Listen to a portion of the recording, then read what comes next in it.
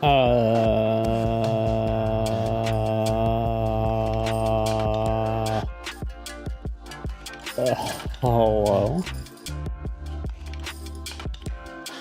Oh,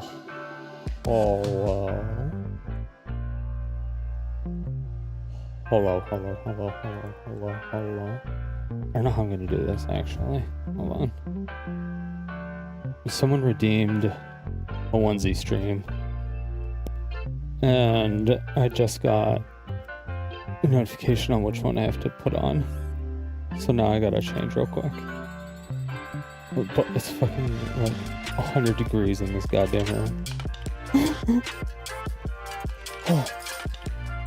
Yeah, hold on, let me see if I can do this. It's like the thinnest pair of everything. Hold on.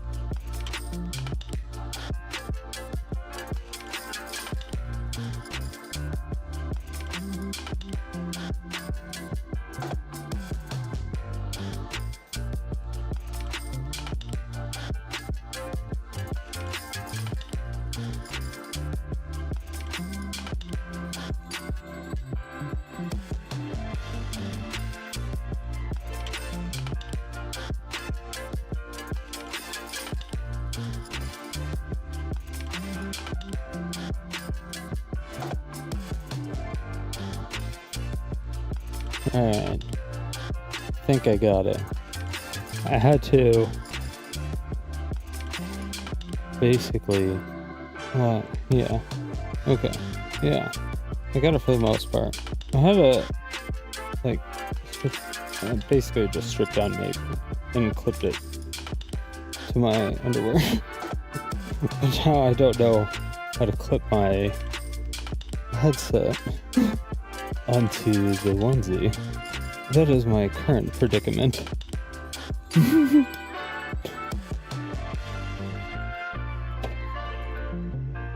This is gonna be a very awkward stream if I actually get someone from Stop Killing Games to actually interview, or any AAA game dev. I think they're gonna come into the stream and be like, yeah, I don't want to talk with this guy, and just leave. I'm gonna be like, that's understandable. Okay, I'm just gonna, I'm gonna have to turn on the AC. This is actually fucking insane.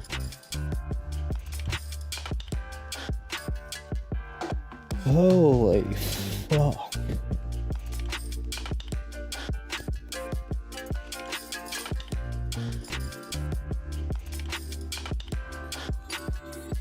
I'm usually fine, but for some reason, why not? Okay, I think I got it. Is it up a little bit? Point the fan at me? And also spit on the ground on accident while I talk because I'm sloppy.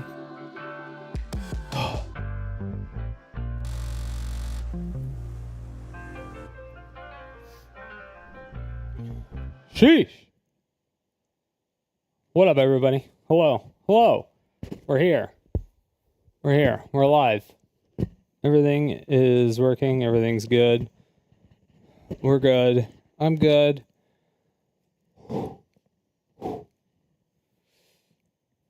If anybody saw the tail end of yesterday's stream, you probably know how fucking pissed off I am. Probably. But that's okay, because it's Sodium City, and that's what we're here to do. We're here to be pissed off. We're allowed to be pissed off, right? Are we allowed to be pissed off? We can be pissed off, right? Yo, Galgi with a Twitch. What up, Galgi? Or on Kick, sorry. Yo.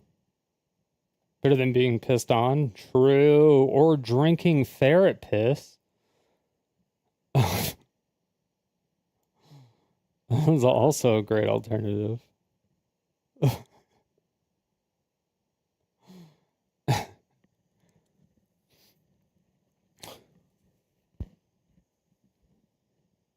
Oh my god. Look at the thing. We got a big thing right here. Huh? How's it? See? It's still, it's pretty good.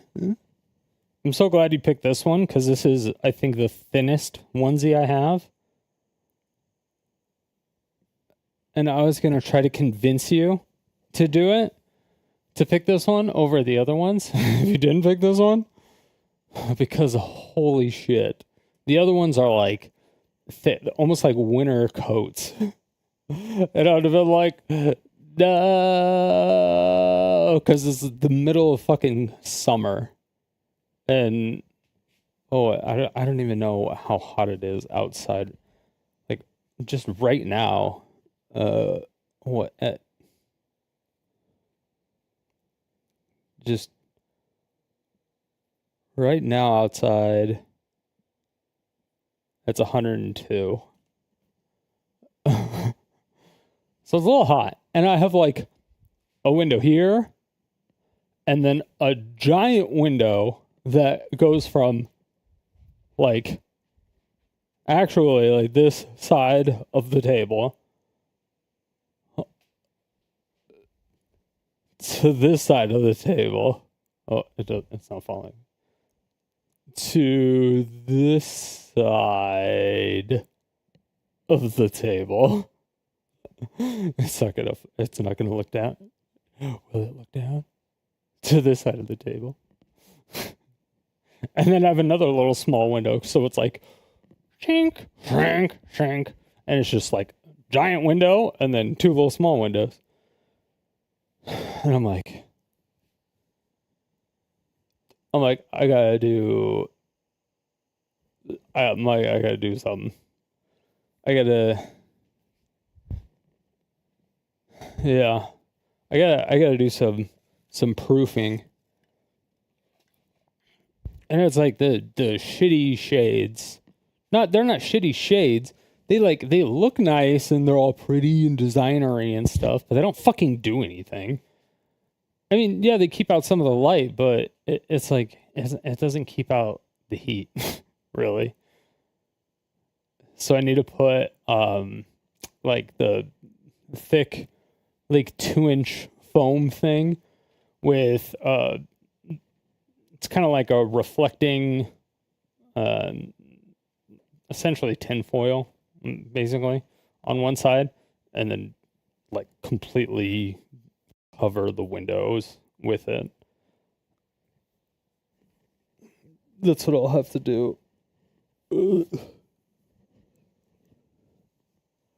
It should be cooling off by now, 102. There's a heat wave right now, so it's actually getting hotter.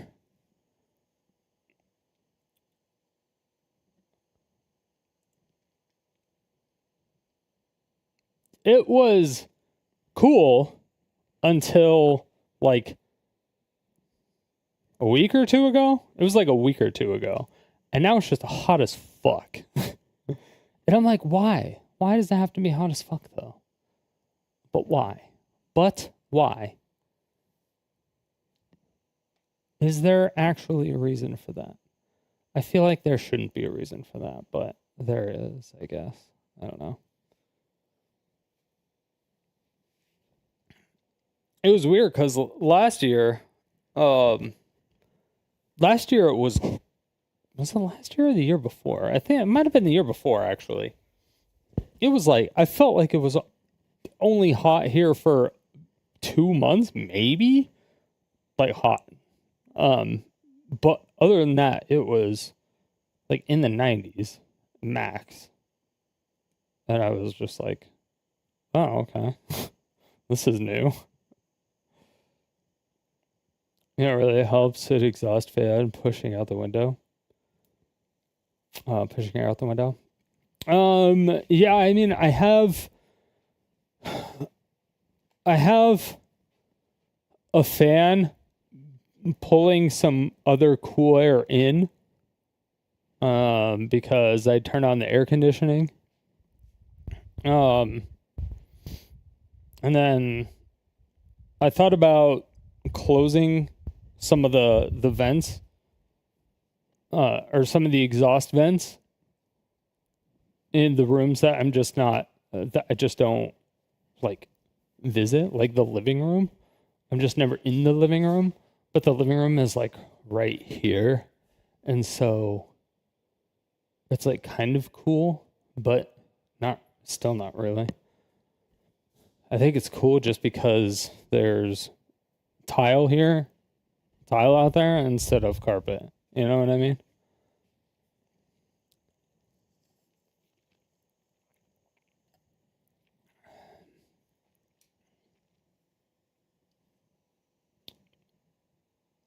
So, yeah, I think that's really what it is. But I'm hoping if I do that, it'll get most of the cold air. Like if I have the AC on, it'll get most of the cold air pumped through this fucking vent right there. That is essentially going right here. But it's not doing enough. These motherfuckers. I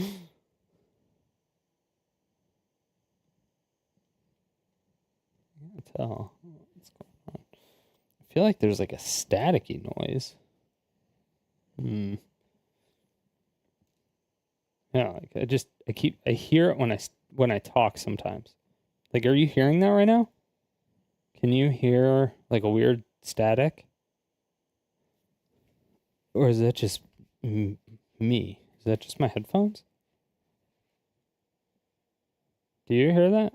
Okay. Is it gone? Is it just when I'm near something? Is it this area?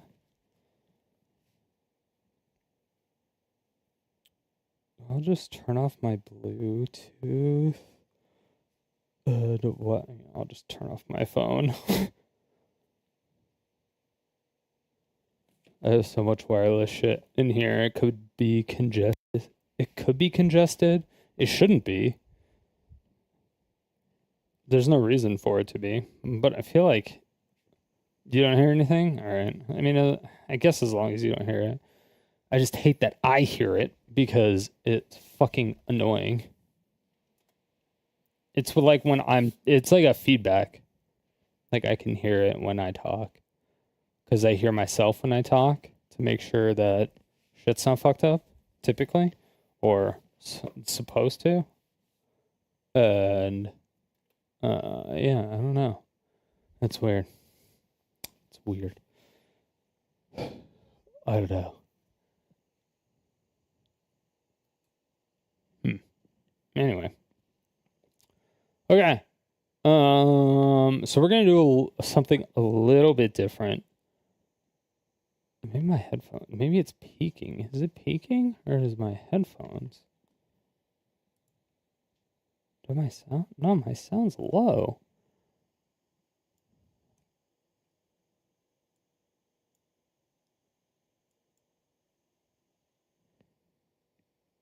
Is it my headphones? Yeah, because I even hear it from that. I hear it from everything. It could be the receiver. I'd have to manually plug. No, I can't manually plug those in. Wait, can I manually? Yeah, I can. I can do that. I'll have to do that some other time. All right, but whatever. Anyway. All right. So we're going to do this a little bit different. We're going to break this stream down into like segments. So we're going to do things a little bit different just because it's going to be easier to like upload to YouTube and stuff like that. So I'm going to do things in like a YouTube type segment, if that makes sense. So if I do some type of like a sign off thing, then you'll know. But I'll tell you like ahead of time. The thing is that people that just randomly come in, they're going to be like, oh, he's leaving. And I'll be like, no, I'm not leaving. All right. Well, the first big news. I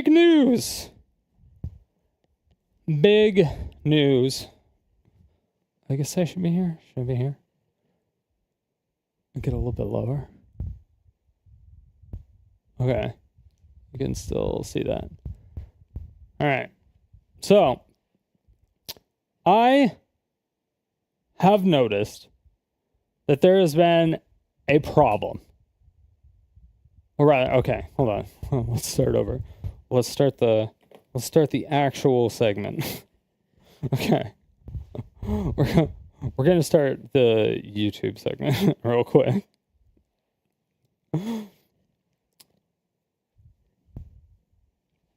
So we're gonna start a quick YouTube segment. So I won't be replying to comments for like, I don't know, 2 minutes or 3 minutes, and then I'll answer questions or whatever after that. But most of the questions should be answered. So 1 second. All right. Hello, my fair citizens of Sodium City. Everybody who watches the stream, this will apply to you more than the people who watch the YouTube videos. But today is going to be a sad day for some, and many more it may not affect whatsoever. But there will be no more Fucked Up Friday. I know. Sad. But I have noticed that there has been a huge trend either within my community or within a lot of communities just in general with either people getting out of hand or a lot of people getting sober and things of that nature. And so I'm just one of those people to where I'm just like, whatever. I don't want to encourage people to do bad things. And there's a lot of prominent people within the community, whether it's mods, whether it's active chatters, whether it's people who are leaving comments on videos all the time, viewers and stuff. They may be, still in recovery, or they may just now be quitting. And I think Fucked Up Friday may have been encouraging things, or maybe not encouraging it, but also encouraging it. So I think Fridays were excluding a lot of people, even though we were doing different content on Fridays typically. But now that I'm going to be doing like a ton of variety, the purpose of Fucked Up Friday, which was variety content, is now not necessarily needed. So, in all that sense, 2 years ago, I found out that heavy usage of tobacco, actually, was it alcohol 2 years ago? 2 years ago? And I don't even think it was heavy usage, but it might have been heavy usage, but not super usage. But heavy usage of alcohol was agitating my epilepsy a lot more than normal. I ended up having a seizure on stream. And then last year, I realized that an overconsumption of tobacco was agitating my epilepsy, which also led to me having a seizure on stream. And if anyone knows anything about epilepsy, there's no cure. You can only kind of like mitigate it and kind of help prevent you from having seizures. But also, the more seizures you have, the worse it actually gets. The more, the easier it is to have more seizures, right? So I did like a cold turkey on alcohol when I had my seizure. And I think that night I had maybe like 3 beers. So it was like nothing. The next time it was like I was just smoking hookah and I had a seizure, which is probably just fine. Now this is essentially all my like weed cartridges that I have left. These were the ones that were delivered from Mood. I don't think I'm actually allowed to advertise that on Twitch, but fucking. I was using code H3 for my first order. I think it still has stuff in it. I'm going to give my honest review on these real quick, just in case you still want to participate in your own Fucked Up Friday. But again, it is going to be canceled from the channel. I won't be advertising it, but you are obviously more than welcome to do whatever you want. cannabis actually has essentially no real effect on epilepsy, depending on what kind you have, but there's just no real studies on a lot of it.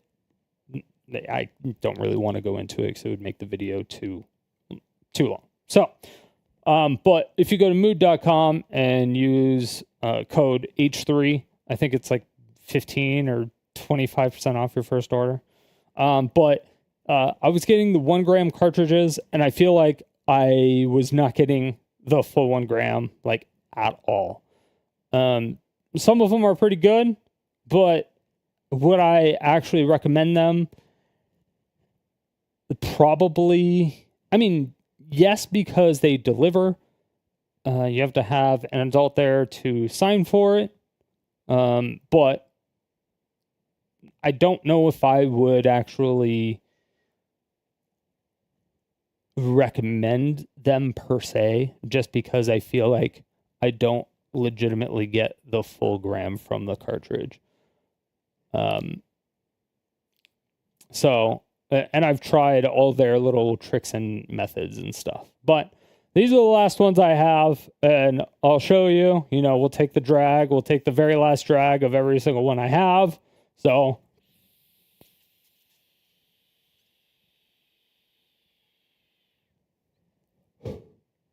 see, they're like no smoke. Trash can.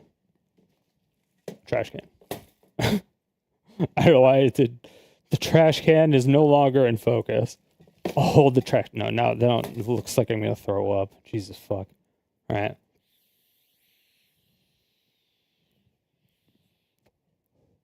I didn't know if you can kind of see like the light.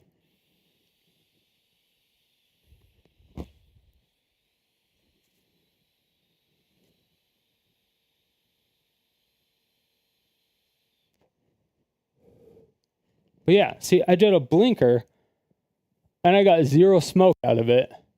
And you can see that there's definitely stuff in there. I start it upright. I charged the cartridge because it is USB-C. I tried putting it in, the fridge for a little bit to cool it down, because obviously in Arizona it's hot, but I could never get anything out of it. And it's essentially the same with every single one. Just varies difference between the cartridges.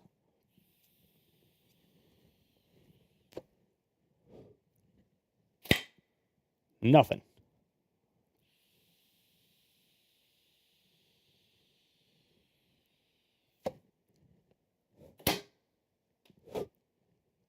Nothing.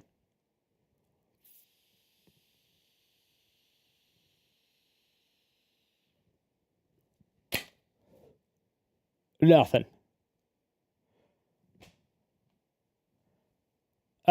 Yeah, they fucked me on Fucked Up Fridays.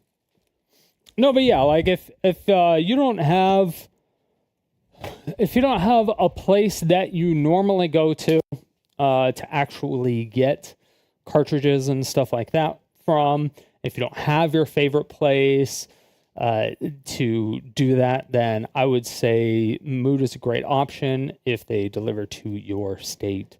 It is obviously not legal in every state, and they have the states that they actually ship to. So you don't have to worry about legalities because they do all that stuff for you. You don't even have to worry about it. But yeah. But that is it for that segment. And yeah. Thanks for watching, and don't forget to sub. And I stream a lot, and I'm going to be doing a whole lot of other stuff, and there's going to be some other channels. We opened up the Steam group because we're going to be doing a lot of other games, and it should be a ton of fun, and we're going to be doing a whole lot of raging. I'm going to be getting a lot more salty, so... yeah, like this Dan guy that just typed in chat. Just coming in to lol because nobody cares if you don't go back to Magic. Haha, bye. No view for you. Yeah, like this Dan guy, he has absolutely like no life. Like nobody cares about that guy. Like he's probably just like he's obviously a troll and he just wants engagement, and you're not supposed to engage with trolls. But I like engaging with trolls because it's kind of funny sometimes. The thing is that you just don't know anything about what I've done behind the scenes, Dan. And I got kicked out of the creator program, and I got blocked from them on Twitter and all the other stuff. So if you don't care and you only want magic content, then go fuck off to another channel. Oh, wait, that's right. Because all the work I did to help save the content creators, they ignored. And so all the good content creators quit streaming magic. That's right. I forgot. And now you're coming into my channel trying to say no magic, no view. But really what you're saying is there are no magic streamers to view.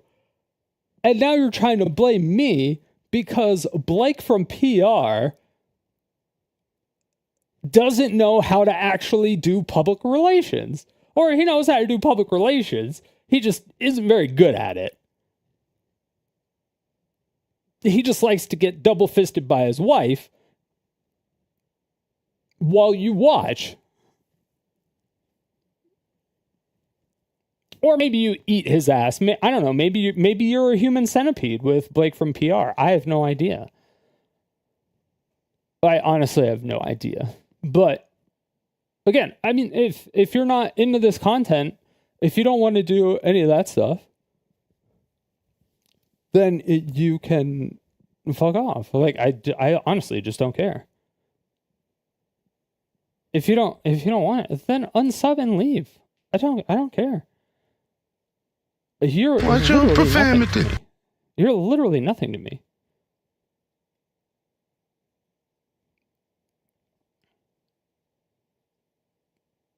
There's a lot of magic content. I said good magic. I said good magic. Magic Arena content. Sorry, let me be specific. Magic Arena content. There's a lot out there, but I did specifically say good. So, yeah.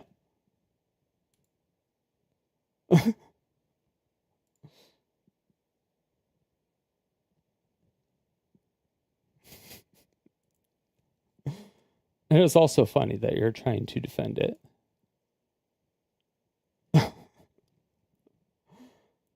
But if there's a lot of good, if there is a lot of magic content out there, then why are you here if this isn't magic content and you only want magic content? Why are you here? That doesn't make any sense.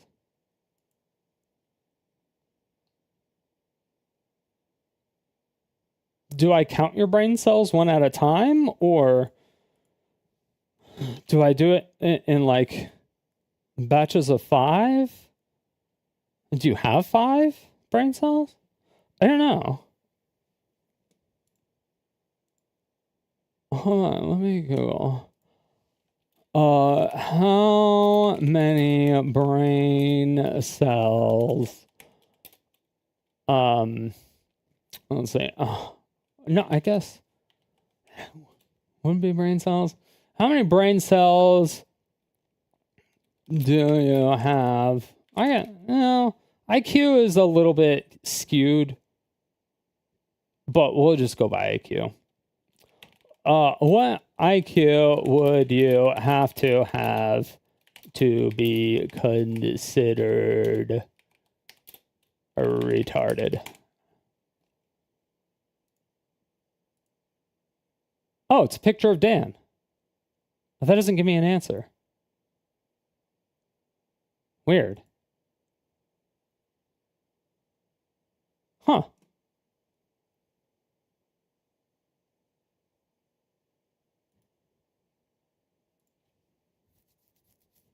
Can't fix that one. Sorry.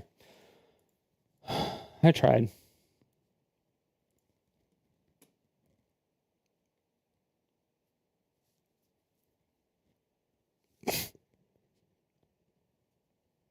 I tried.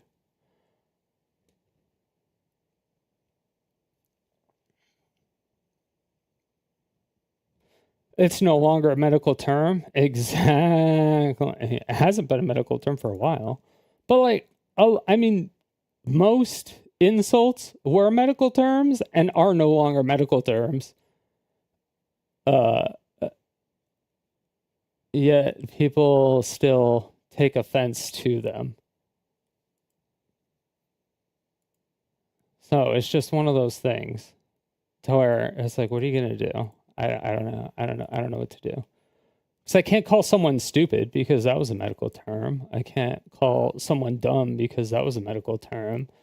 I can't call I can't call someone low IQ because the IQ tests were actually designed by white people and were kind of biased against black people or impoverished people and black people. So it's like, I can't just say you have low IQ. You can't say that either. Like, what are you supposed to say?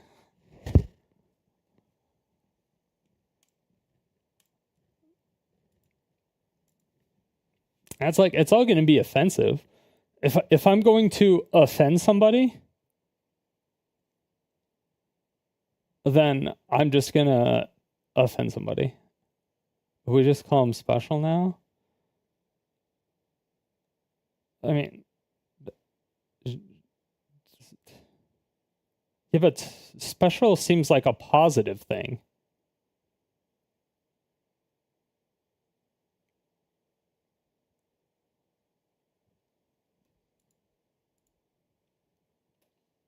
I mean, there was special education, but that was because it was special education. It was like extra education or education that was specific towards a group of people. The education stuff was special because it was curated. And so it was like the education was special, not the people in the class.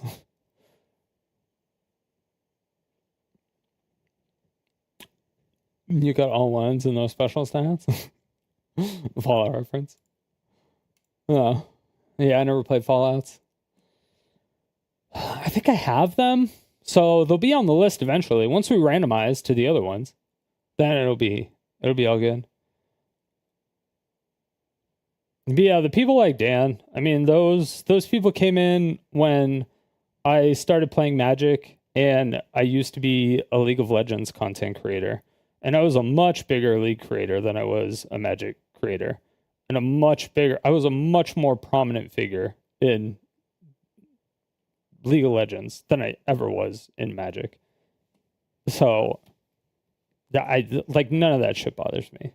Like, and I played fucking, like, I was semi-pro Counter-Strike for NTF2 for like 10 years. His no Magic, no view shit, that's not, I don't care. None of that shit bothers me. Go away then. Like, I'm trying to, like, right now, especially for the next, till the 31st or till the 30th? Right? Did he say the final push for the for Stop Killing Games ends?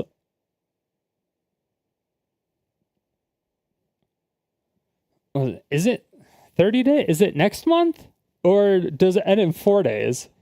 I don't know. I don't know now, actually. I thought he said the 31st, but there's only 30 days this month. So maybe it is July. Maybe it is July 31st. It might be July 31st. But since it's a really hot topic right now, I wanted to go over a lot of it. But also because Pirate Software is involved. And I hate that guy. So any little minuscule of hypocrisy or the thing that I can point out against him, that I will.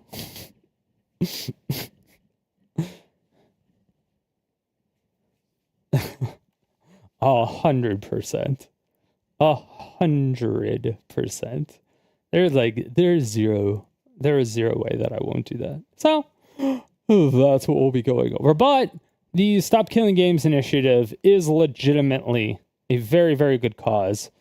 So if you do live in the EU, make sure to please sign the initiative.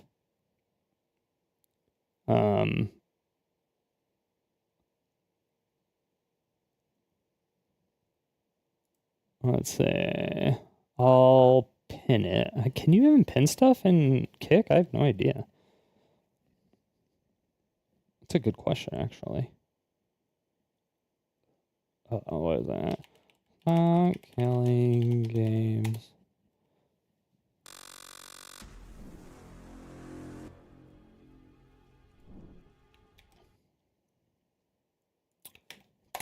Boat. Pinned. And then, yeah, you just gotta sign the EU petition.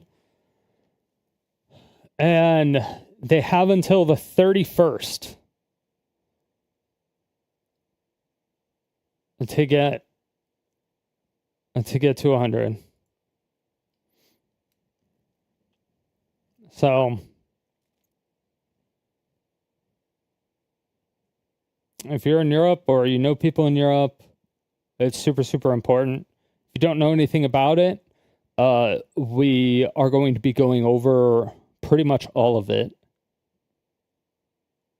Or you'll see people. We're going to be, you'll know all about it by the end of the stream, trust me. And then hopefully we can get a AAA game dev or any game dev to talk to. Maybe someone from Stop Killing Games to talk to. That's possible. Possibly. Would be nice, but I don't exactly know if that's going to be 100% possible.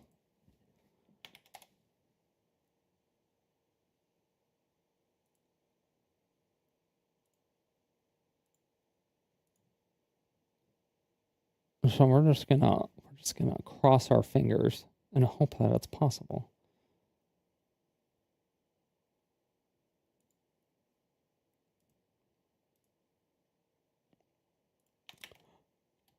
I don't know if I can pin. Can you pin on? Okay, you can pin on YouTube too. Okay, perfect. Perfect.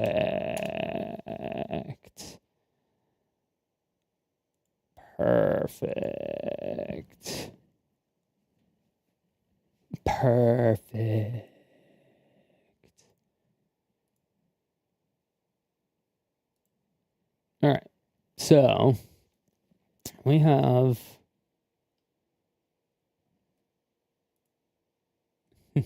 we're going to manually set that.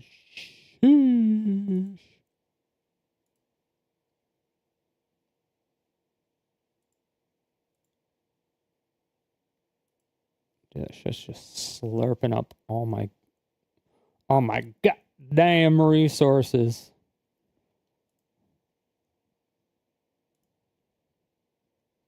All right, cool.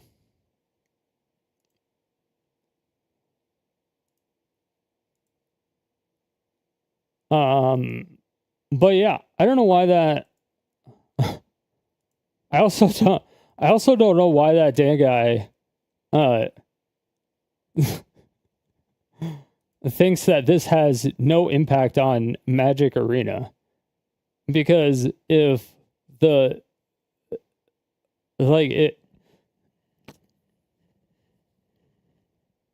if WotC makes a new version of Magic Arena that can actually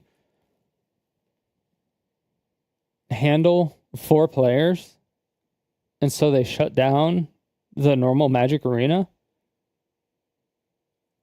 and you had like every card in the game 4 copies,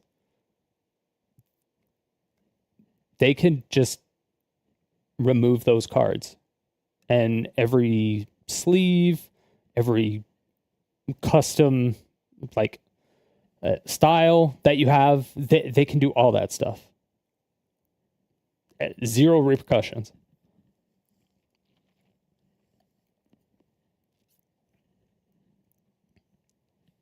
But you know,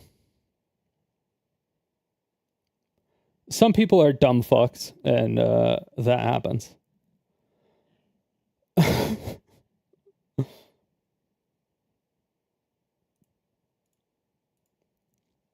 There was so much.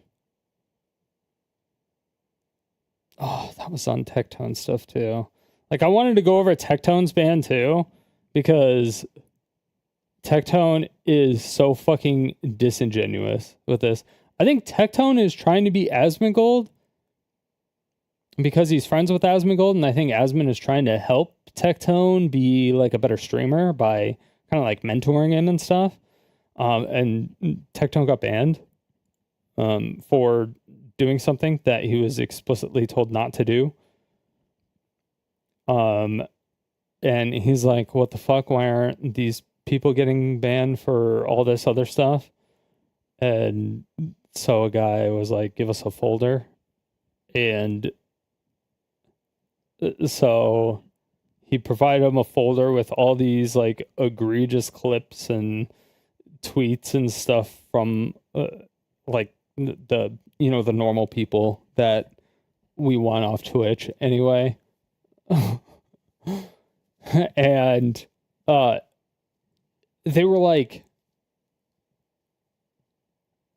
every single thing that was in that folder, because he showed the folder, he blurred out the name of the Twitch mod that I don't even know if he was a Twitch mod or not. I have no idea. I don't even believe him, but he had the Twitch URL on there, or not the Twitch URL, the folder URL where he was storing all this stuff. And almost everything in that entire folder was completely nonsensical, didn't make sense, and it made him look bad. Like, all the stuff that was in there just made him look bad. Like, nothing made him really look good at all. And some of it just literally didn't make sense. And I'm like, what are you doing? And you didn't have like a document that explained like context of anything. It was just like a folder of clips and shit. And then he complained that nothing happened about it. Or that nothing happened with the folder. So I kind of wanted to go over it to like make fun of him. But like, because he has like the same style of talking and shit like that Asmon has, except that Asmon seems genuine and real and not lying. Like, he seems like he actually has his own real opinions, and when he says stuff, he's actually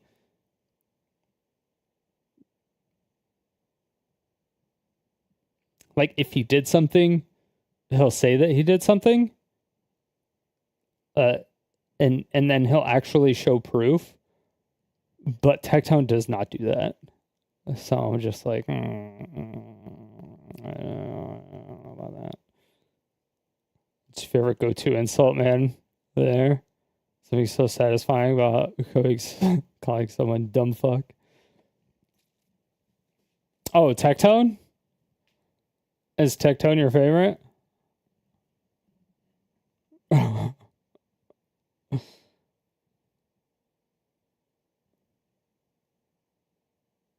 Dude, I don't know. The more stuff that comes out about Tectone is also kind of crazy as well.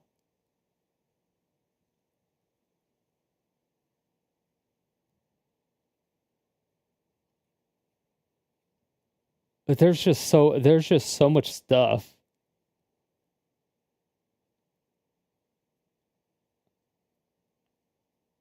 God, there's just so much stuff that like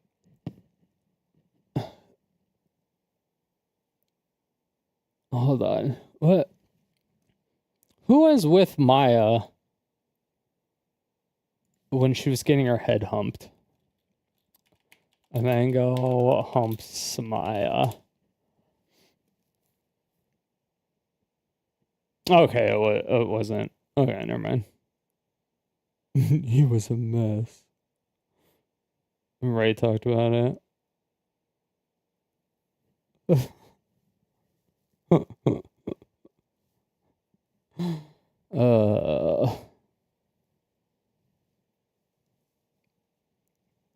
Yeah. I mean, I swear, Extra Emily was like cheering him on the whole time. That's the part that I don't understand. I don't know how Extra Emily got off scot-free of all of this. And same with, I mean, I know how Ludwig did because Ludwig just snakes his way to everything. He has like that journalist degree or whatever, so he's able to phrase things in ways that people will just like gobble it up, and I'm sitting there like,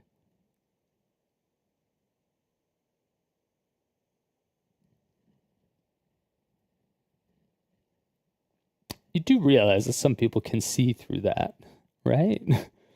Like, we know that you're ridiculous.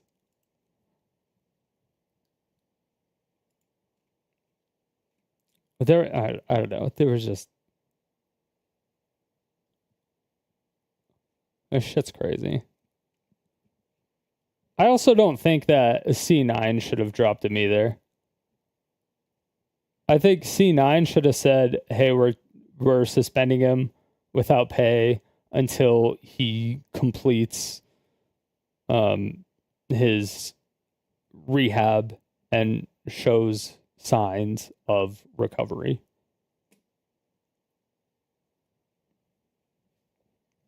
Like, I think that should have been good enough because he's like the longest standing or one of the longest standing C9 people out there at this point. But yeah.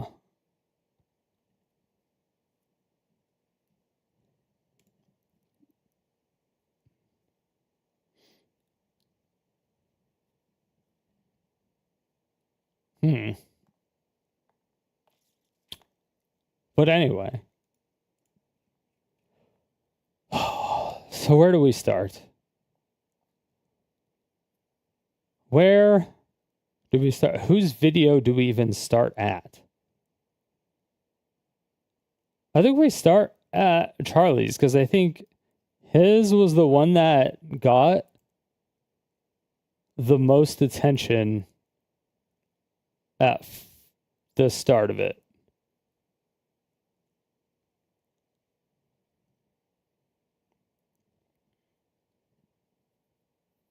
Yeah. So I think it was this one. You know what this is right here, pal? Oh. Hot tough guy. You feeling Spirit lucky? fingers? Yeah, that's right. Spirit fingers. Do you know why? Because it's been about... Because these aren't spirit fingers. These are spirit fingers.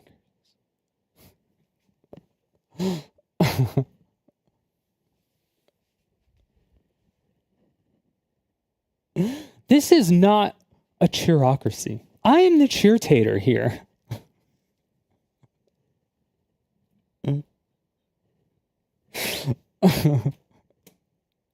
30 hours since I last slept, and I've done 3 different intros, all of which crash and burned, and I am off my gourd, so now I'm going wacko mode. But, even in my sleep-deprived state... Okay, I'm actually going to speed up these videos to 1.25 because there's a lot of them. I am still lucid enough to recognize how cattywampus the AAA gaming space has become. I am also going to be pausing, probably, because there's a lot of things that I want to talk about this. Because even though I would say that I'm not a gamer, even though I've played games for a very long time, video games for a long time, I wouldn't say my entire life, because I was a sports guy until I was like, I don't know, like 14 or 13 or something like that. I think I was like 13. But I always concentrate on like one game at a time. Pretty much always. And it was for extended periods of time. You know, it was like competitive Counter-Strike for a really long time. And then it was like competitive TF2 for a while. And then it was League of Legends. And then it was casting. And then I didn't do any video game stuff for a really long time. And then I did Magic the Gathering Arena. And then now I'm doing this. So like I still have like I have love for video games in general. But yeah. Are you gonna leave the writing while I go use the restroom? Ah, yes, Ethan Klein style. Exactly. Or not Ethan Klein style. Hasanabe style. Sorry. I don't. Ethan would sue me. No, I don't. Hey, Ethan. I don't think. I hope Ethan wouldn't sue me for watching one of his videos. I did an ad read earlier for his. Like, I did a sponsor read for his product and his code. All right. So not only am I not maliciously taking views from his videos and, you know, doing a market alternative or whatever, I am actively going out of my way to do sponsor reads with his code and saying it's theirs. So, all right. That's like the polar opposites.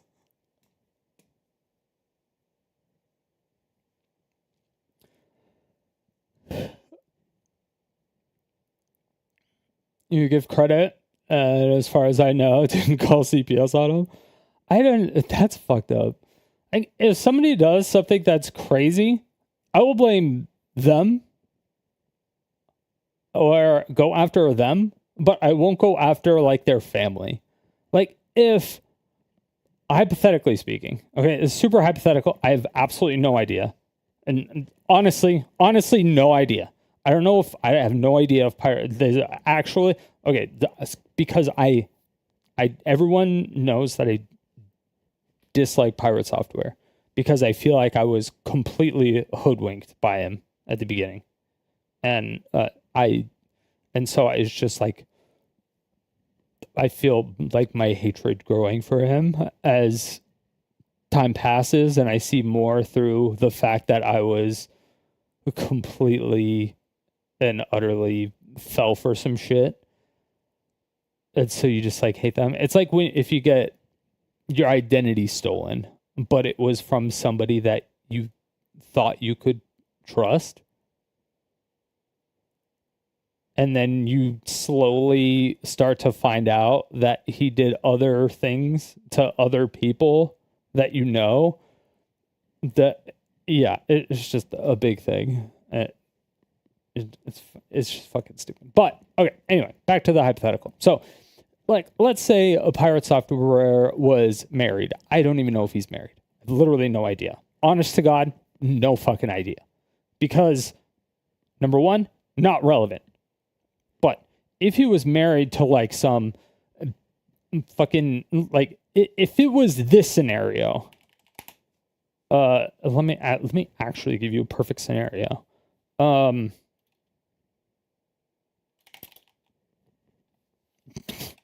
didn't even know where to find it besides in like the CJ Deche video with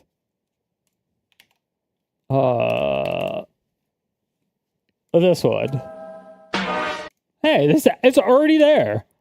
Gotta be fine. Even everybody's like, hey, yo, no way, this could actually be her. We actually get to see what she looked like. Even the one is like, hey, yo, no way, he actually brought her out. So we all thinking, all right, yo, she gotta be fine as hell. She gotta be the baddest chick we probably hell ever seen. Yeah. Well,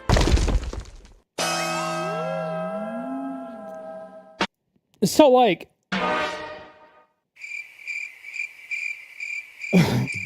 fuck, ain't no goddamn, my mind must be deceiving me right now. Ain't no way this, my 600-pound like rotisserie ass chicken. Oh my god, nigga, the bitch is the bed. This gotta be the biggest what the actual moment I've ever seen in an anime. Hey, but we could bash this nigga Biscuit all we want. We could call him a big ass simp, ultra simp, but hey, who gonna check that nigga though? Not me. I mean, look at dude. He busted out of his tuxedo and is still standing there behind that mound of a beluga. No, let me stop myself. So how the... Yeah. Okay. So like, let's just say that situation is happening. Okay. Let's just say, hypothetically speaking, that is the situation or something. And he married like a 1,000-pound beluga whale. All right. It would be a ferret. Let's say he married a 1,000-pound ferret. I would not like attack that person. Like I would not be going after that person. That's just not, because they're not involved in anything unless they were like saying stuff. Like if they involved themselves in something and they said something that was incorrect, or like if they were doing stuff and Pyro was doing stuff and they were both doing like stupid shit, or they were both saying stupid shit, or they were both like intentionally lying about stupid shit, or both, I don't know. Like then yes, it would be open game for me to talk about his wife if he had one. But again, I don't know if he does. But if he did, like, it has nothing to do with that other person. I don't even know if he has kids. If he has kids, well, leave them the fuck out of it. It has nothing to do with them. Especially like a CPS call, like, that's gonna like traumatize the kids, and like that would fuck up the parents. I'm sure of it. And it like, do you know how embarrassing it would be for like just like you as a parent and the kid, or if there was more than one kid? Like you get taken out of school and you get like interrogated by CPS people trying to find out, like, hey, are you crawling around on the floor of your house, like eating dog shit and stuff? It's like, they would not, like, nobody would let that down. Like, you would just, in school, you would be forever known as the shit eater. Like, forever known as a shit eater. Even if you didn't do it. That's just what people would, they would just call you a shit eater. Or they would just say SE.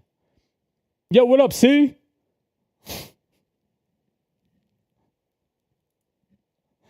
And that's just like, because that's what kids do. They'll latch onto something and they just won't let it go. And it'll just stay with you forever until you move schools. But since it's like Ethan and Gila that got CPS called on them, but if like Pirate Software, since he's such a huge figure too, like people in high school or junior high, like they would know and they would figure it out. I mean, because it happens, and they would know that it's him or her or them. And then they would just start calling them a shit eater too. It's like, okay, what are we supposed to do then? It's because if you're going to be going to a private school or something, you know? It's crazy. So just don't involve family in anything. Unless they're involving themselves, don't involve family. You should never be involving family.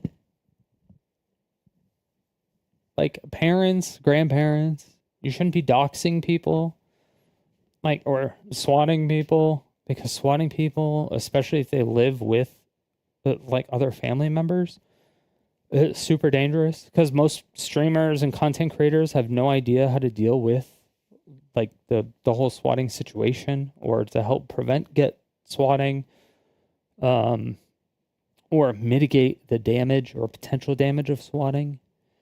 It's just one of those things. The whole thing is fucking stupid. But anyway. Like, the gaming industry has so many things that I have bitched and moaned about. Probably the biggest practice that I've been most vocal about, not exactly shy on. I am hours since I last slept, and I've done 3 different intros, all of which crash and burned, and I am off my gourd, so now I'm going wacko mode.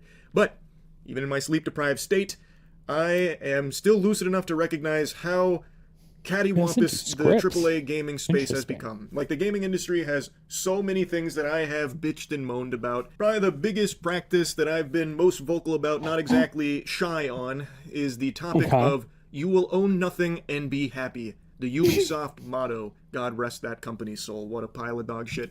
But it's not just Ubisoft. That has become a prevalent business strategy across the gaming industry. Ubisoft developers are happy. You're France, basically, and they make like you come away with the idea of ownership of whatever games you purchase. What I've worn the this topic out developers more than a make in fleshlight in a frat house, but it is something I am very passionate about. The gaming industry is getting away with more and more garbage, where they'll take a shit in your mouth and you're expected to thank them for adding some flavor to your taste buds. It's terrible. And there is an initiative that has been aiming to fight back against a lot of these practices that I think really need some big overhaul. Okay, the thing right now is that I have questions that I want to talk to one of the reps about. Because I want to know if the Switch 2, like, I want to know how that is going to work.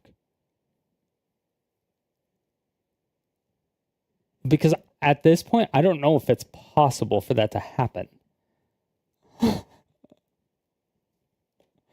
Or it's an initiative that this I think whole a lot of you are movement probably very familiar with. It's called Stop Killing Games. And I've followed it since its inception. I've talked about it on stream quite a few times, though this is my first video going over it.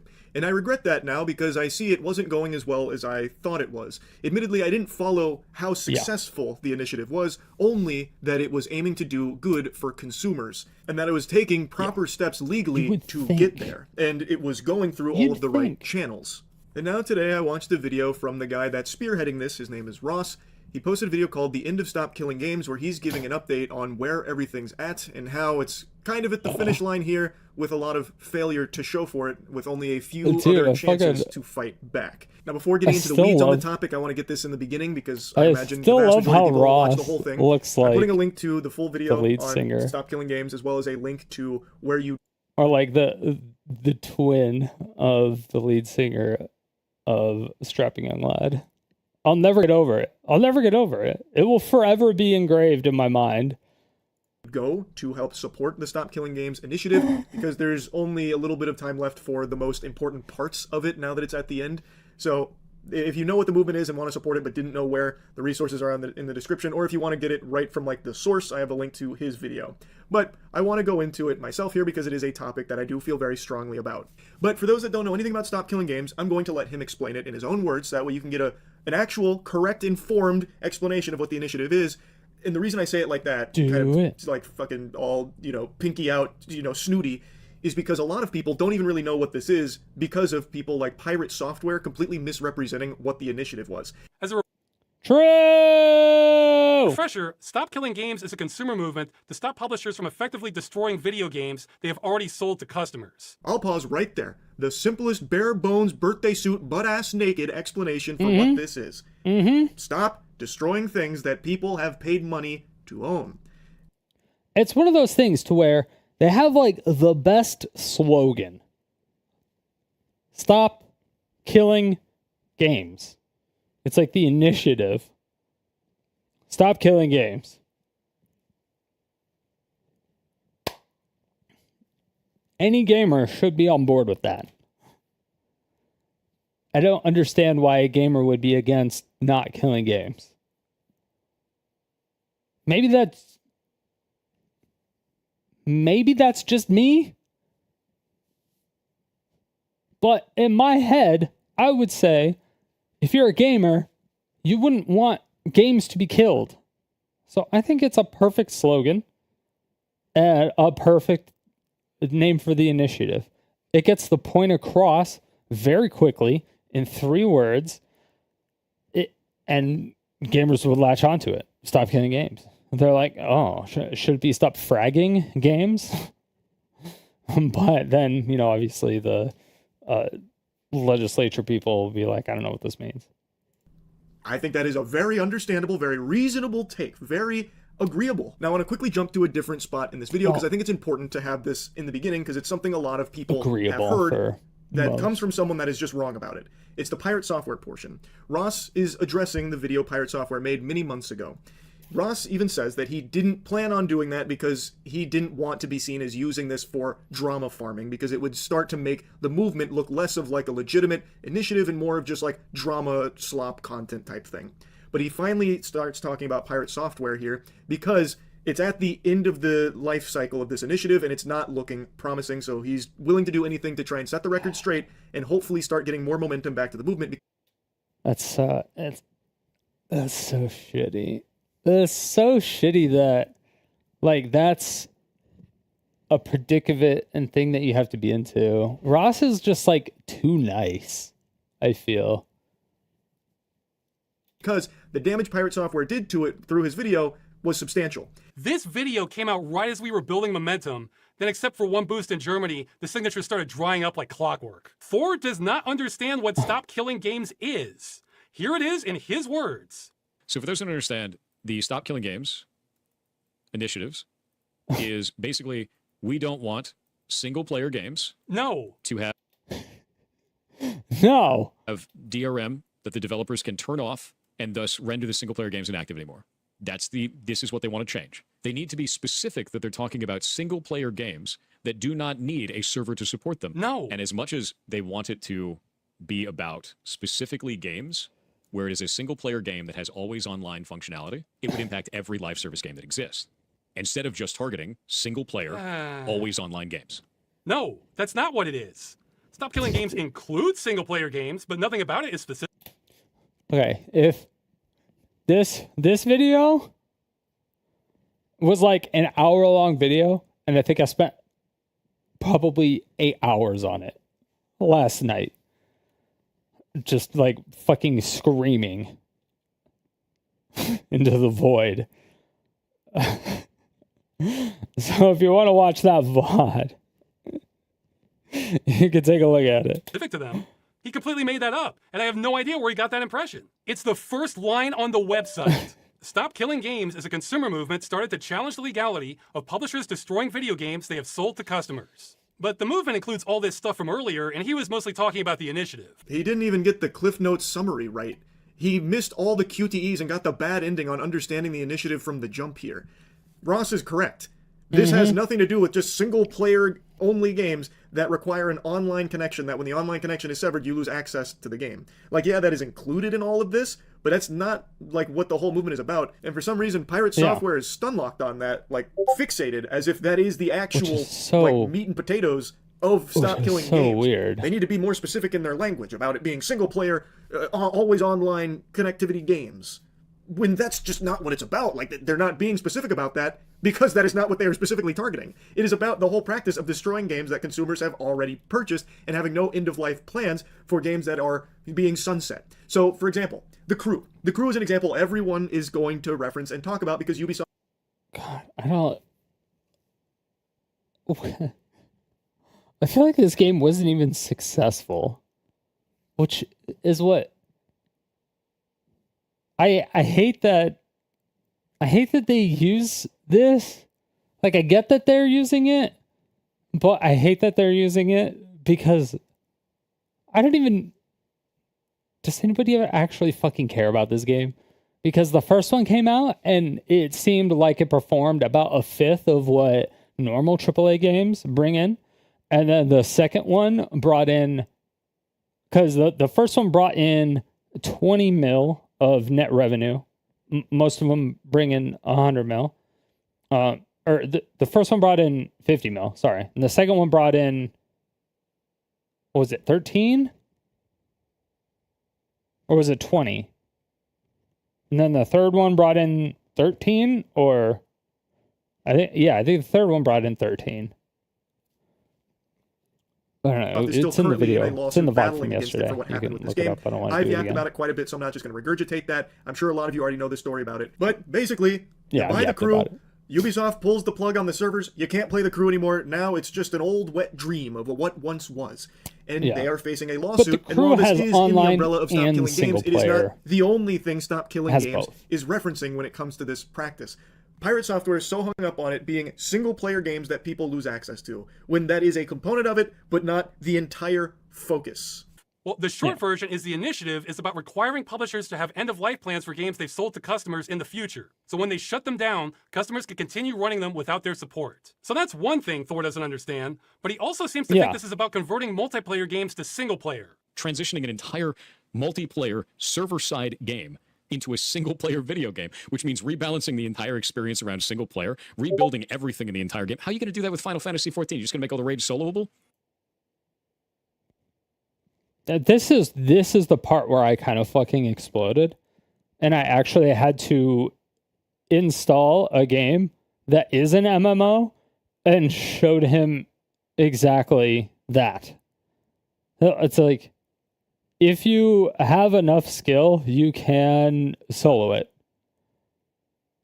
You can legitimately solo raid bosses if you want to do that.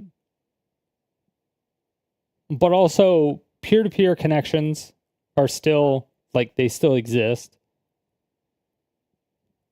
There's private servers for World of Warcraft, like classic WoW. There was before, like, Vanilla WoW came out, which is why Vanilla WoW came out, because there was a huge shutdown of all the classic WoW servers, the custom classic WoW servers.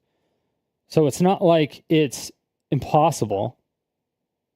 And they even the classic WoW private servers made changes to, like, specific items and skills and stuff like that. The servers were more optimized because they can write better code, or better net code than Blizzard does. And there's so many things, and just imagine the day that World of Warcraft shuts down, and suddenly you have to make it a single player game for every individual that ever bought the game. You don't have to make it anything. It shuts down and boom, private servers. That's what they're asking for. No. Because they would have to sunset live service games as a single player experience. The idea that suddenly you need to make every single live service game playable single player offline? No, dude.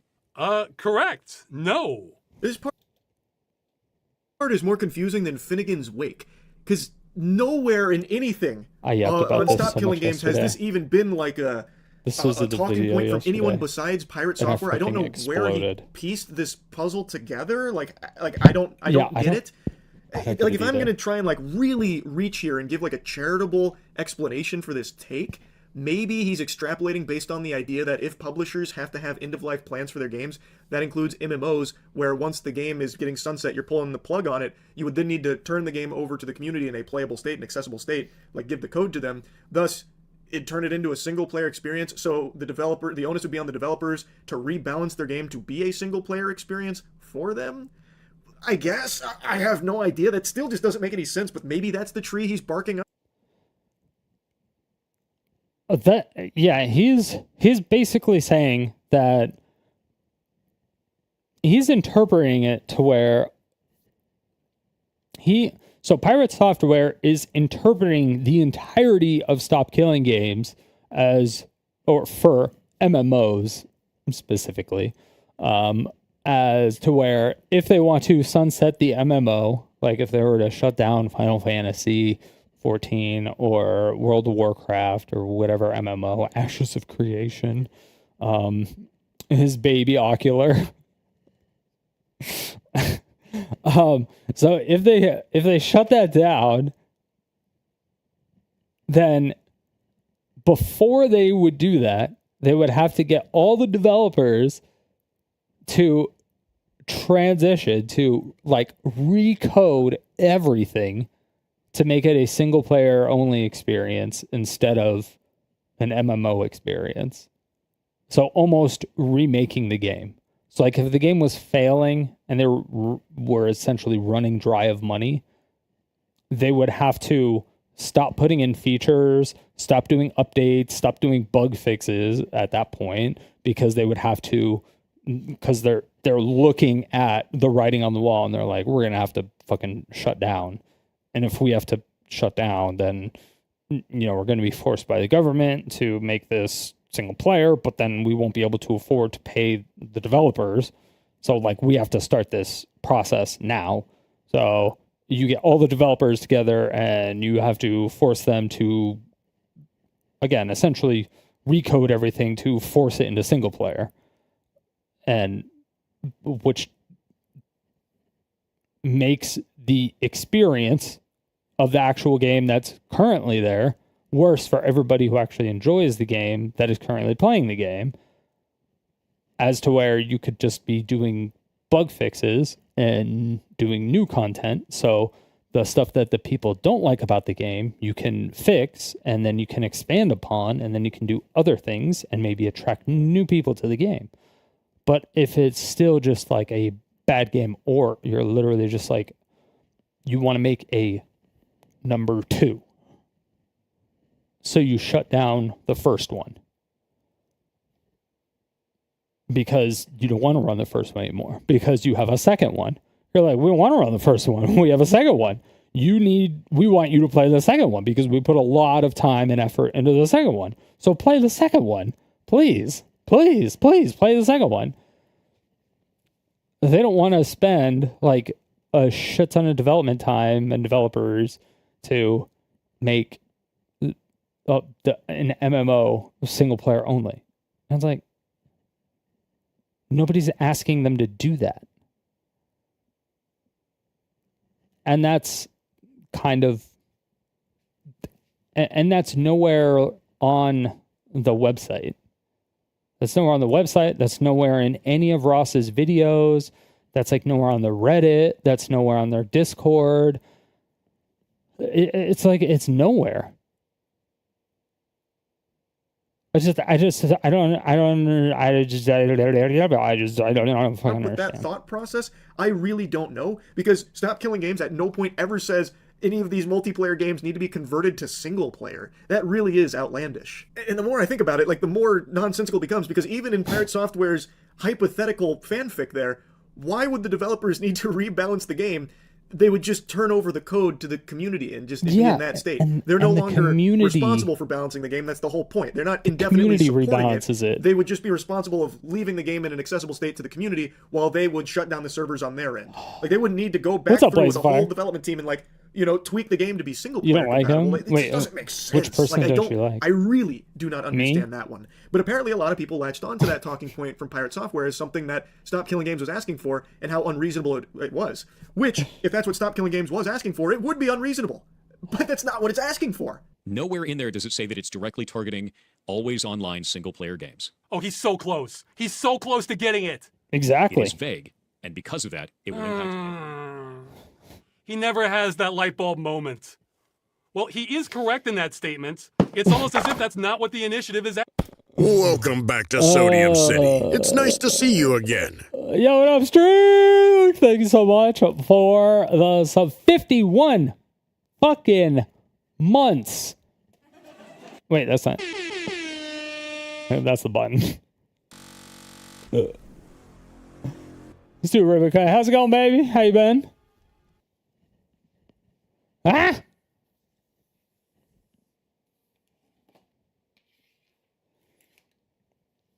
Yeah. What I what I really want to do is talk with a AAA game dev. I think if I could talk with an actual AAA game dev, somebody who knows, like actually knows what they're talking about, because I kind of actually know what I'm talking about as well. But the thing is that there's holes in what I know about like the development stuff, because I do software. I don't do, or I do like kind of like back end networking, like NetSec stuff, and I deal with like APIs and like scripting and stuff like that. But I also deal with like B2B software. I don't do anything with like video games. I've never really done anything with that stuff. So when it comes to like big video games, I don't know what the differences are, and so or how big the differences are, and so I need to like there's a lot of gaps in my knowledge that I need to fill in. I have holes that need to be filled.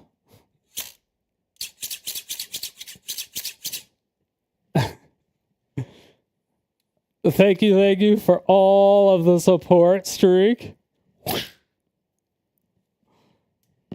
Still an official citizen. The guy with the glasses, not sure what his name is. Oh, yeah, that's Pirate Software, or Thor, whatever his name is, yeah.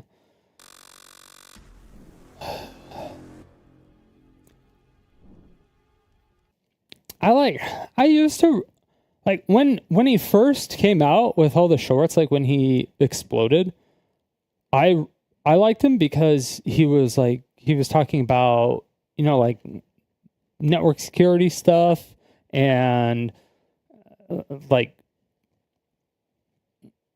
how to protect your accounts a little bit better and being more safe with your accounts and being more wary about certain things. And he seemed like genuinely educational when it came to that stuff. I never really heard anything super technical from him. The only thing the whole I worked at Blizzard came out of his mouth probably in every short. He's like, so when I worked at Blizzard, I think that was the opening of every single short that he had. It could be completely unrelated. He'd be like, so when I worked at Blizzard, I had this really, really good pizza last night. I had it delivered. Oh my gosh, it was this pizza place I've never been to before. And you're like, what the fuck does that have to do with anything? But it's just like kind of what it turned. It's like what it turned into. And I thought it was just like a meme. But he was like serious. And then I was like, oh.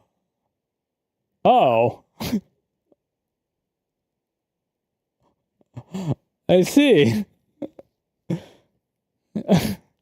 Okay. Asking for. I know this part is once again just reinforcing that he doesn't know what the Stop Killing Games movement is about, but I have to just show you this because it is so fascinating, because he himself literally calls out that Stop Killing Games at no point explicitly mentions single-player always online games or anything like that. And for some reason, instead of following the breadcrumbs that would naturally lead him to the conclusion of, oh, maybe I misunderstood, maybe because it's absent here, that's not what this is actually about.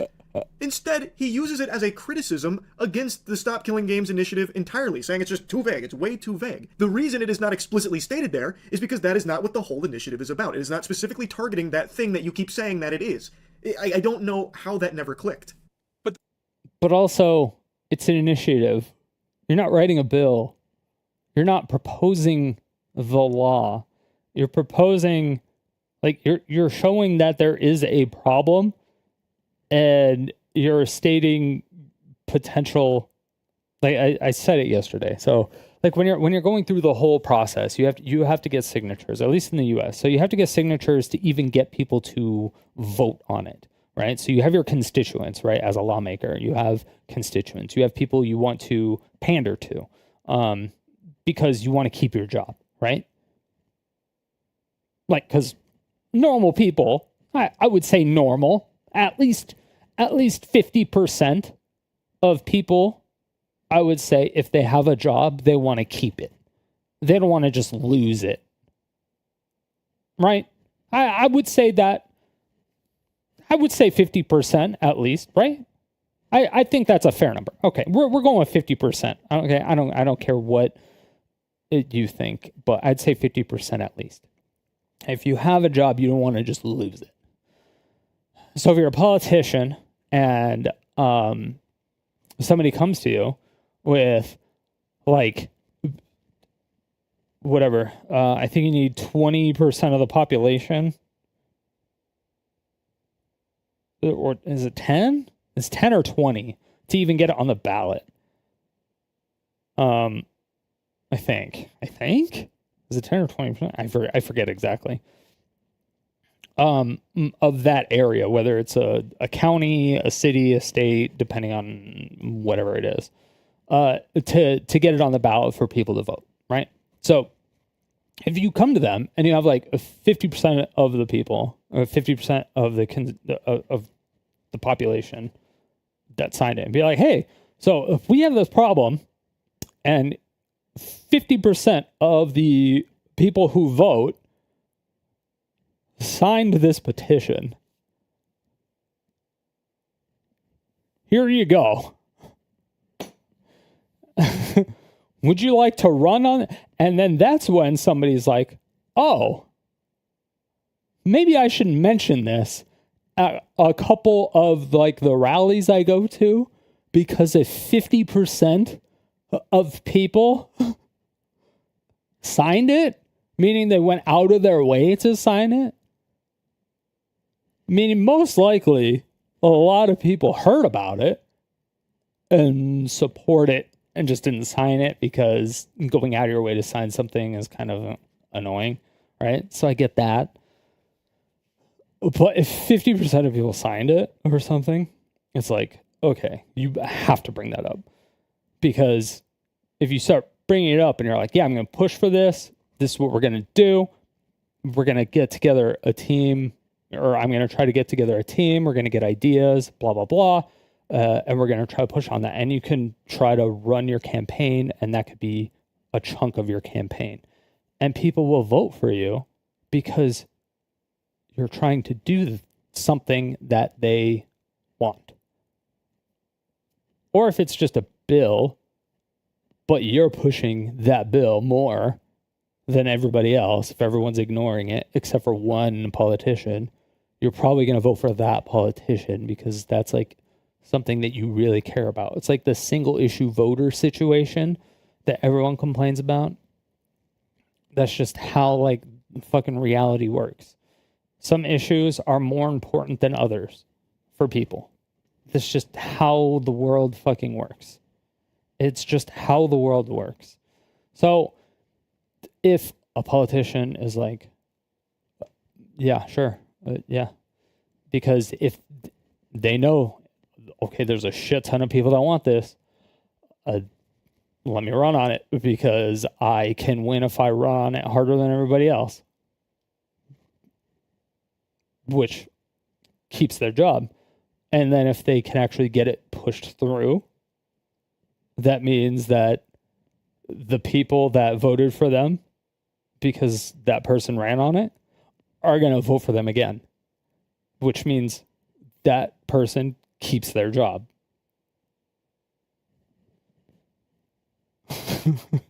Because that person wants to keep their fucking job.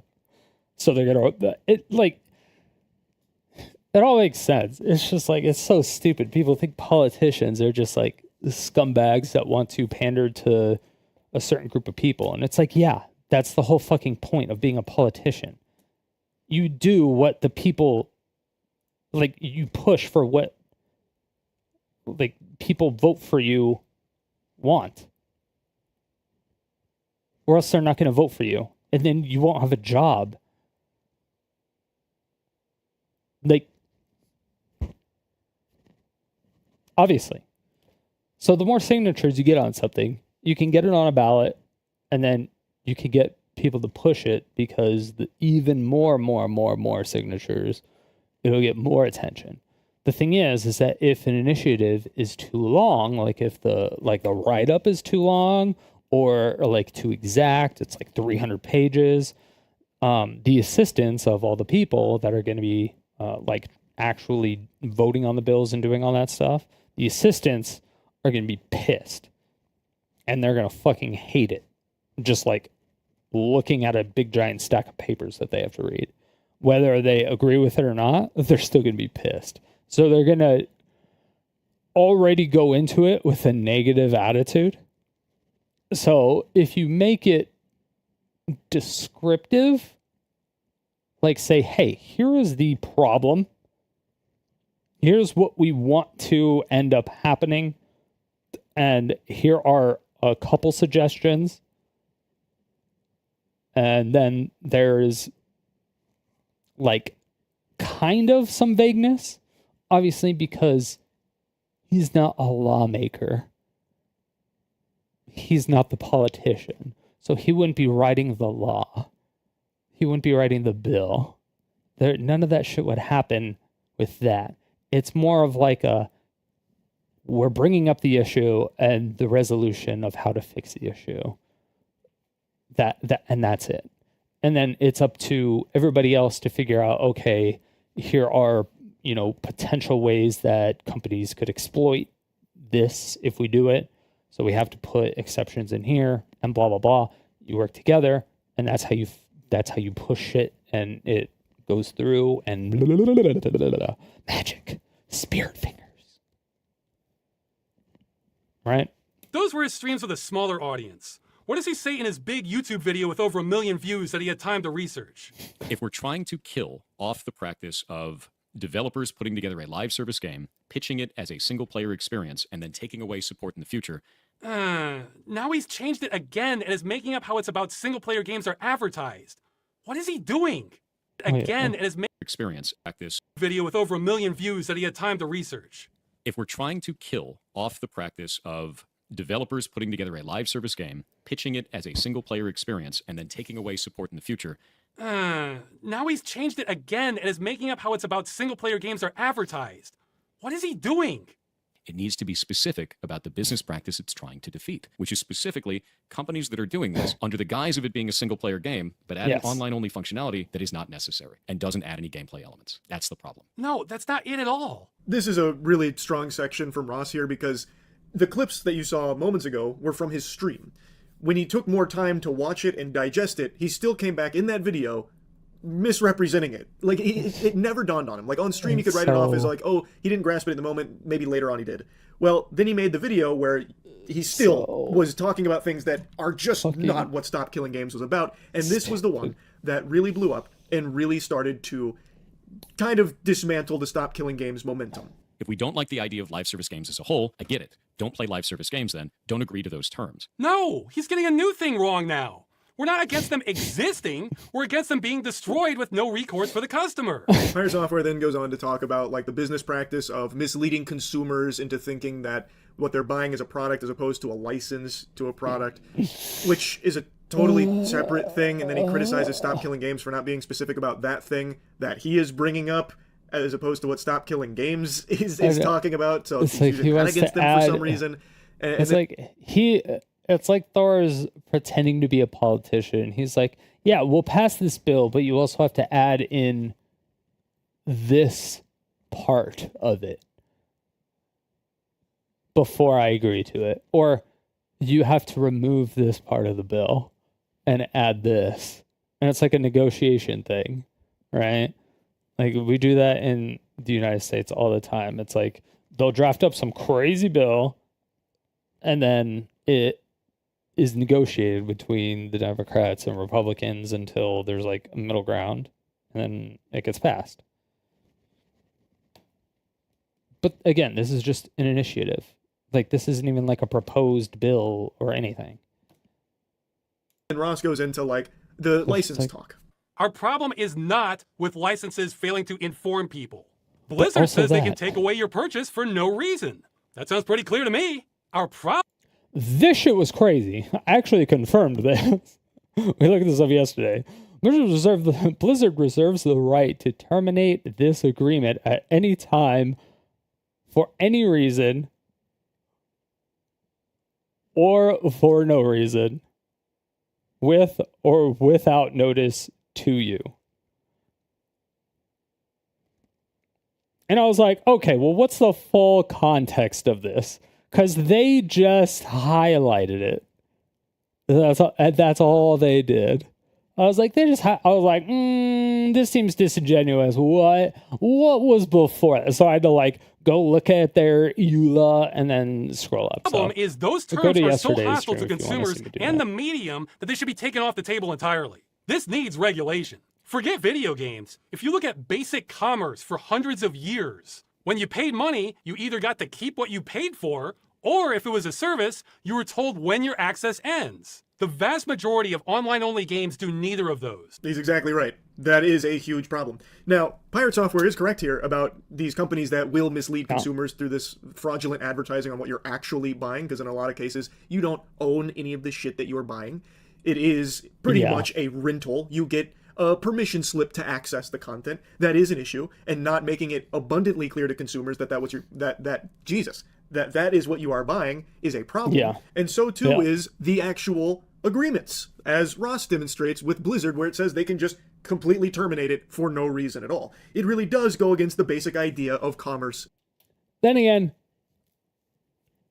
the reason for that part of the clause was also like predicated. It was like right before that, it was like one of the big things was, like if we go out of business or if the company is sold, something like that. So like when they were sold to Microsoft, Blizzard technically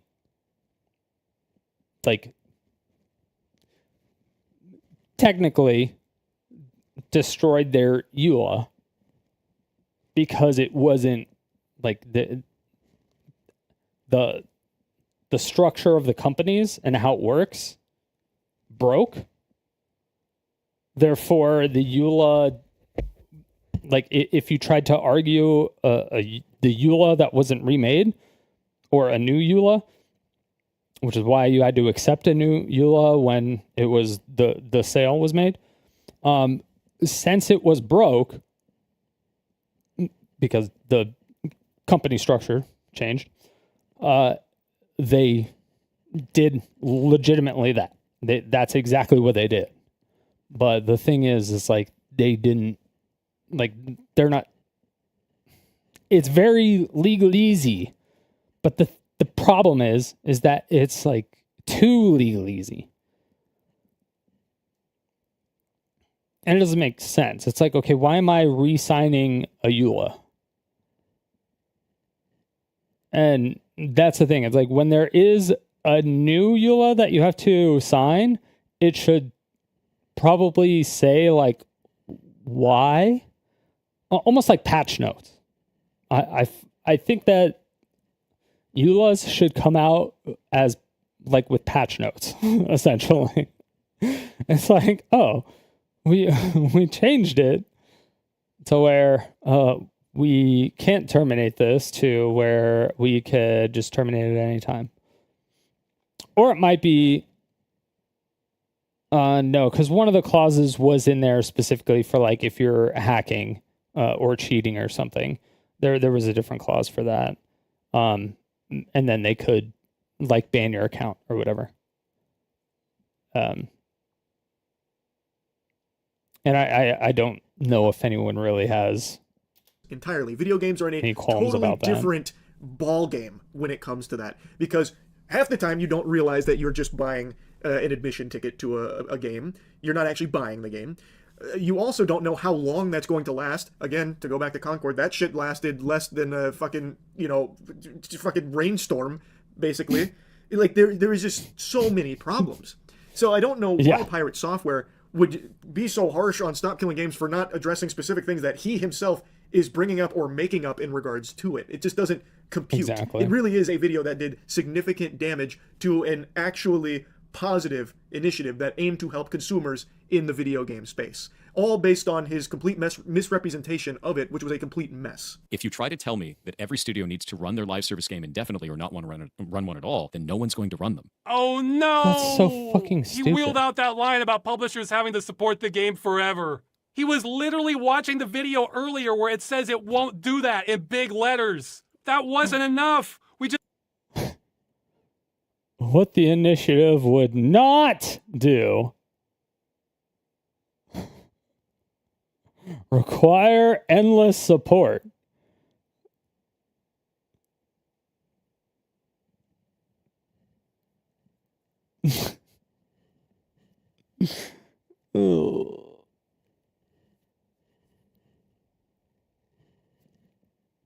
Like, just can't stop gamers from going there, even when we spell it out. That's the last clip I want to show from this section on the Pirate Software video, but it's a very important one because this is something a lot of people also think the Stop Killing Games initiative is about, where developers, publishers will have to support their games forever. No, till the fucking it's heat death of the universe, impossible. they'll have to support these games under the initiative. So stupid. When that is not the case. It is very simply asking that when the game has reached the end of its life cycle, the publishers, developers don't want to work on it any longer, to turn it over to the community to still be in a playable, accessible state so the product can still exist. There is some more nuance, obviously, to how that works, given, like, publisher, developer licensing and a lot of, like, the code, the binary, that kind of thing. There is a lot at play under the hood there, of course, but it is something that Stop Killing Games isn't naive to. It is something that is talked about. But I'm not going to dive too deep into it. I encourage you to check more in on it. But this whole belief that it is about endlessly supporting a live service game, even when it makes no sense to do so and it's beyond dead and in the dirt, is ridiculous, because that is not what it is asking for. A lot of people think that it is. Right now? It's not. Pirate Software got that wrong as well. Somebody. Anyway, I'll stop yapping about it, but there was somebody that stopped in yesterday. Most of Stop Killing Games hasn't been successful in getting change. And Ross, like, he was like, "Hey, I'm one of the people of SKG," and I thought SKG was like some random, like, company or some game or something. Like, I didn't know what he was talking about at first, because I didn't piece it together that SKG was Stop Killing Games, because I wasn't talking about Stop Killing Games at the time. So I was like I was still being nice to the guy or whatever. I was like, "Hey, what's up? What's going on?" But I would have, like, completely changed my tone had I known.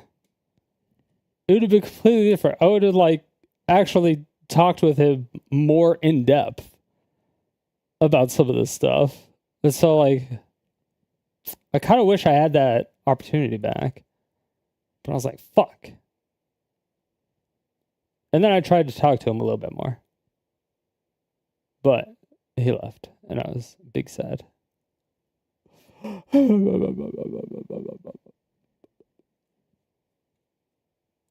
has dedicated so much of his life to this, and it's clearly taken a big toll. Now he's doing everything he can for this last-ditch push to try and help. And there are two big things coming up that can do so. And it's what I linked at the very beginning of the at the very beginning of the video about the resources in the description. It's in regards to this. One is for the UK to sign a government petition to bring this issue before Parliament. Though, keeping it real, I'm not terribly optimistic about this one, since the government response has been a mess by every definition. But the one that has a lot of power, so much so I think it could change the course of gaming history, is the European Citizens Initiative. Now, I said I'm approaching this like a time traveler because with the trajectory we're on, these are both going to fail. Again, this one is crazy powerful, but the hurdle we just couldn't get past was that it requires 1 million signatures from citizens of EU countries. And we've only made it just under halfway. What a lot of people don't realize is that in the EU especially, it's almost a state of lawlessness regarding the practice of game destruction. Is that the vast majority of games with an online requirement say they can be terminated at any time for any reason. Or Blizzard likes to say any or no reason. But according to the EU Commission, that might be a violation of Directive 9313 EEC, which protects consumers against unfair terms and consumer contracts. So if that term is unfair, that means that part of the contract is null and void. He goes on to explain how powerful that can be because of what a mess that is. Because there is so much gray area with how the video games currently operate in regards to those protections, it would be a legal headache that would require an analysis of the laws or implementation of new laws that could lead to, hopefully, an improvement when it comes to gaming. So the big hurdle was the signatures, needing 1 million, and currently it's at like 460,000, so it doesn't reach the threshold. Hurdles. I've been very vocal from the very beginning about how little faith I have in petitions, but that's just from the perspective of an American. In America, petitions are more worthless than toilet paper. You're better off just writing what you want on a note to Santa Claus and shipping it to the North Pole than you are. It's because nobody signs that shit. But it actually seems how different it is in the EU. Maybe it really is this power. Because they actually do consumer protection shit in EU, especially when it comes to a lot of the tech stuff, the tech related shit. Powerful there that could lead to like substantial change and improvement too. When it comes they to seem more and preservation and like all advanced of when it comes to that stuff. Hopefully, I mean that's really all that's left. Maybe that's just because of like our freedom. Which sucks, but that's the position that it's in, unfortunately.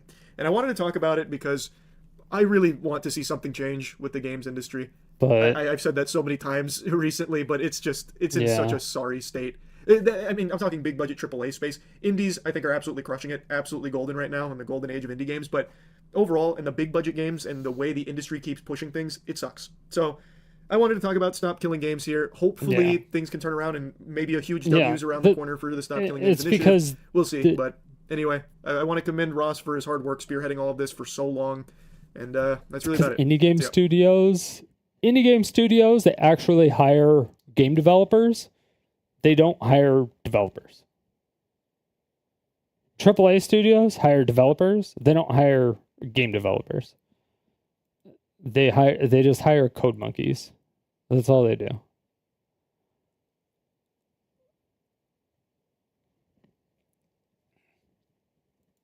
That's literally all they do. Here, pal. Spirit fingers. All right. I will link the video in chat in case you want to watch it. Where the fuck are all my chats?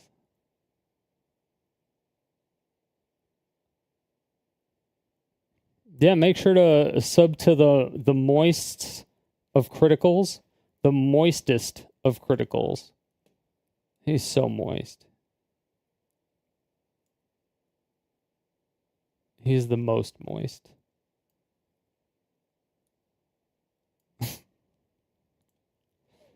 Never seen someone so moist.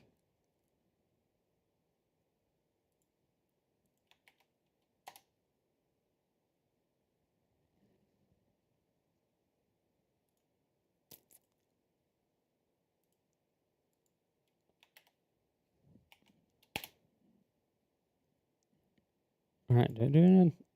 I did do it on Twitch. All right, okay.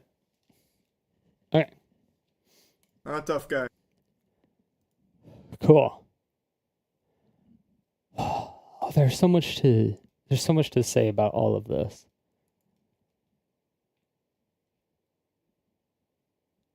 The final push.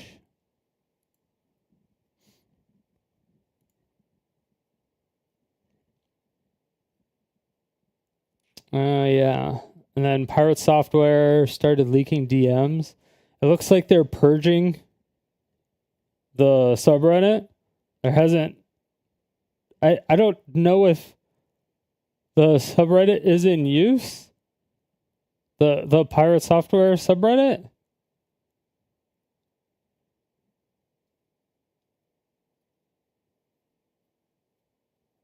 I mean, there's only 17 people online. Sorry, 13? So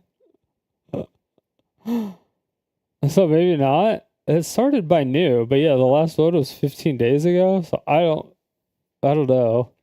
I thought he had a Reddit, but maybe not.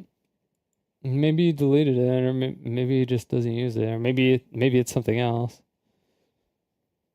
Maybe they just stopped using it after the and they stopped using it completely after the whole roach thing, the roach situation.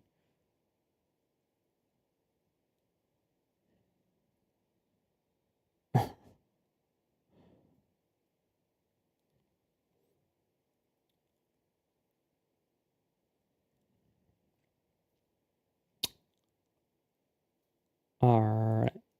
Yeah, I don't know.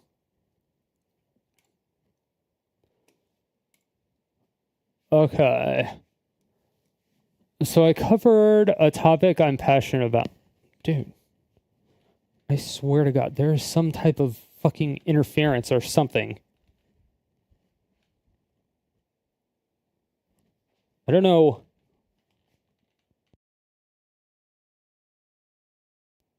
I don't know what I don't know what the fuck it is.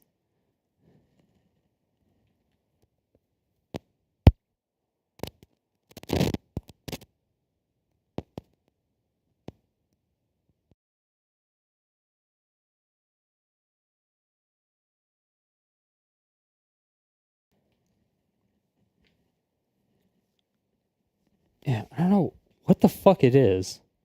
Okay. Maybe it's fine now. Maybe. Okay. Dude, it's driving me crazy. No, there it is.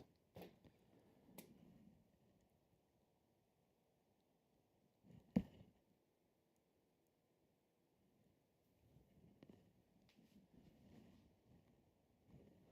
my wires crossed?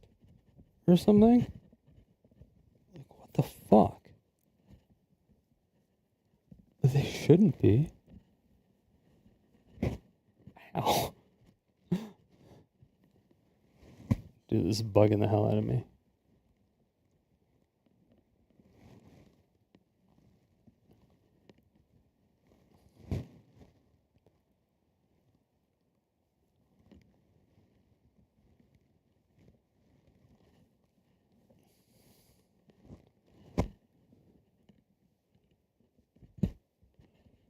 No. That's fine. Alright, hold on. Give me 2 seconds. Oh. I have to unzip.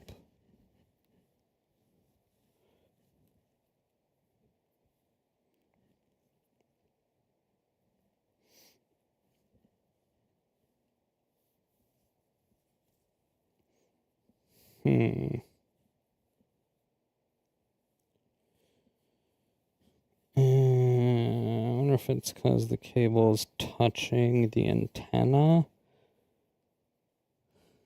Maybe. Let me do this.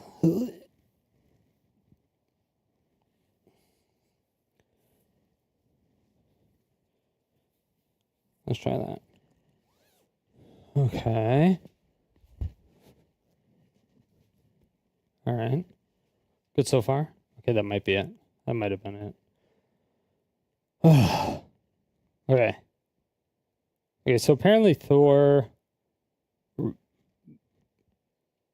released DMs between the two. Between Charlie and him.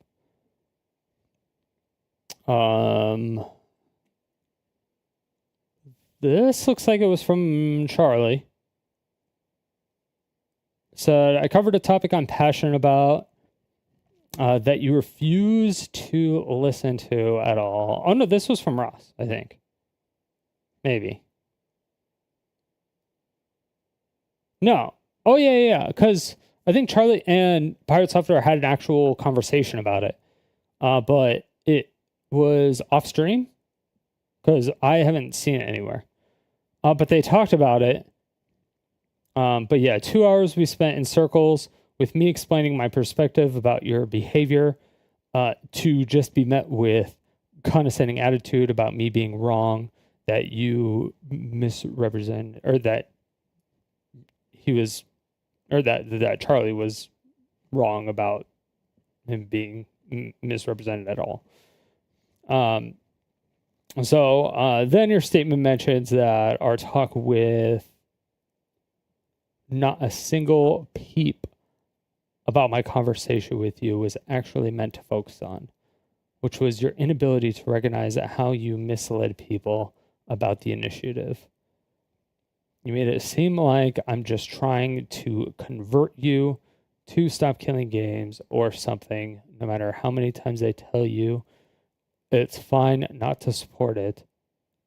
But what's not fine is your response to the very valid criticism of your misrepresentation and attitude around the whole discussion. And then it looks like Thor came back with, you feel I misinformed people, and I feel I didn't.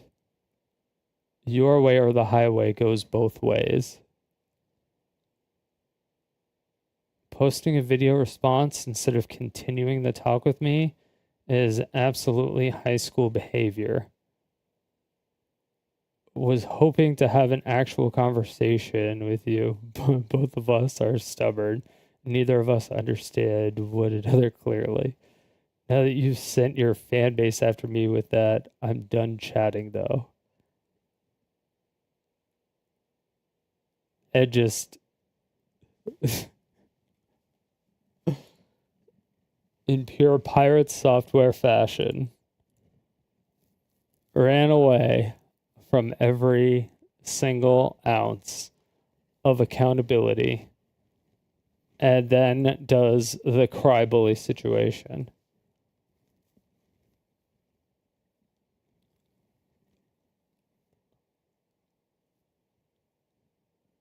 He's like a professional cry bully.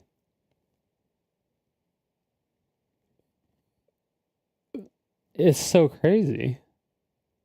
How do people not see this?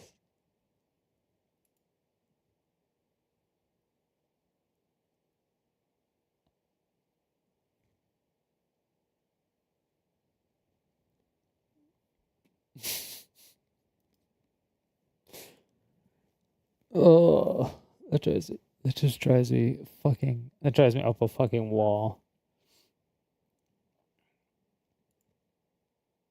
I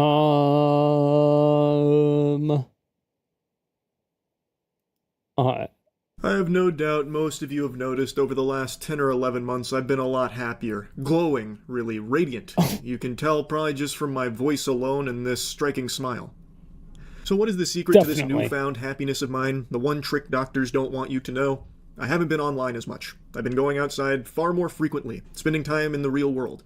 And as such, I'm sure many of you have noticed over the last 10 or 11 months, internet drama hasn't been a huge focal point of the channel because I haven't seen a whole bunch of it. I haven't kept up with the vast majority of it. And of course, occasionally I've still dipped my tootsies in some of it, like if there's something particularly wacky going on, and I still cover like news and...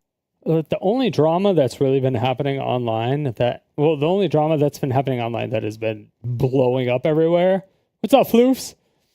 The only big drama that's been happening online is just between the same like 4 people. It's like Ethan, Hassan, Destiny, and there's one other person that has been getting a lot of shit. Well, I mean, now it's also Pirate Software, but we always like covering Pirate Software stuff. The other stuff is kind of boring sometimes. Oh yeah, and then iDubbbz. It was that for fucking ever. But yeah, Pirate Software. Pirate Software is turning into a lolcow, I swear to God. What'd you miss? What's the announcement? There is no more Fucked Up Friday. That was the big announcement. Dun dun dun. Crazy shit going on with aliens and all of that kind of thing, or if there's like a really cringe, prankster that got arrested or something, I'll still talk about that. But it's not like a fixation for me like it used to be over the last... Just not streaming anymore on Fridays or going sober? Well, I've pretty much already been sober. It was like 2 years ago. Fuck, I'm in like the middle of a segment, but whatever. I'll just fucking start it over. Like 2 years ago, I stopped drinking alcohol because it was agitating my epilepsy. I had a seizure, and then like a year ago, tobacco was agitating my epilepsy, so I stopped smoking hookah. And this year, there was like 2 or 3 people. And actually, I think last year somebody was going sober, and I think this year like 3 or 4 or 5 people maybe going sober or something. That are actually in the community.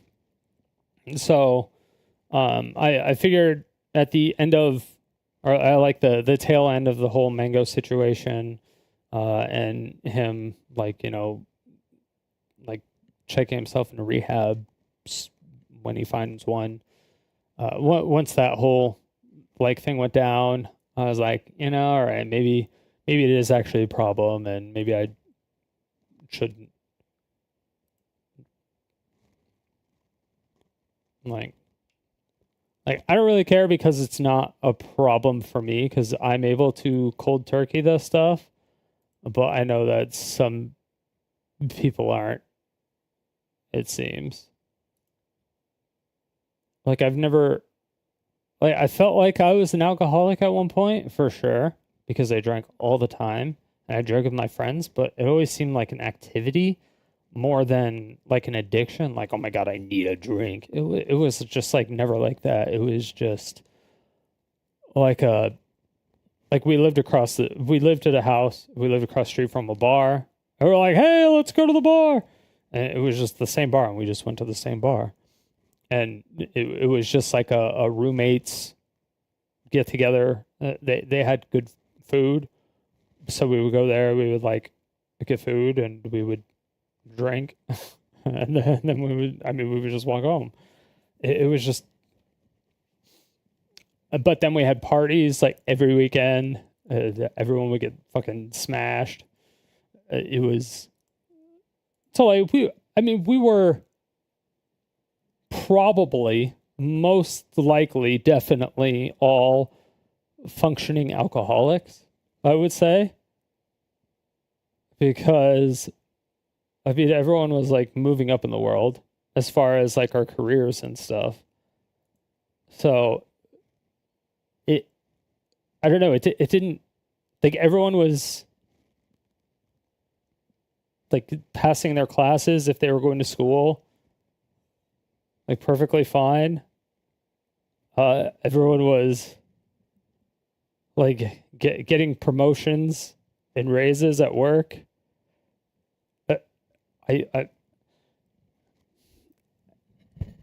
So I mean it didn't seem like a problem. So I don't know. It's kind of hard to say, but I mean we definitely probably drank to excess for a very, very, very long time. But and so it never really seemed like a problem. And so like I can relate to Mango's situation in a way. Because like we were like, and I drank with Mango. I drank with Mango a couple times. And I had no problems with it. Like the first time I drank with Mango was like Sandstorm.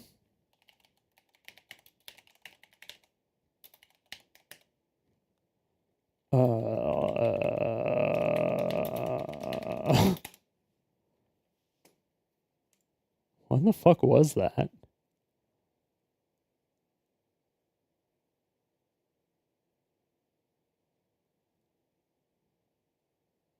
Was that 2015?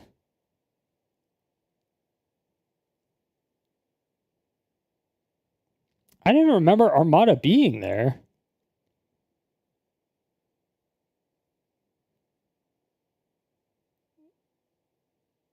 What the hell? Armada was there? I don't remember Armada being there at all.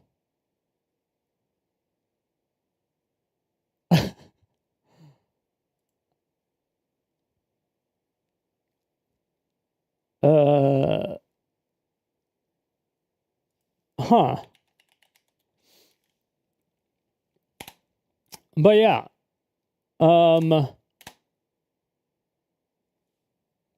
Doubles. Mango was with Hugs.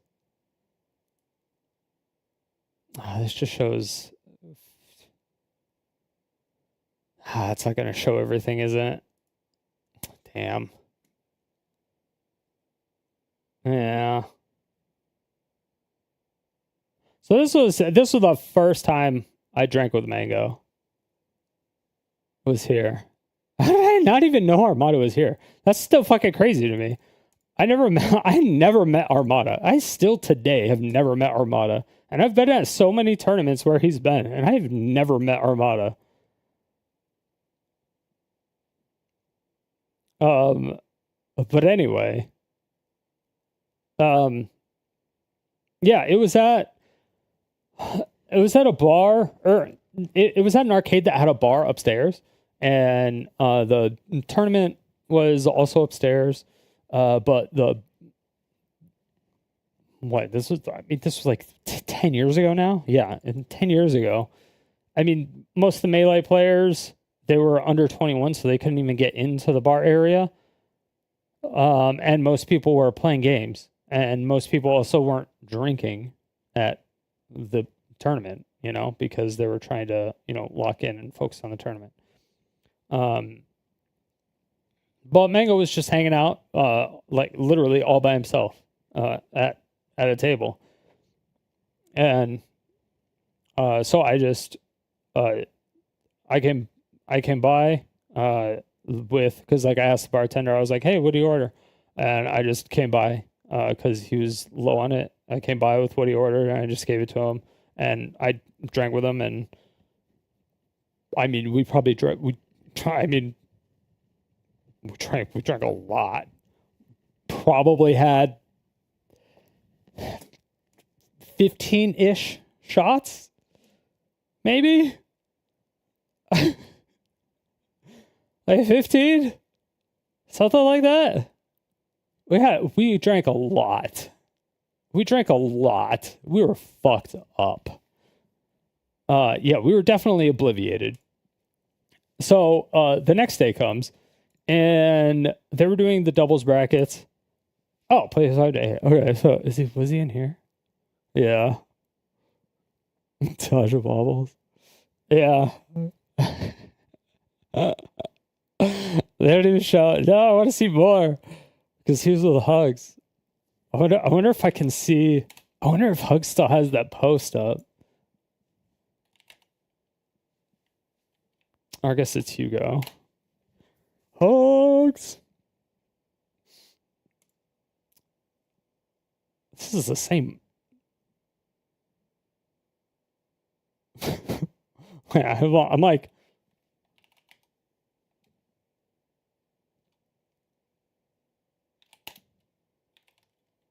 Hugs, Smash, Melee, Twitter. I don't know. Okay.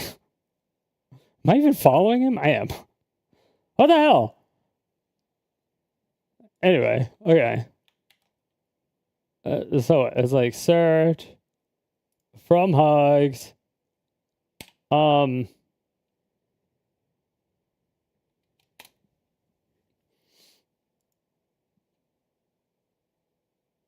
Shit, did he even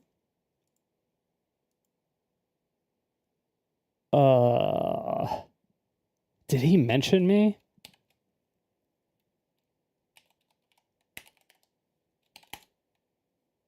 Oh, fuck.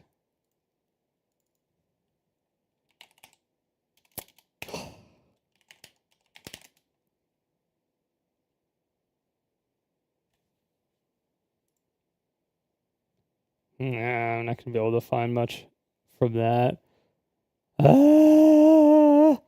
If I could like go to this timeline and then scroll up, Ah!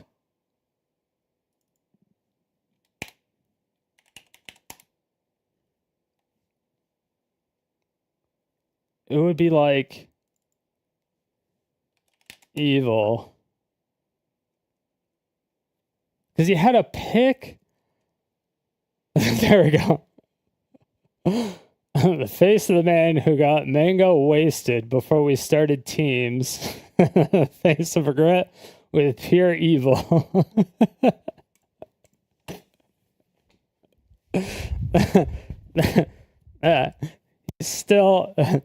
He still has this post of from 2015.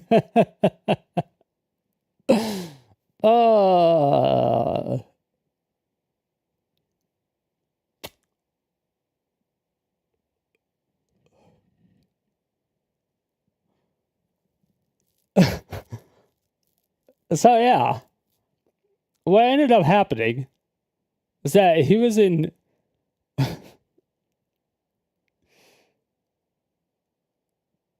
teams with Hugo, and he kept like falling asleep, basically, or like half passing out, and he was dropping his controller.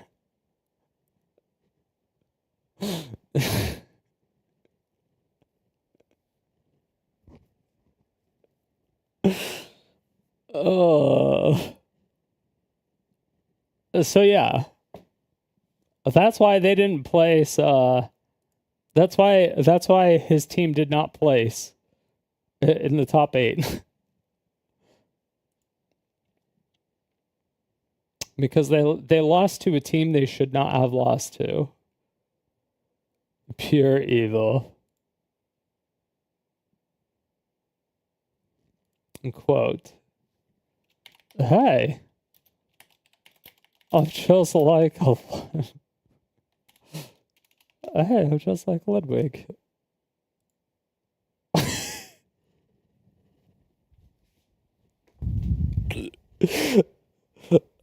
I can't after that. Sorry, that was a banger tweet. Okay, that was a banger fucking tweet. Okay, I don't care. That's a banger tweet. Fuck all of you. Banger tweet. Banger tweet. But yeah, when I was drinking with him at Sandstorm, we drank so fucking much, and yeah, like I said, he was like dropping his controller and shit. That's how fucked up he was the next day. And they ended up losing to a team they should not have lost to. But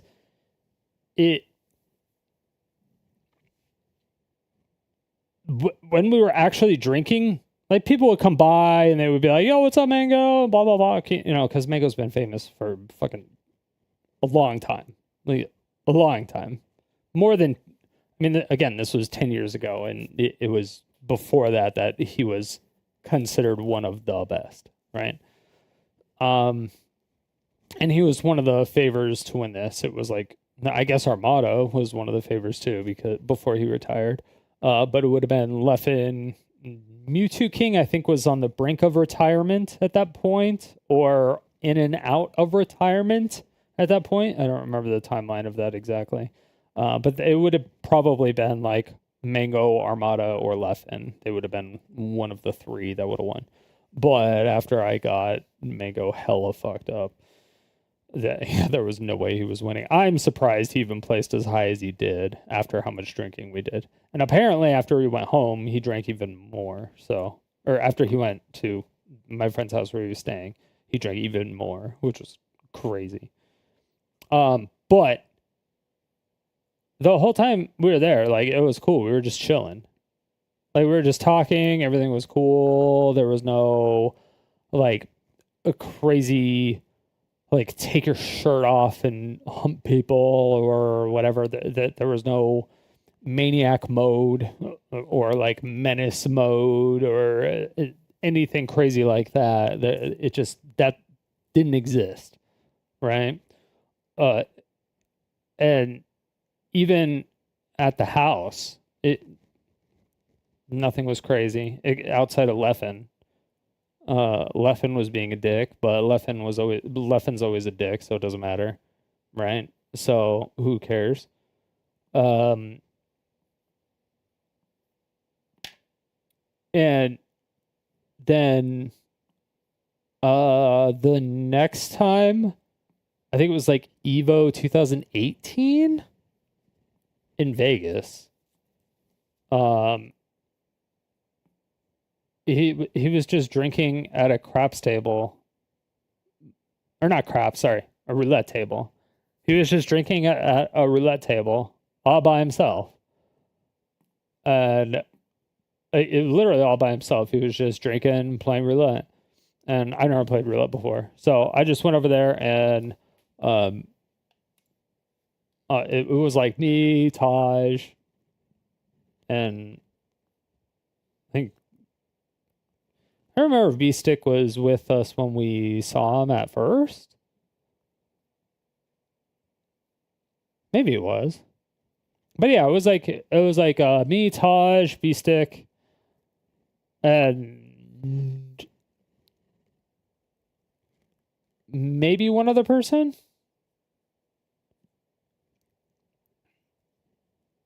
But his table was full. So we couldn't even join them, but we were like, "Yo, what's up?" It was just like a pass by. Hey, what's going on? And we were just talking to him for like, I don't know, a little bit. And we were like, "Hey, come play craps with us," because we were just gonna go play craps because I never played craps before. So my buddy C-Pain, or C-Panel, sorry, was going to teach me how to play craps. So we were going to the craps table. I was like, "Hey, we're gonna go play craps. Let's go play craps." And so, like, he was like in roulette, I guess, instead of craps. So he just stayed at the roulette table, but he was all by himself. He wasn't with anybody. He was literally just by himself, and he was drinking. And I mean, this was in the middle of Evo, and like the big Evo, the fighting game tournament, like the fighting game tournament. And it's in Vegas, so there's just like nothing but gambling and drinking and everything everywhere. So it's just like any vice you may have, any bad vice you might have, that's the place to do it at, right? And he was literally just all by himself. And then later I saw him at Evo, and he was he had like an entourage. It was like him, Ludwig, and now I know it's Slime. At that time I didn't know it was Slime. But now I know it was Slime. And then I think there was one other person, but I don't know who it was. And then that was it. And then oh no, Hugo was there. Hugo was with him. Or was Hugo with us? Or was Hugo with it? I don't know. Somehow, like, we all three of us passed each other at the same time. But, like, Hugs and Mango and I, like, all passed each other at the same time. Because, like, well, I had my, like entourage, even though it wasn't my entourage, because I'm not in, like, the Melee community. Really, like people know me, but I never played. It's just I went to the tournaments because I drove my friends to the tournaments, and I had like 4 people in my car all the time, or like 4 passengers. Like it would be like 1 in the seat and then like 3 in the back because I had an SUV and stuff. So, but yeah, we drove to tournaments all the time, and so a lot of people knew me in the Smash community. But yeah, so. When we passed by, I was like, "Don't worry, Mango, I won't get you that fucked up this time." And then Hugs just looked at me and he's like, "You motherfucker." And then Slime said something that I have no idea what it was, but I was like, "Who the fuck is that guy?" And I was like, but yeah, I had no idea who it was. And then we went to a party after that. That was like a private party but it was outside.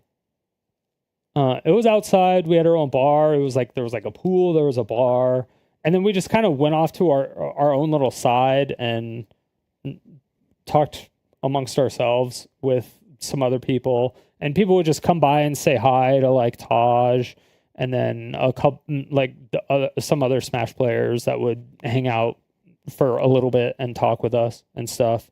Most people were there just to like talk with Taj, and then I would just chime in whenever, because that's what you do when you're in a group of like a public setting. I don't know, but like Mango showed up for a little bit, and I don't know. I don't know. He was drinking. Like we were drinking, and we like. I mean, nothing weird happened. I like nothing weird. Like he just seemed like I had never. So when Ludwig in that clip that a lot of people have seen, where Ludwig was like, "You have to understand, Mango can drink 30 beers and act the same as if he drank 1 beer." Mango wasn't lying. Ludwig wasn't lying. He really wasn't. Because, like, every Smash player that was over 21 was basically the same. There were so many. There was like a club of alcoholics, basically, which was everyone over 21. You were essentially an alcoholic, a groomer, or a rapist if you were in the Melee community, it seemed like.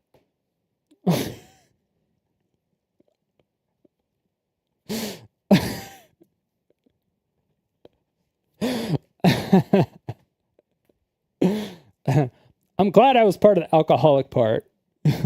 Well, I'm glad to say I wasn't part of the community. Let me just but yeah, it was just weird because I don't know.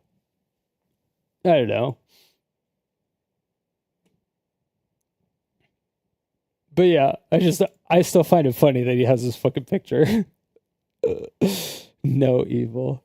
Yeah, gets wasted, drops his controller many times. We lose. I forfeit us and losers. I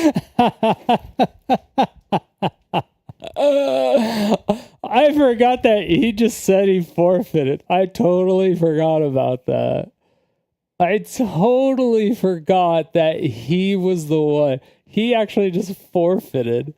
Oh my God. Yeah, he went to losers. Calls me an hour later. We had a good run.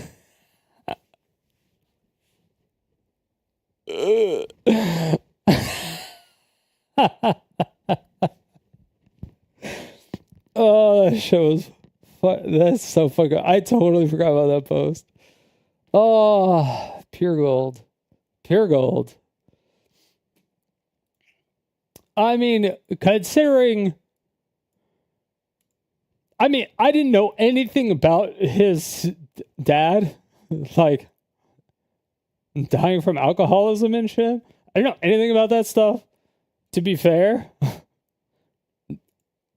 And yeah, so I didn't know that. I didn't know he had an actual problem. I thought it was just like a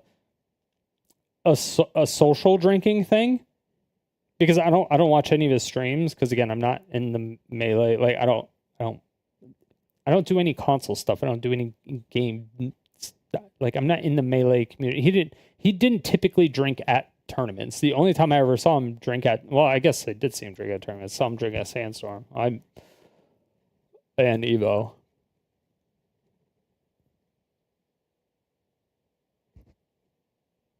But like everyone was drinking. And like almost everyone that was over the age of 21 or over the 21 or over was drinking at those tournaments. Like everybody.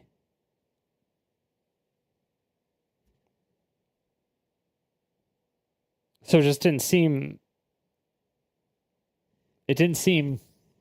like out of the ordinary, I guess. Maybe. I don't know. Maybe it just didn't seem out of the norm for me.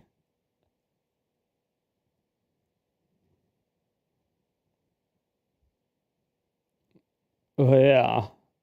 I don't know.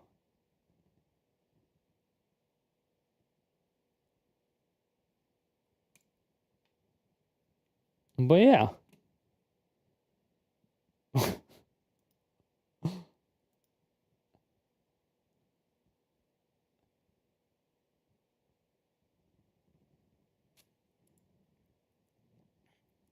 Those are a couple of my experiences with Mango. Or with Drunk Mango, anyway.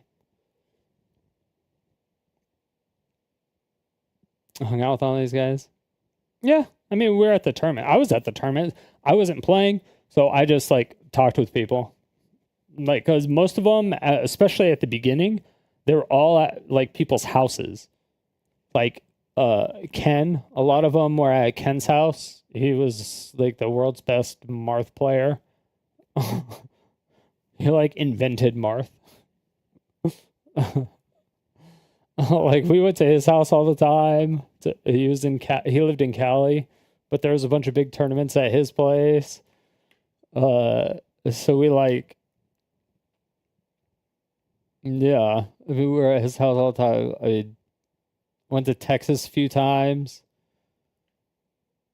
Yeah, I mean, I know a lot of the people in the Smash community.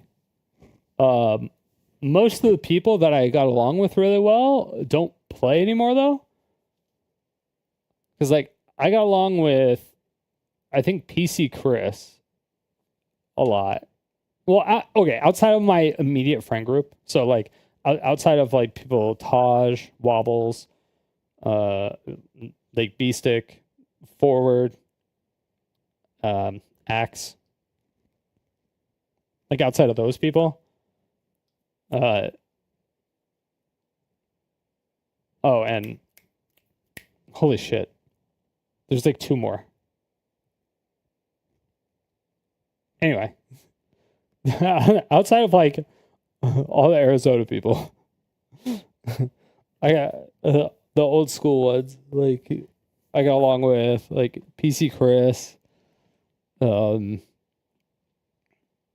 think he was probably the biggest one.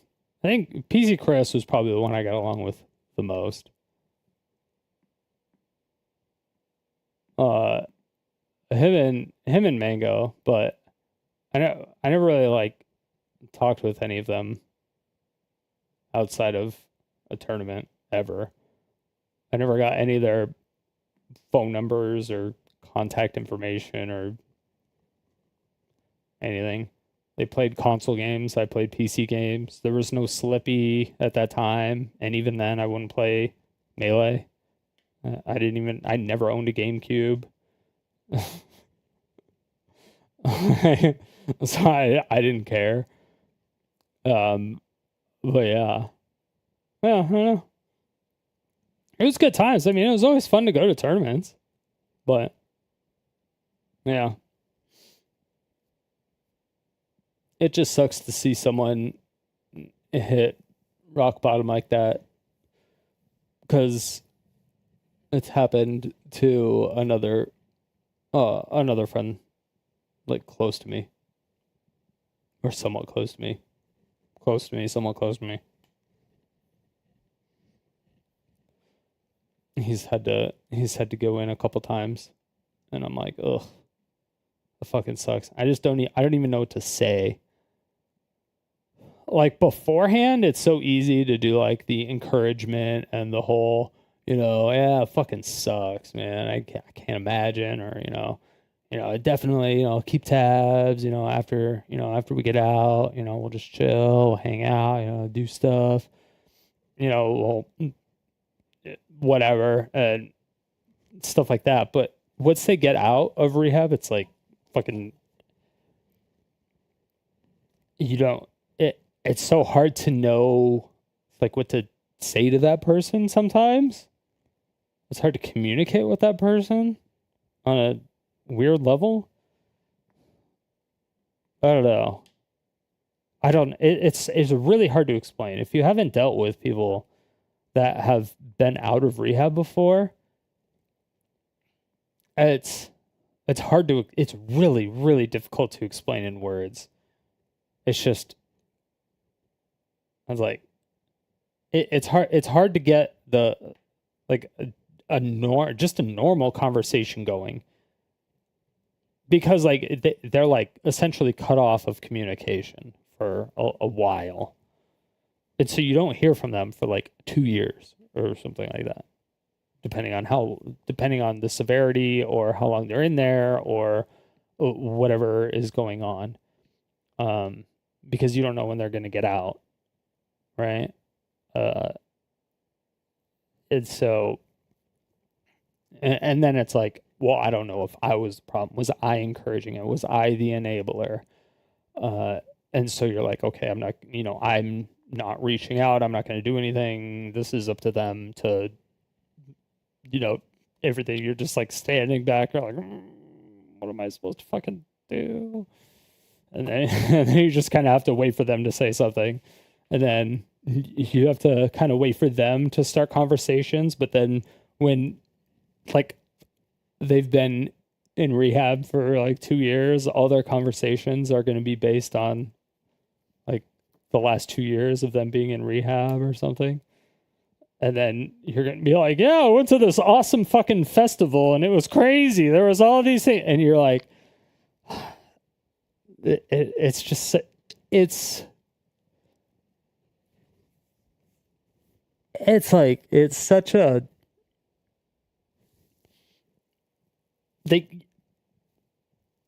you just kind of inherently feel bad.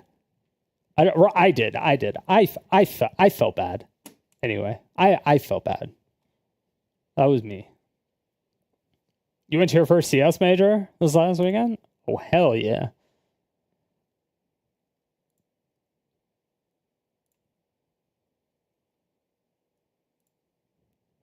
All right, we're going to watch this video. Was this the second part software? Yes, this is the second one. I have no doubt most of you have noticed over the last 10 or 11 months I've been a lot happier. Glowing, really, radiant. You can tell probably just from my voice alone and this striking smile. So what is the secret to this newfound happiness of mine? The one trick doctors don't want you to know? I haven't been online as much. I've been going outside far more frequently, spending time in the real world. And as such, I'm sure many of you have noticed over the last 10 or 11 months, internet drama hasn't been a huge focal point of the channel because I haven't seen a whole bunch of it. I haven't kept up with the vast majority of it. And of course, occasionally I've still dipped my tootsies in some of it, like if there's something particularly wacky going on, and I still cover like news and crazy shit going on with aliens and all of that kind of thing, or if there's like a really cringe, prankster weird that got arrested or something, I'll still talk about that. But it's not like a fixation for me like it used to be over the last few years where I was covering any and all internet creator space hoopla. And I want to keep it that way. I'm having a lot more fun not doing that. That being said, there is something that has unfolded here that's like the John Wick killing the dog moment that's bringing me back. Yeah, 'cause there was a time there where he was streaming, like, I feel almost every day. That might have been during the pandemic, though. I don't know what his stream schedule is like anymore, or his videos. But yeah, I mean, if he's going out a lot more, that's really nice. I feel like the creators who are actually going out and doing IRL stuff have a huge advantage over the like gamer streamers, because the people who are doing IRL stuff have actual stories that they can bring to the stream and entertain the stream, because the stories are unfolding in front of their eyes, basically, right? As to where if you're just playing a game, the only thing that's there is really just like the game. So if you're not doing something super novel, or if you're not an expert, or if you're not like, if there's not something super, super, super special about it, you're kind of just like, you're just kind of fucked in a way. You're much more fucked than you would be in other areas, because you don't have nearly as many stories, or if you do have stories, you're going to be repeating the same stories like over and over again. And it kind of depends on what's going on.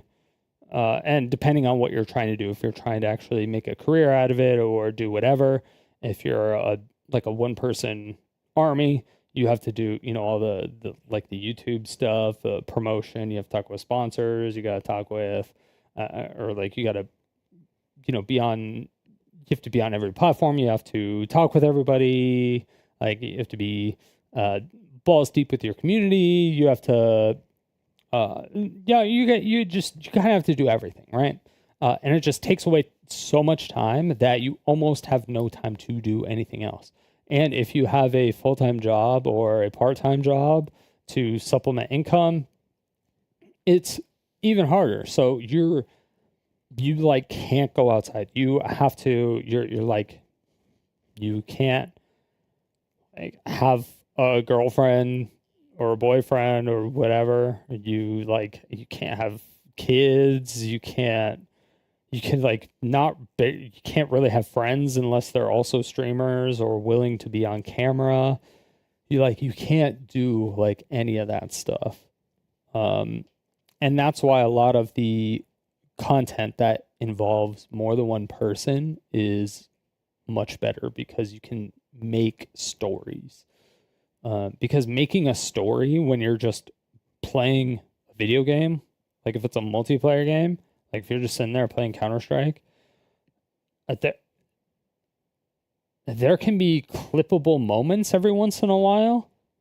Like if somebody gets an ace, like if you get a really clean ace, there'll be a clippable moment, but there's not really going to be anything special about you.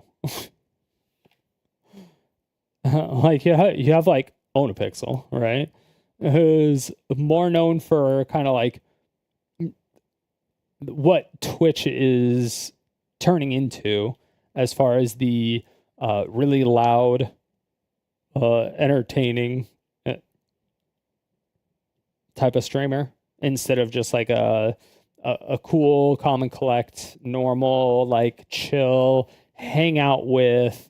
We're just, it's just a friends hanging out with each other type of vibe that Twitch was like in its inception, like kind of back when it was just in TV. And so it's like a completely different vibe altogether. Like the differences of what Twitch is now than what it was before is out of control. It is completely different.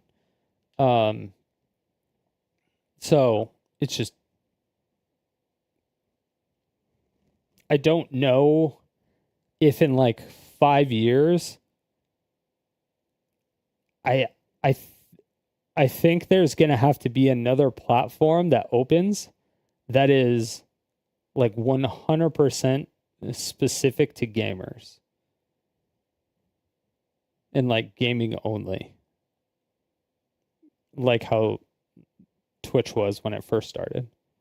Because when Twitch first started, if you weren't playing a video game and like a Twitch staff was in your channel, like they would yell at you. They would legitimately yell at you for not playing a video game. They're like, why are you not playing a game right now? And you could get banned for not playing a video game because you were on a video game platform. So like me watching a quick movie, or not movie, a video, even if it was about a video game, or watching a trailer for a video game that was coming out, you couldn't even do that. It was like you had to play games. Like that was your own, like you were playing games. That's what it was. And they just expanded it so much. So I don't think it could ever go back to that. Twitch especially could never go back to that. I don't think there's ever going to be a platform that will be successful at going to that type of model. I honestly don't think it would ever. I don't think. I mean, it would be cool, but I just don't think it would be successful. Honestly, I just don't think it would be successful, which fucking sucks. Yeah, it sucks. You would have to get like, I don't know. It sucks. Anyway. Very temporarily. And it's pirate software. Yesterday I talked about Stop Killing Games. And there's no way to talk about Stop Killing Games without also mentioning pirate software because of the profound effect he has had on that initiative in its demise. I say demise, but it's not actually fully cooked. But it has been on life support. And pirate software did play a big role in that because of 2 videos he made as well as a stream shitting all over it. And that's not even doing it justice. He was full-blown tooting on this. He was shitting on... He has done multiple streams, by the way. He has done multiple streams about this. He has talked about it multiple times, and he has talked shit about it, and he has talked shit about the guy leading it multiple times. I fucking hate Thor. I hate him so much. He's such a fucking pompous, pretentious, narcissistic dick. Hey, what up, Danny? What's going on, man? Probably a special, to say the least. Dude. Yeah, dude, you don't even fucking know. If you watched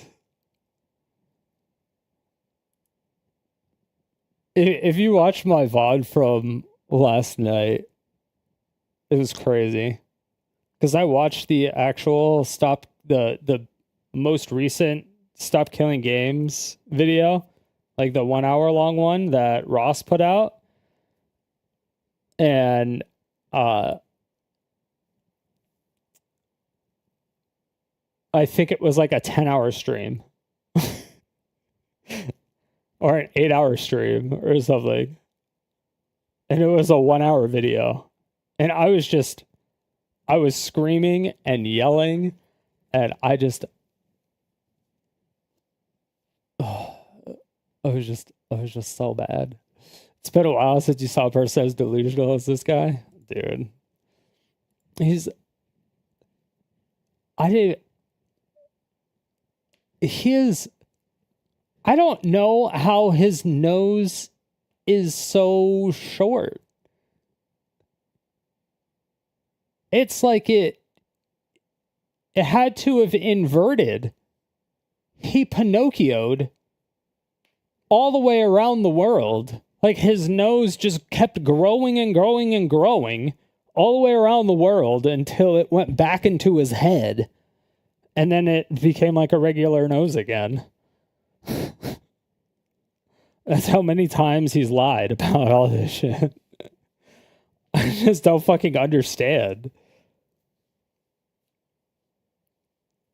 Like, you take no accountability and you lie, and then you slander people, and then you talk shit about the people.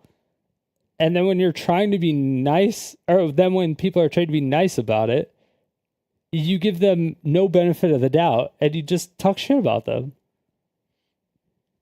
And yeah, it was crazy. Oh, dude, the WoW drama. Oh, I could go on about that WoW drama. Dude, that WoW drama was beautiful. I extensively covered that just because I know a lot about it. just because I know a lot about it, I knew everything that was going on, and a lot of people got a lot of the information wrong. And there was a lot of missed clips and a lot of missed like parts of the VODs and stuff. And man, I was able to dig up so much shit. I did a good VOD. I did a lot. I had a lot of good stuff on that shit too. Man, now I'm like, you hard researching that too? I know. Like I never know. Like sometimes I started to do something on the whole mango situation, and I made it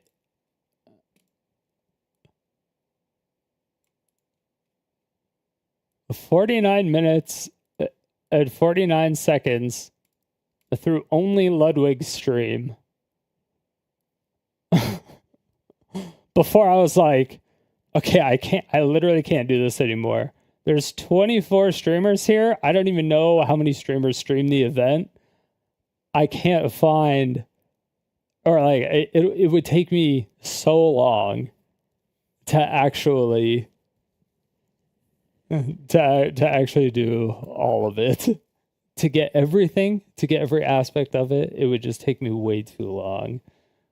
But there was stuff that a lot of people missed, and there were so many factors that people just leave out of situations that they think it doesn't affect anything, and it does. And people just don't. People are just saying shit without looking anything up, or they'll just miss stuff completely, or they'll just let things go and stuff like that.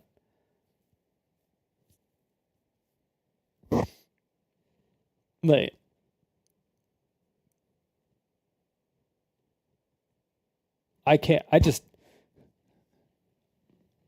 the biggest problem with me is that I can't believe that Mango's friends let him do that.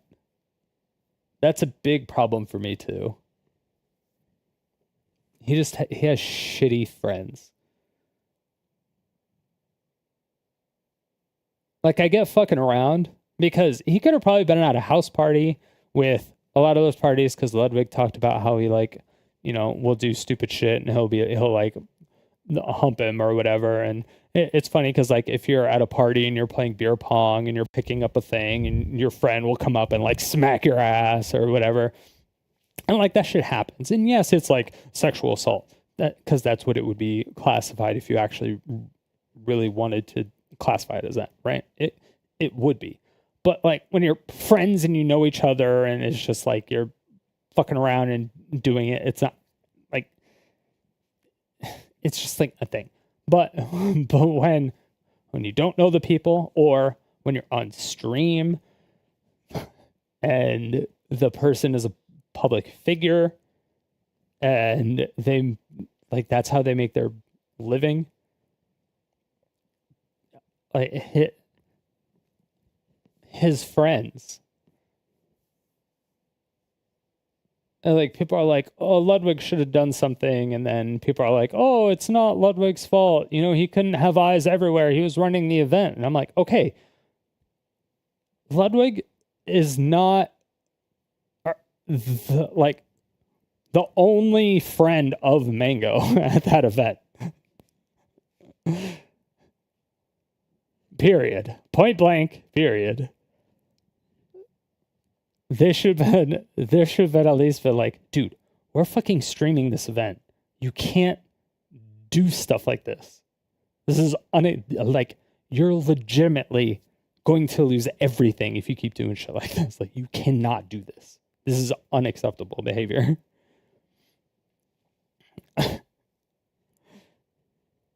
Because, like, yeah.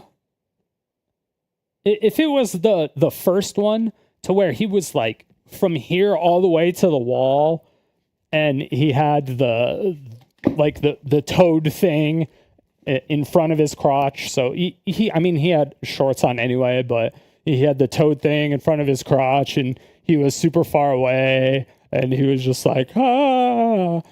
And Extra Emily was like cheering him on. They're like, yeah, good motion, Mango, good motion. Stuff like that.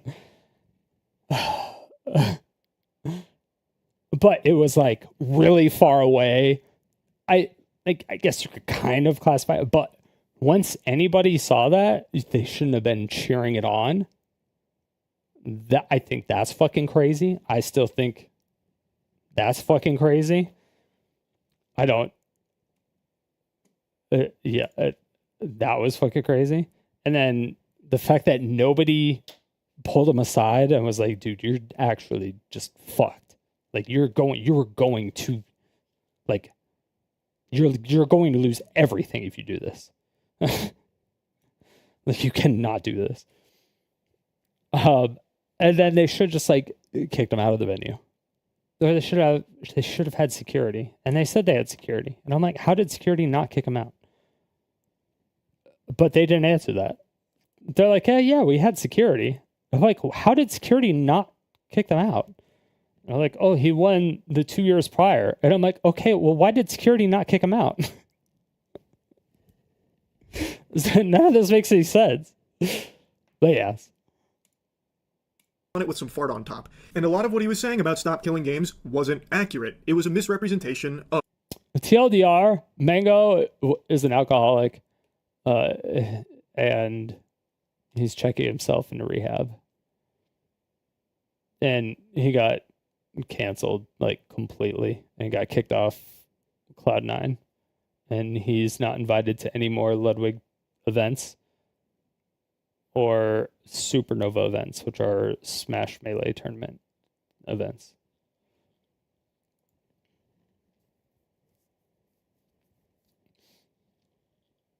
Yeah. Of the initiative.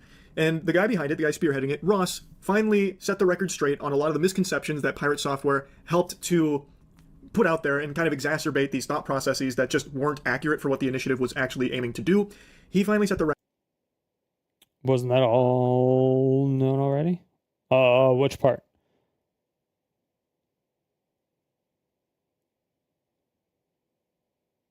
That he was an alcoholic? He drank a lot? Yeah. I mean, when he drank, he was fine. Usually. Like there's a clip out there of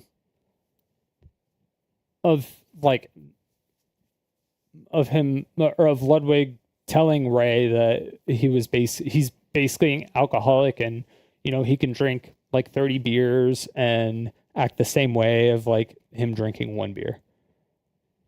And then she's like, isn't this event like kind of enabling him? And he's like, yeah, but he won the last two events.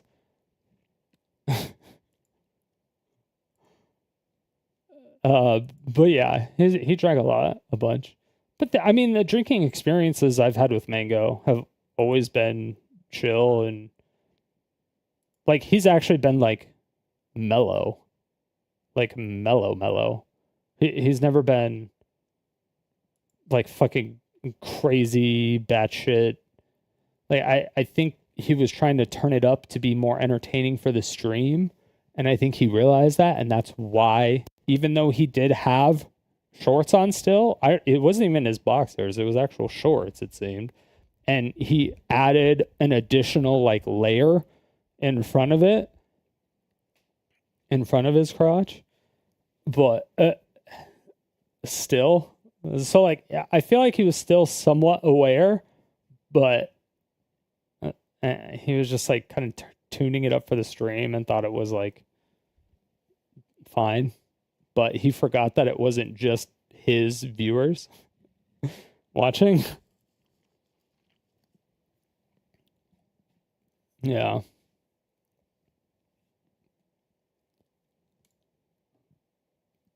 But yeah, it was weird. Other thing that was weird is that Ludwig was like, yeah, he made people uncomfortable. Some people left early, or some people wanted to leave early, stuff like that. And then in a follow-up video, he was like, 24 people participated. 24 people got drunk, and 23 people had a good time, or something like that.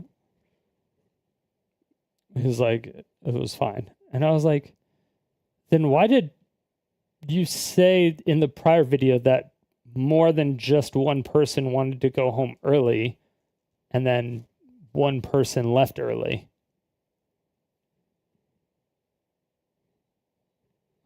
I'm like, you convinced people to stay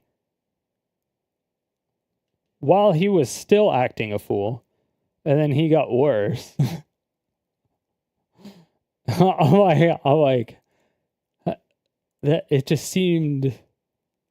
I mean, I know what it is because Ludwig's always been like snaky, slimy, but journalism degree, he gets away with it. He has his whole fan base that will never hold him accountable for anything because he does his shit. But he's just I try to like Ludwig puts on awesome events. He's entertaining. He's funny.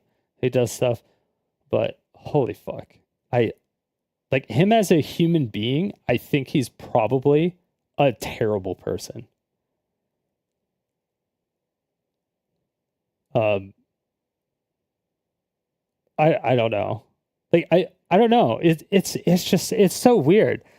Like I feel like if I hung out with him, like we would have a good time. But I don't know.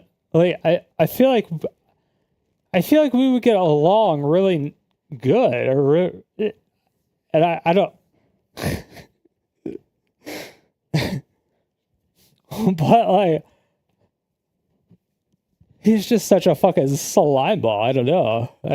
Straight. And anyway. I, of course, wanted to talk about it as someone who does actually care about it. Now, as I've said, I've been a little more off the grid. I bought a fucking farm, so I've been, living off the Lord's land recently, and I've missed a lot of the internet happenings. So, Pirate Software's previous anime arcs of drama, like with World of Warcraft, and the one after that, and the one after that, and the one after that, and the one after that, I didn't pay a whole lot of attention to. I only got little tiddlywinks, little morsels of lore about it in a few clips, so I never really even understood what was going on there. So Pirate Software's response to everything that happened yesterday really caught me by surprise. That was a subversion of my expectations, bigger than Game of Thrones Season 8. Yeah, Hutcher, I did. I think it's really hilarious to me that that entire community is so butt mad at me for putting out a video 10 months ago about their stuff and then not being refuted, and now it's my fault that everything is going wrong for them. I cannot believe his ego.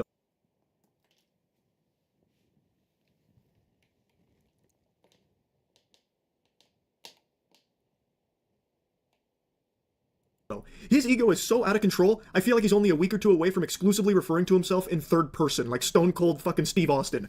And that's the truth, because Pirate Software said so. Some shit like that. It's crazy how he's responded. The smugness is nails on a chalkboard. It just makes you feel icky listening to it. And he goes on that same talking point multiple times in the clip about how, like, I guess I'm fully to blame. I guess because I made those videos 10 months ago, it's my fault entirely that this whole thing crashed and burned. Yep. Oh boy. Time to play a sad song on the world's smallest violin for the Stop Killing Games movement, all because Big Bad Pirate Software took it all down by himself. Like, it's crazy. No one's saying that. Like, there is no one out there that is saying it is entirely Pirate Software's fault that Stop Killing Games hasn't been more successful in its endeavors. But there's irrefutable evidence that you had a detrimental effect, a majorly damaging effect on Stop Killing Games because of your misinformation. And then the fact that you refused to talk to him after he said, hey, you got some information wrong. I would like to talk with you about it. And then you went on stream and said, he was a dick. Fuck him. And it's like, what? Information that you spread about it. Like, in 2 you were the one that was the streams, dick. Not once have you bothered to correct that record. And he has said that it hasn't been refuted in 10 months. That is fish paste. That is turbo horseradish. Go to your own comment section on your videos to see everyone refuting you, as well as the innumerable other gamers and voices out there that have taken down those talking points and debunked a lot of them and proven that you just didn't understand it. And that is the big problem. No one hates Pirate Software because he doesn't agree with Stop Killing Games. The reason so many people are angry at him, myself included here, you can disagree with the movement all you want. If you don't like the initiative, I'm not your fucking dad. You make your own choices there. But the reason so many people, myself included, do not like how Pirate Software is handling all this is he is outright refusing to just admit any level of fault, that he was wrong about anything. And that couldn't be more clear from these clips as well as his tweets that he's made. It's actually his tweets that really sent me off the fucking rails here, off my gourd. Let's start with this little nugget here that he deleted from last night. So he tweeted directly at Ross, the guy behind Stop Killing Games, talking about how he made those videos 10 months ago, and since then, his community's been nothing but hateful. A scourge. A fucking... Oh, that is fucking ridiculous. Like, if you go to the, like, Accursed Farm subreddit or go on their Discord, there's, like, nothing but positivity and stuff.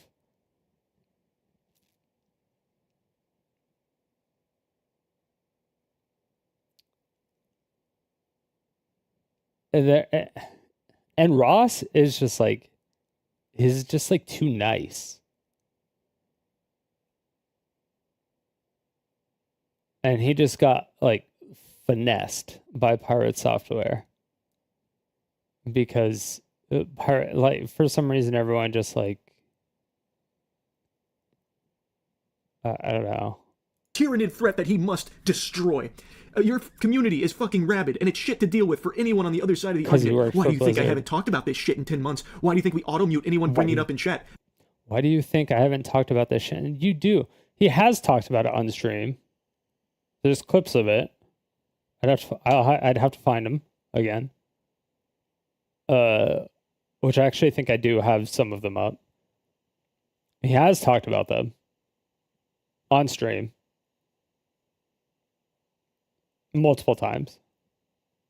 Because it's been rage bait and shit flinging the entire time. And just goes on about like how he is the victim of Ross's toxic, terrible community, which is time. He didn't even go over the whole thing. So the tweet says, I put out 2 videos disagreeing with your initiative 10 months ago, and I haven't talked about it since. Lie. Now your initiative has failed, which it hasn't yet, and you're blaming me for 33 minutes of the 1-hour video covering it. Another lie.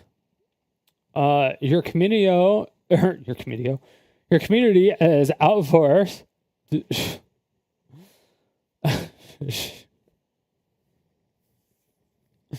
It's not even his community. It's just the people who are like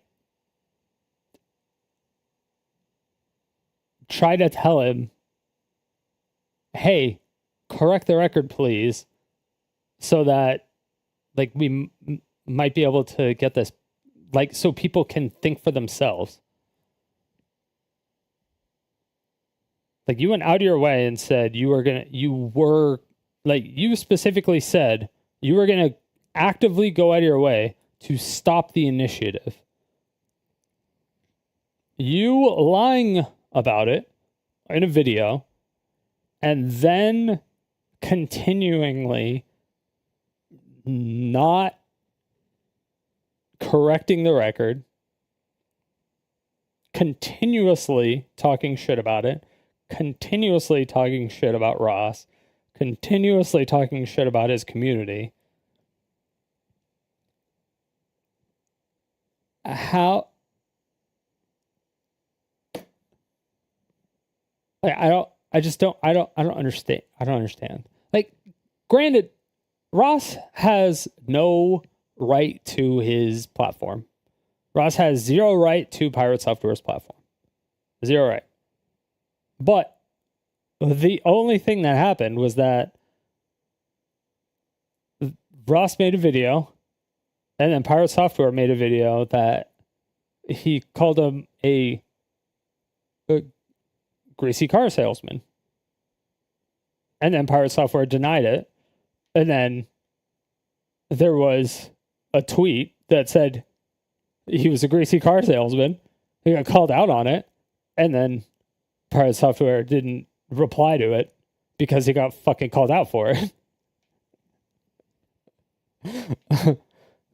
He's like, hey, here's more proof of you lying. Here's how anybody could be so against the movement for serving dead games, basically, with the internet. It's not that, it's that he doesn't understand it, or when he was initially reading it, he misunderstood it. And so he was against of, like, what he was saying 100% makes sense. Like, he's like, oh, so you want devs to endlessly support a live game? You want them to like host the servers and shit forever? Like, that's crazy. And yeah, that would be crazy. That's not in the proposal, though. That's like not at all in the proposal. He's like, oh, you just want them to like code the game so it's not multiplayer, it's only single player. It's like, no. This is not what it's asking. It's like there was just a lot of things that the stuff he was saying. He's like, because it's like they're not asking for the companies to do more work at all, because that would cost the companies money. And if the company is like going out of business, they can't afford to pay the developers to do stuff. And like a World of Warcraft server costs maybe about $3 million to run per month. So if like Blizzard goes out of business and then they have to keep World of Warcraft up and running and open the source code's open, and then it's ran by it's ran by game developers instead of code monkeys. So it's an actual good game now. Then they're going to be paying more than $3 million a month because more people are actually going to pay it or play it, right? And then it'll be free because it also specifically states they can't do monetary gain for it. So it's just like, obviously, that can't happen because the company doesn't exist. And that's a very unreasonable ask.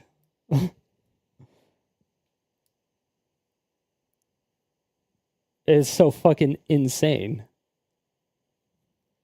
It is actually fucking insane. I'll just never understand it. And it's weird that he uses World of Warcraft as an example, yet he worked at Blizzard, and he was around when private servers were a thing. Like the private World of Warcraft servers. And it's like, were the private World of Warcraft servers on the official Blizzard servers? Because I always thought private servers were ran on private servers. Did he work at Blizzard? Did he really mention that one? He probably worked at Blizzard. I think he worked at Blizzard. He might have said that once. Maybe. I'd have to do more research. I don't really... He might have said it. Sarcastic. He says it like a million. I know. I was also being sarcastic. He says it like a million times a fucking video. And by video, I mean short. Like, he could probably make... remember what video made Mr. Beast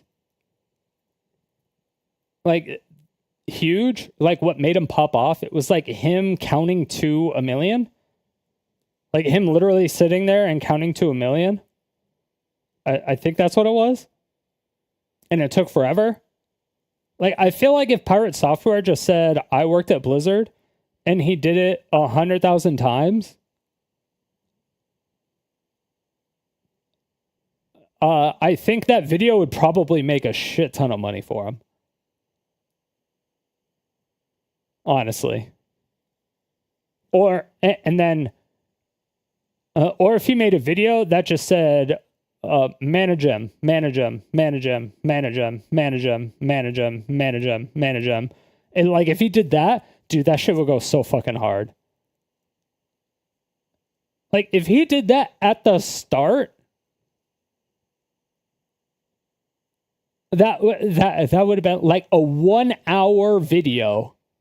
Like, just a 1 hour video of him just saying, manage him. Like, that's it. I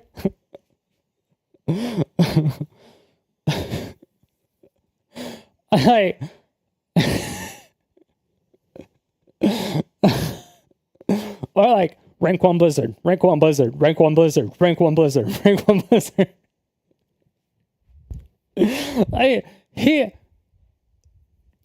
It would have turned into a huge meme, and then if he said, I fucked up, I acted super irrational, I was being stupid, I am really bad at admitting when I'm fucking being stupid, I'm sorry. And then like a week later, drop a video of it, and he's like, I will atone for my sins, I just don't know how to yet. And then a week later, just drop a video of him saying manage him like 100,000 times, and it'd be like 12 hours long or something like that. And it just be labeled my punishment.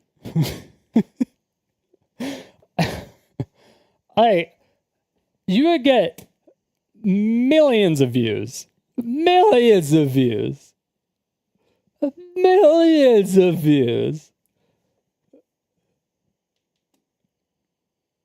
Like, that would be crazy. All of it was so entertaining. Yeah. Well, OnlyFans as a whole was super entertaining.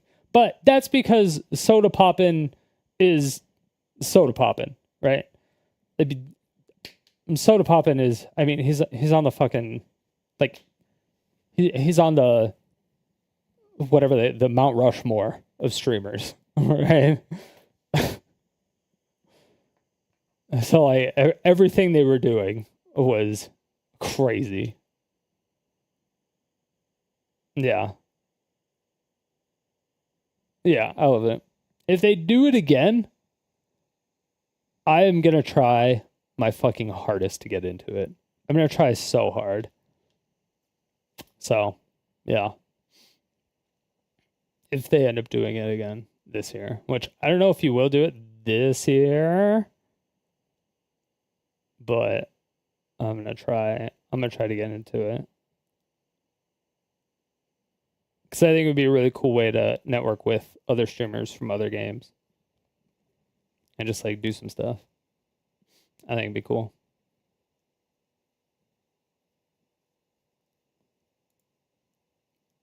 I'll name my character manager. I'm just kidding. I'm kidding. And just goes on about like how he is the victim of Ross's toxic, terrible community, which is hilariously hypocritical coming from Pirate Software, when in his videos and his streams, he makes it very clear and is very rude about how much he dislikes not only Ross, but the movement. And it's not like he's being very professional and polite about it, you know, buttoned up. Listen to it. So this was my first encounter of him. Oh shit, now this is actually really dumb. It's used car salesman garbage. This is shit. It's shit. Not only do I not want to back this, I'm going to actively tell people not to. That is awful. That is a horrible goddamn direction. That's Yeah, I'm going to actively tell people not to is that it was that was the clip I was actually gonna, that was what I was talking about earlier, him awful. Saying that. No, eat my entire ass. The level of stupid that I just had to receive was like sitting on Twitter for 12 hours. This shit sucks. That's a really... I mean, watching your stream is like sitting on Reddit for 12 hours. And that's worse. Stupid ass move. That's an incredibly stupid ass move. I think this is ass. This is complete garbage. All of this can eat shit then. I drop the mask entirely. I have no qualms about that. They can eat my entire ass. The whole thing. That sounds stupid as shit. Yeah, I'm sure it's wrong.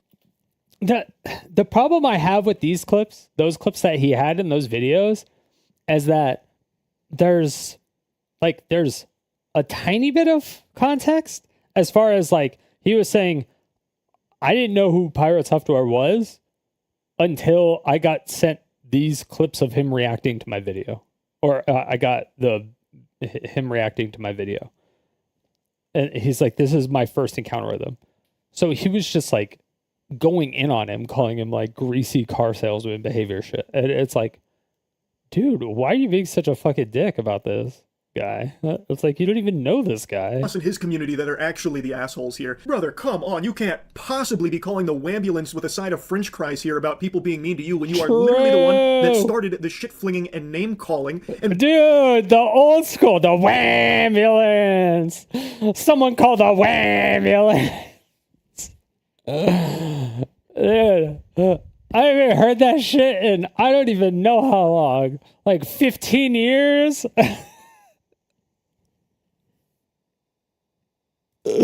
Holy shit, that's a throwback. by the way, Ross never even addressed this for 10 months because he didn't want to dilute the initiative into just having it be boiled down to drama between creators, which I think was actually very big of him. The only reason he's talking about it now is because it's at the end of its life, and so many people still don't understand it because of someone like Pirate Software misrepresenting it, so he's finally setting the record straight there. Anyway, he did delete that tweet, but just a little while ago, he made a new tweet, a very... Oh, fuck, I didn't even finish reading the first one.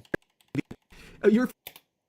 Oh, yeah, okay, so... He said, since you're so set on cutting my responses into pieces to try to make me seem unhinged, I'm going to drop my videos here to show the actual context. So there's a massive pinned FAQ on the first video you can read through to see my reasoning. Let's quote back to you. If you're going to hate me, at least hate me for what I'm actually saying. The only engagement I've seen that is level-headed has been from Louis Rossman. His video breaks down what I disliked and tried to meet in the middle with a conversation that made sense. As such, I engaged with him on that video as screenshotted below. I'm fine talking with people that are level-headed about this. They can have a conversation. But to be the real dude every time, you've been in your orbiters turned shit toxic, dude. What the fuck? How does he have orbiters?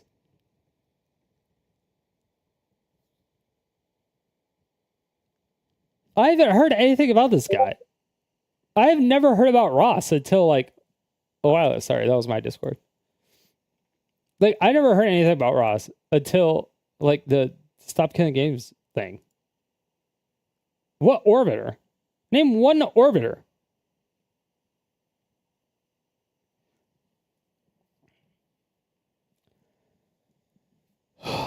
I also didn't see this one yet, this video.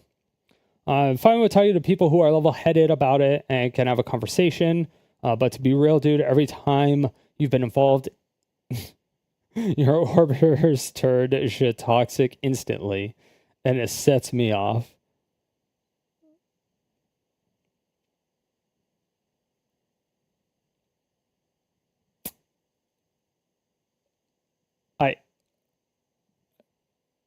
Sure, yeah. I mean, I could see people, I mean, those are probably trolls and not necessarily people from his community.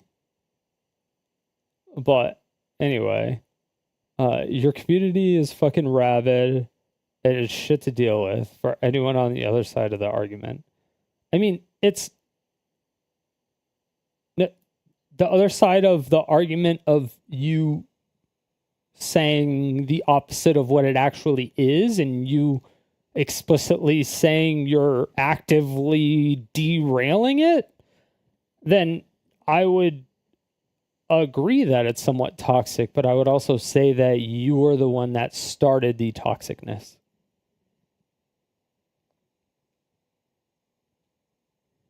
All right, later, Great Deft. Take it easy. But yeah, that kind of pissed me off. I was like, you called him a bunch of names when you didn't know him. You called it stupid. You said the whole movement can eat its ass. You said that you weren't going to support it, which is fine.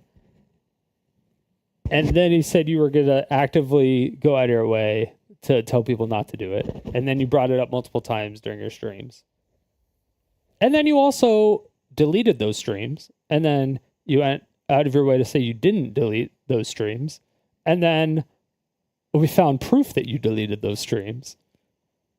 And now what are you going to do? How many times are you going to get caught in lies? Let's find out, shall we?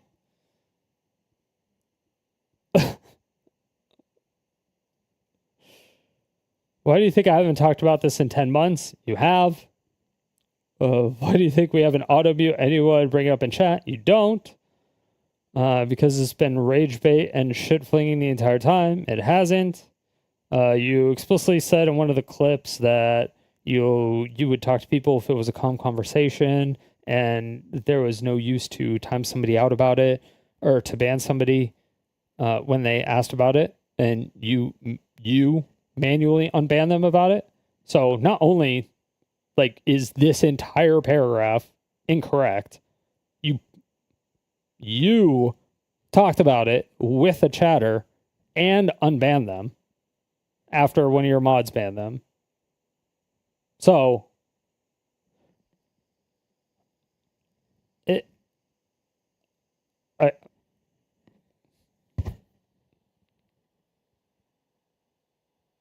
just like none of this makes sense. It's just so fucking stupid. Anyway, so he's like, I still disagree with your movement for all the reasons I stated, which is fine. They're just not in the movement. Unlikely to change at this point. I am more than fine with that. Community is fucking rabid, and it's shit to deal with for anyone on the other side of the argument. Why do you think I haven't talked about this shit in 10 months? Why do you think we auto-mute anyone bringing it up in chat? Because it's been rage bait and shit flinging the entire time. And just goes on about like how he is the victim of Ross's toxic, terrible community, which is hilariously hypocritical coming from Pirate Software, when in his videos and his streams, he makes it very clear and is very rude about how much he dislikes not only Ross, but the movement. And it's not like he's being very professional and polite about it, you know, buttoned up. Listen to it. So this was my first encounter of him. Oh shit, now this is actually really dumb. It's used car salesman garbage. This is shit. It's shit. Not only do I not want to back this, I'm going to actively tell people not to. That is awful. That is a horrible goddamn direction. That's awful, dude. No. All right, later, Danny. I know OP's up break. Dude. Why another tragic backstory? Oh, wait, hold on. Wait, before you leave. Did you see? I don't have everything. I don't even know if you can see all this stuff. I got a bunch of wanted posters.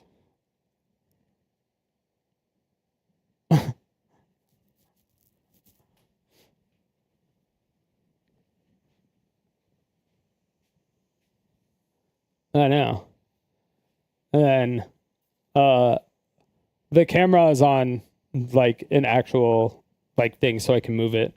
So I'm going to be doing a like One Piece comparison. Going Kuma, dude, Kuma is my favorite. But Kuma is still like my favorite character. Since he showed up, he was still my favorite character. But his backstory, Jesus Christ. That killed me. And I was like, dude, I knew he was a homie from the start. But yeah, I was gonna start a YouTube series of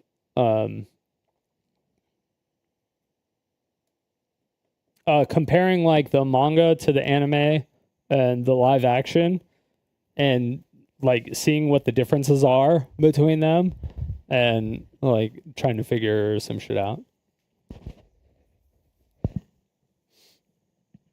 But yeah. But Loki's backstory, Jesus Christ.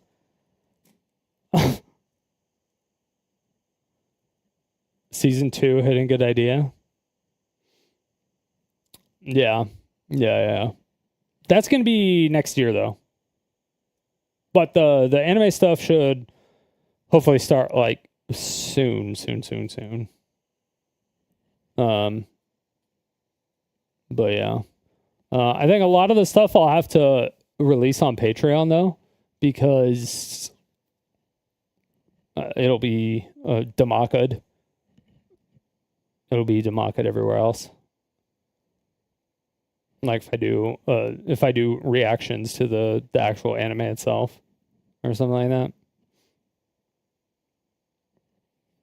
But that last panel of the chapter was crazy, dude. It's all been crazy. It's all been fucking crazy. Also, who is the fucking crazy bitch? Where did she go? I don't remember if they said that I thought they said she died from an illness or something. But did she just like piece the fuck out? And then like go home? Like she said? Like, what the fuck happened? I don't remember now. I'll have to take another look. I have to reread it. Well, no, like 2 weeks. Yeah, I guess so. I read it like while I was getting ready for streams, so it was just really hard. 3 or 4 we ever know nowadays. I know. Eat my entire ass. No. Eat my entire ass. Dude, I should have that as a notification. All right. Yeah, take it easy. Later. Thanks for stopping in. Love you, buddy. The level of stupid that I just had to receive was like sitting on Twitter for 12 hours. This shit sucks. That's a really stupid ass move. That's an incredibly stupid ass move. I think this is ass. This is complete garbage. All of this can eat shit then. I drop the mask entirely. I have no qualms about that. They can eat my entire ass. The whole thing. That sounds stupid as shit. Yeah, I'm sure it's Ross and his community that are actually the assholes here. Brother, come on, you can't possibly be calling the ambulance with a side of french fries here about people being mean to you when you are literally the one that started the shit-flinging and name-calling. And by the way, Ross never even addressed this for 10 months because he didn't want to dilute the initiative into just having it be boiled down to drama between creators, which I think was actually very big of him. The only reason he's talking about it now is because it's at the end of its life, and so many people still don't understand it because of someone like Pirate Software misrepresenting it, so he's finally setting the record straight there. Anyway, he did delete that tweet, but just a little while ago, he made a new tweet, a very long tweet as well as a series of tweets under it in regards to this whole thing. And in all these words, all this mumbo jumbo, not once does he say he was wrong about anything. In fact, he just continues to double down, even proudly stating he is doubling down. Okay, wait. I don't think I saw a lot of this. Okay, hold on. Been reading through all the posts against me over your stance on the Stop Killing Games initiative. Okay, what about your... Okay, whatever. Nobody was talking about your stance. People were talking about your misreading, your misinterpretation, maybe, but misreading and misleading. But tons of people calling you a liar or that you're misrepresenting. Yeah, you are. Also, lots of content creators dogpiling on this to get their pound of flesh. I think it's a lot of content creators that are dogpiling to get the word out there that all of your community, because you have how many followers? And they're all like gamers and game developers. They're trying to get to your community so that they are aware that you misrepresented it and that you lied about it, so that they are accurately informed of what the situation actually is, so that they can make their own decision on the actual initiative and not just blindly follow you, even though you're lying. Like, blatantly.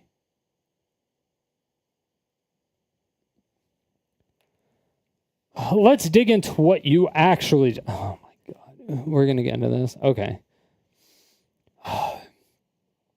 Did and said, you put 2 videos on August 6, 2024 and August 27, 2024. These videos are linked at the bottom of this post. Many people have not watched them, just calling me a liar or attacking my character. Well, I mean, when there's like 7 to 10 points in a line, it's kind of hard to not say it's a trend. when it's all in a straight line and there's no anomalies.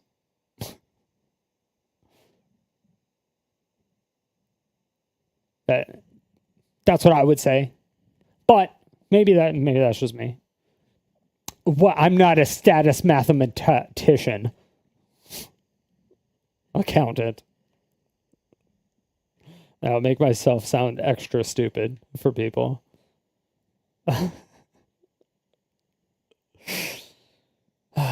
Monetization for these videos is disabled. So, dude, why? Leave the monetization up. Be like, I'm putting monetization up because fuck this movement. Like, if you're going to double down on it, leave monetization up. Why are you demonetizing it? Who cares? Like, half the people, if they're not giving you the charitability of going to your videos and watching them, they're not going to watch them now. And the few people that are, if they get ads and they're going to discredit you for monetizing the videos that you went out of your way to make, then, I mean, they already hate you anyway. So who cares? You might as well make money off of them. You saying, I'm not going to monetize these. All that does is that, like this just gets your, like, your little furry friends to like aid in the fisting parties that you have or whatever, allegedly.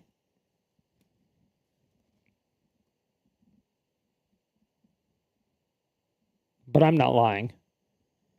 I'm doubling down. Fuck. I just say whatever the fuck I want now, Pirate. I don't know.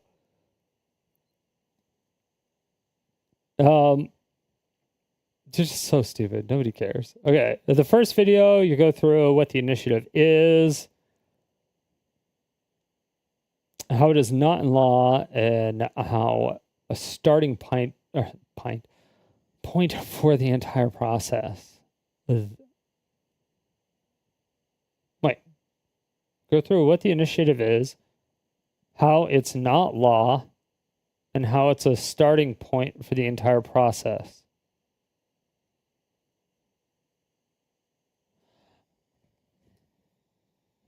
Okay, yeah. I mean, yeah, obviously. This helps people understand that this is to start the conversation for a change that can adapt later. Yeah. I then go through the initiative and some of its goals from the official page for it.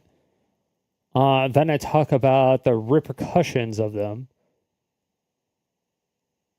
Should they be implemented? As written, all games need to be left in a functional, playable state. Yes. Next, I bring up the crew, walk through the business around it, the sequels, and the size of the player base at the time of sunset. I did this because it was called out by the initiative as an example of the publishers destroying a game. But just a little while ago, he made a new tweet, a very long tweet, as well as a series. To clear up some of the disinformation about my character, I left AAA in 2016 because you fucking hate how the industry is now. Oh, because they actually made you code and now you don't code?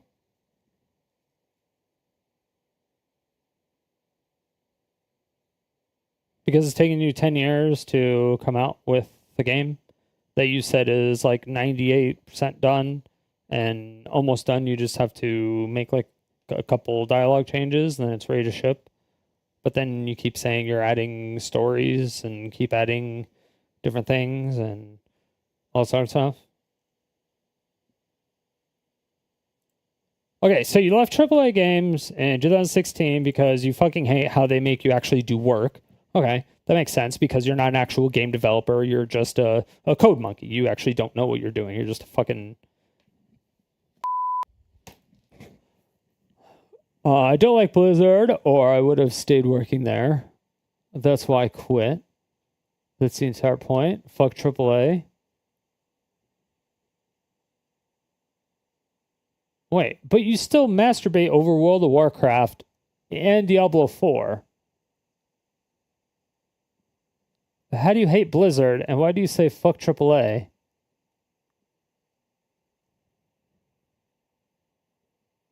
And you say you love Diablo 4, actually.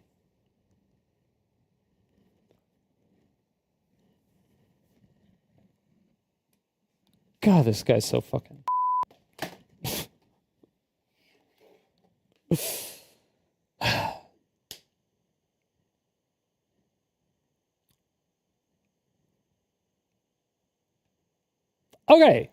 Okay, so for everybody that's here and everybody who knows my situation with WotC and Magic Arena specifically, when I say I hate WotC and I did all this work and tried to talk with them, tried to talk with multiple people, a bunch of those people got fired and laid off, and I tried multiple different avenues. I tried talking with multiple different people in the company, and then I got yelled at by the PR guy, and then that whole fallout went through, and then I got kicked out of the creator program as well as blocked on Twitter. All that shit happened, and so I said, okay, fuck you, WotC, and then I stopped playing Wizards of the Coast games and everything to do with WotC. And then I said, I retracted that and said, I refuse to do anything with WotC until they publicly apologize to all content creators. Not me, just all content creators. And I said publicly. I said they have to publicly apologize to all content creators. Not privately, publicly. I have said that. Now, if I go back and just start playing WotC games and shit, and or if I just go back to Magic Arena, or go and play some Dungeons and Dragons or whatever the fuck, what else does WotC do that's digital? I don't fucking know. Like, I don't know. It's weird. It would be weird for me to make those strong of statements and then just go right back to it.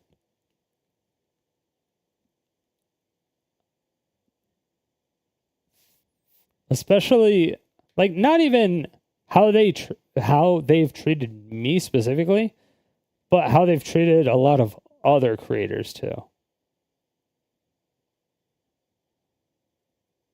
And it's crazy. And it's weird that they would.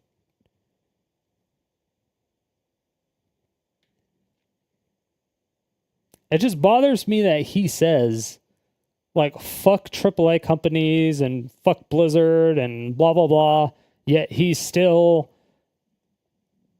buys AAA games and still, like, drinks Blizzard's cum, like, all day, every day, because he used to work there. If you didn't know.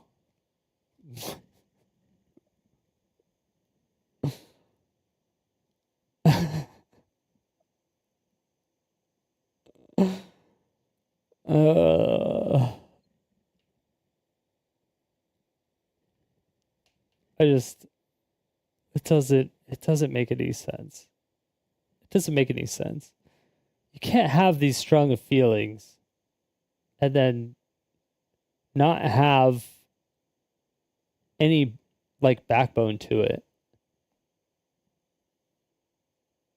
And then, like,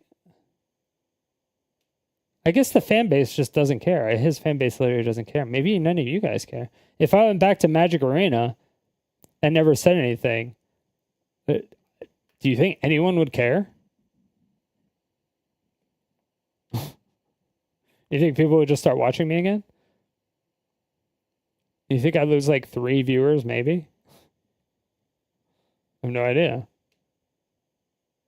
I'd be much bigger again. Well, I mean, to be fair, I'd be like I would be the only historic Magic Arena streamer in the directory.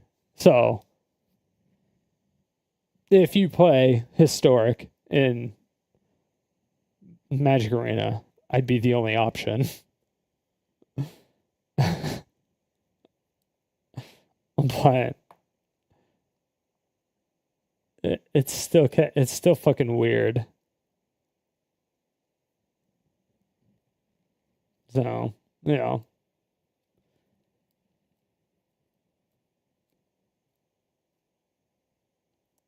I don't know. It's just like he has no backbone. He has no conviction.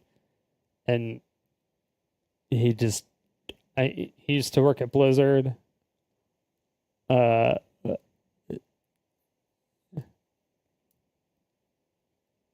He seems to lie a lot. He used to work at Blizzard. He has to, like,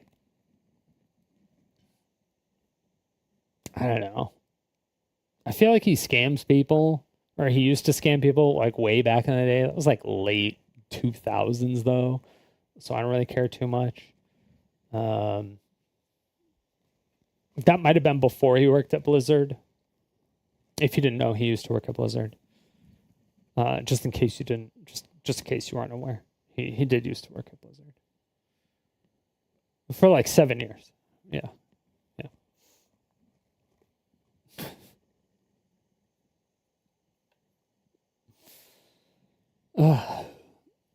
Okay.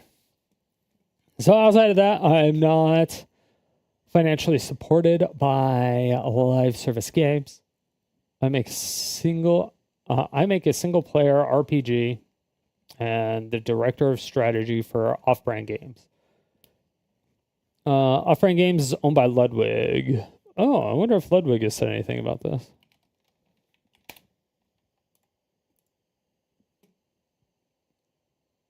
It's a good question.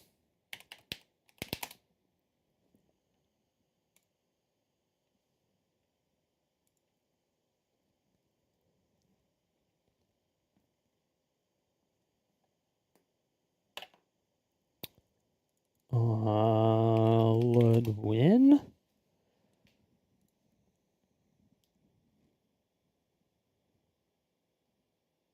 Wait, no, Ludwin. No.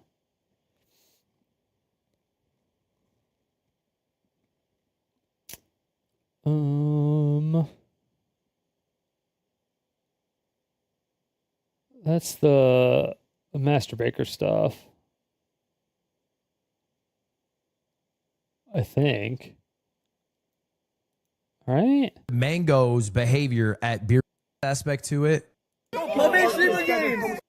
Opinions and lives come from clips and opinions they form, and then they move on. Because they don't actually give a fuck. They don't care. Do you think he even mentions Pirate Software in here? No. No, he doesn't. Okay.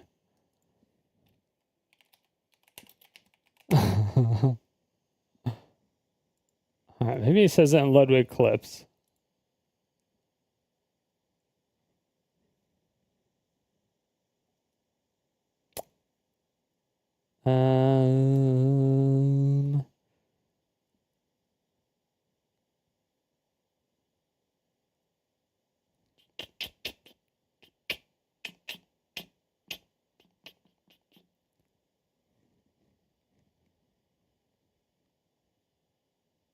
Yeah. Damn, I wish I had that. I need to save that clip.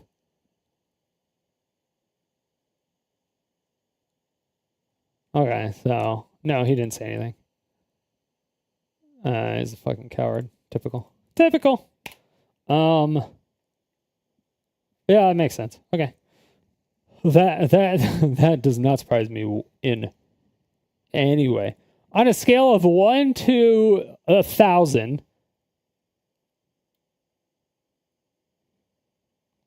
okay, if there was like 1 million large content creators out there with over like 1 million subscribers, Ludwig would be the one that I would say would not talk about this situation. If I were to take a guess. And yeah. Unless he did it in a stream and just didn't put it into a clip, that I could possibly find it, but I don't know.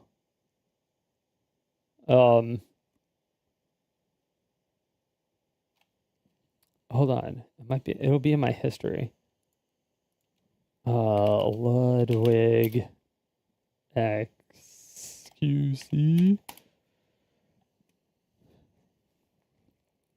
Where is it? Where is it?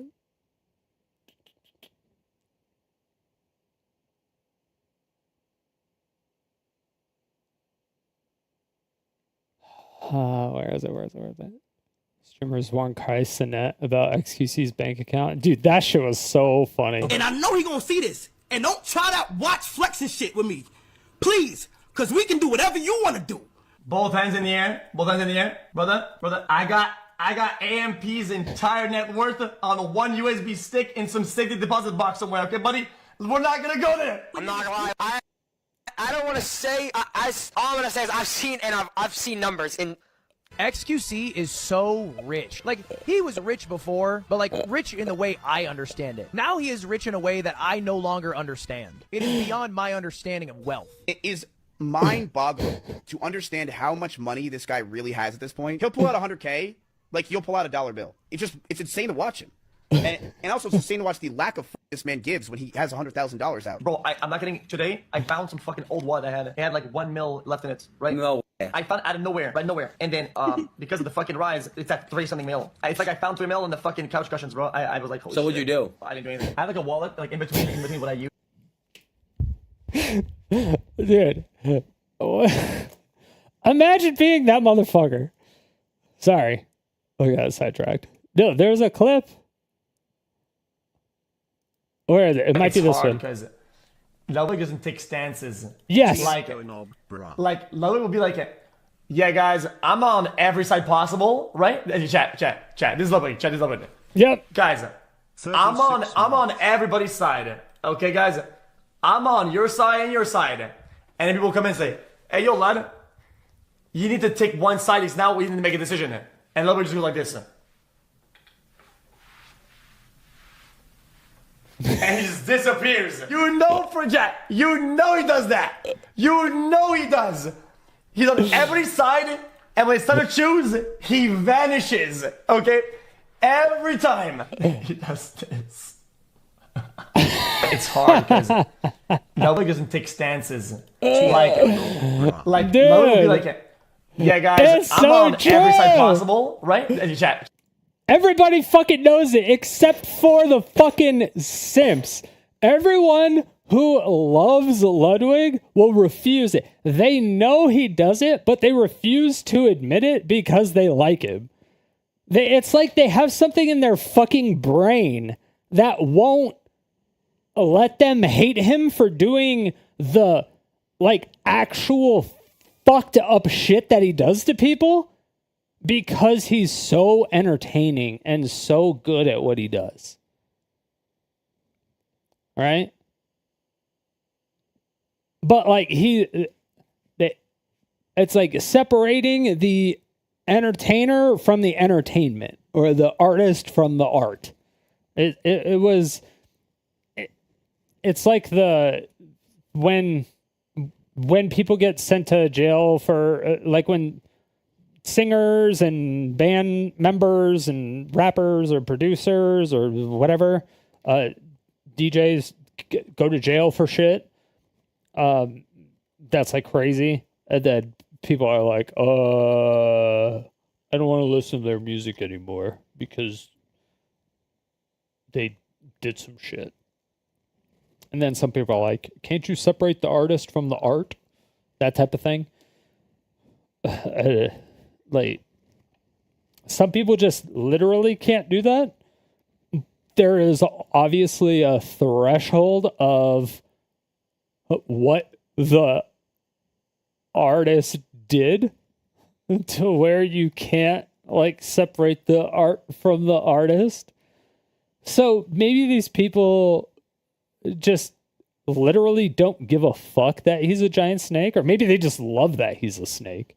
Maybe they just love it, which is fine. I mean, it's fine if you like that he's a snake. I think it's fucking funny, but I think it's fucking weird that nobody calls him out on this shit, because like he fucking owns Off-Brand Games, and he's like representing Off-Brand Games right here. He's like name dropping. He's like, I'm just a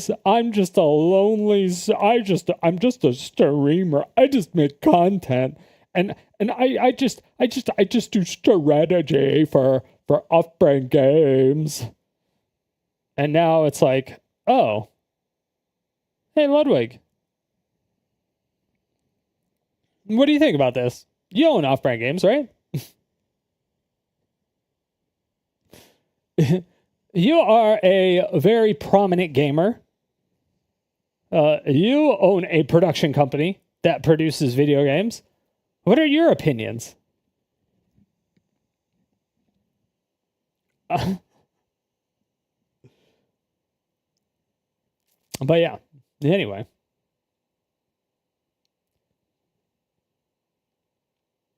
Outside that, I'm not financially supported by live service games.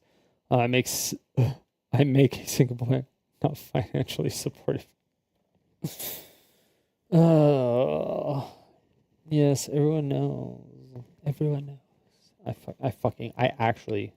I cannot stand that. Like, he's gonna drive me crazy. His stands are so fucking like.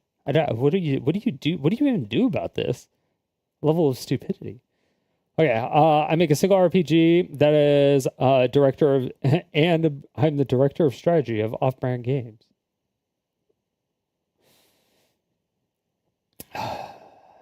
In that position, I am paid minimum wage by my own decision because I care about the game succeeding and not about profiting off them. Why would a CEO take minimum wage, though? I know he's just a strategy person or director of strategy or whatever, but why would a new or smaller company willingly take minimum wage when you know or most likely know that it's going to succeed? Let's see. Is it because you can just, I don't know, get like a bunch of stock options instead, so that there's a lot less paperwork when it comes to like payroll taxes and stuff? You don't have to worry about a lot of it. I wonder. And so you just like give yourself a bonus at the end of the year, because it's a lot easier to do that than it is to give yourself a salary or to give yourself an hourly rate. And so you give yourself stock options, and then you give yourself a bonus, and then you pay yourself minimum wage because you're legally required to give yourself minimum wage, because you can't pay less than minimum wage technically if you own a company. Well, a big company or a company like that. It's something that's like incorporated or something. So,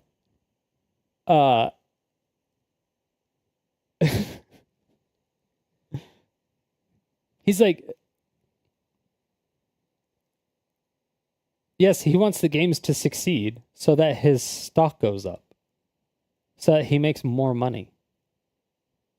He can get a bigger bonus, and his stock is worth more. I don't know if the company is public yet, or if it will be public ever, which probably will be. unless they're keeping it a no, they can't be. They can't be keeping it a wait, aren't they? They made it a co-op, right?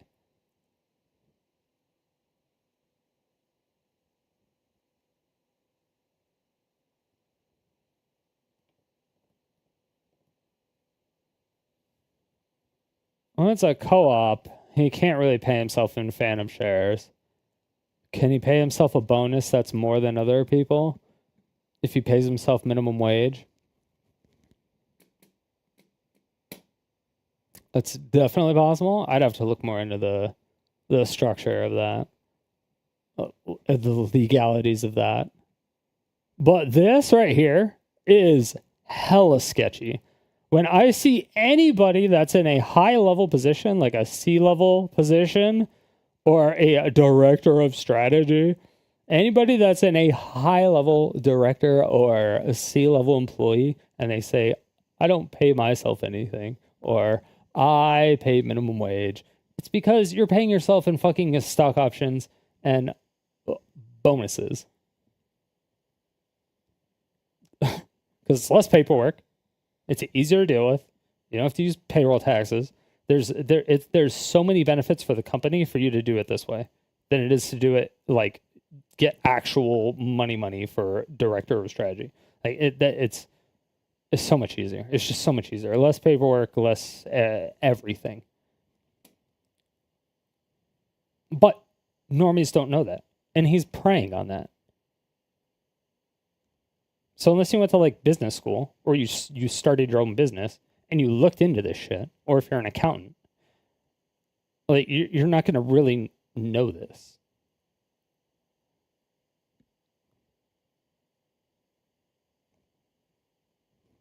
So yeah, I don't know.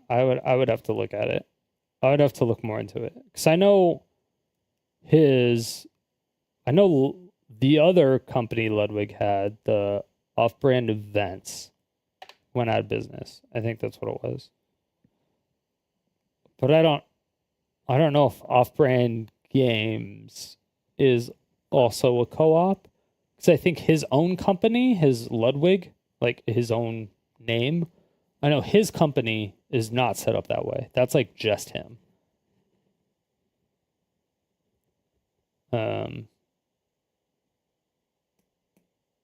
I guess I could just ask Nick Allen. I don't know if he would tell me though. Because Nick Allen's the CEO, right?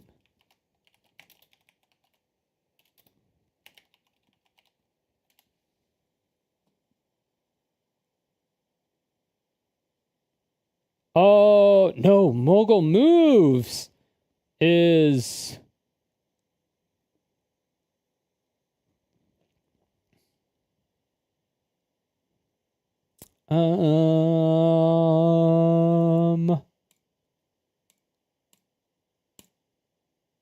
CEO and co-founder of Off-Brand. Okay.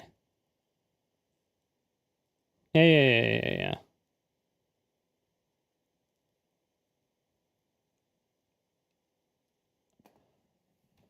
I thought one of them... Wait, one of them went out of business. The event company he had went out of business.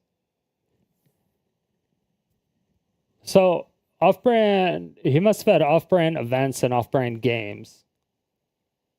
And then he also has Mogul Moves. And then he also has Ludwig. I guess. Interesting. I'll just fucking... Oh, damn.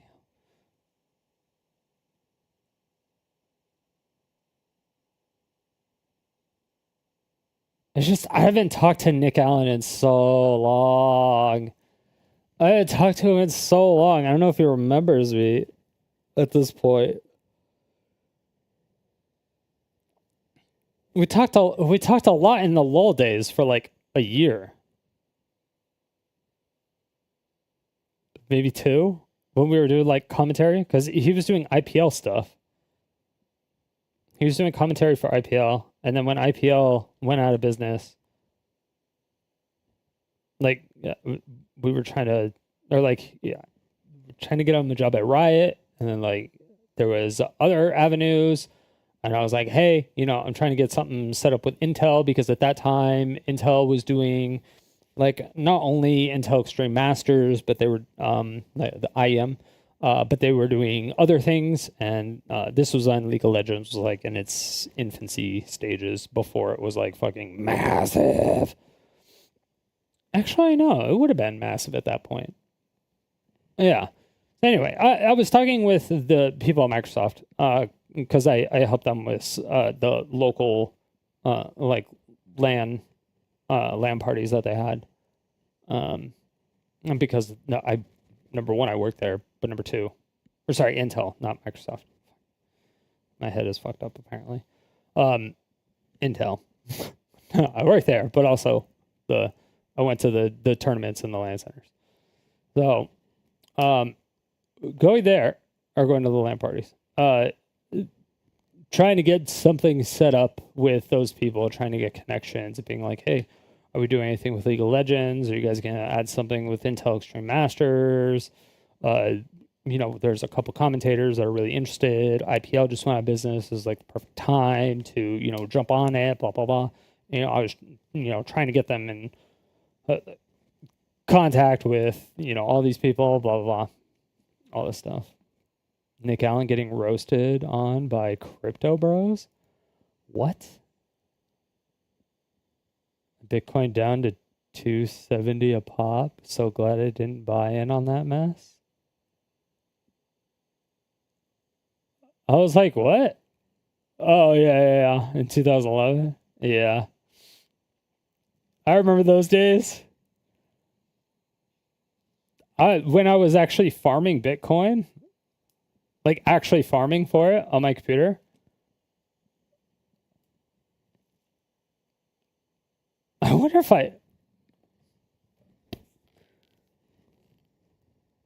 I still have that wallet somewhere.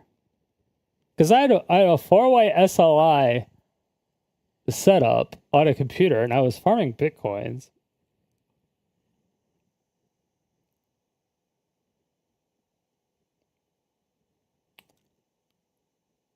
I wonder if I have that wallet somewhere.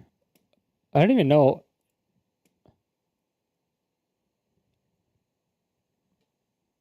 I don't know if I have. I don't know. I don't know.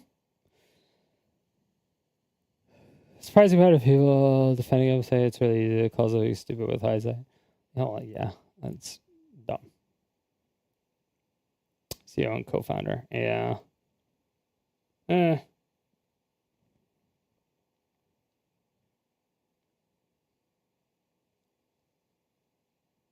Various leadership roles, including president and CEO of Mogul Moves. He did a bunch of shit with them.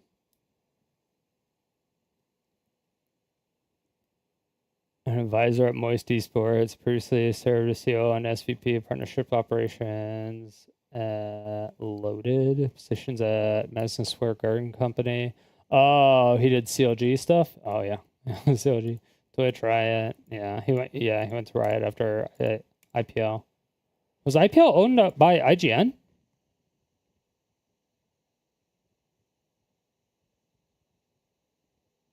I have no idea. I never knew what IPL stood for. I just went to the tournaments. IGN Professional League? I guess that kind of makes sense. I guess that would make sense.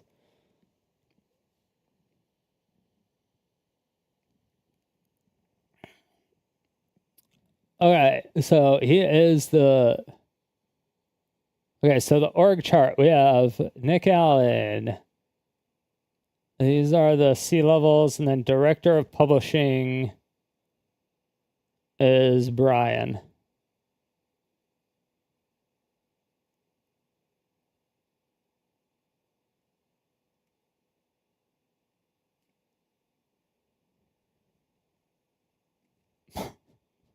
Wait, where's Thor? Does Thor not work for Off-Brand?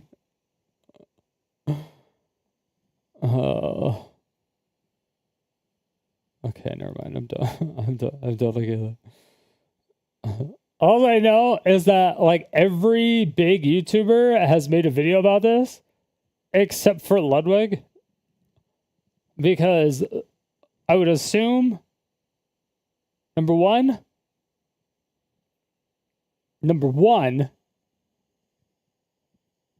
Ludwig owns Off-Brand, so he employs Thor, right?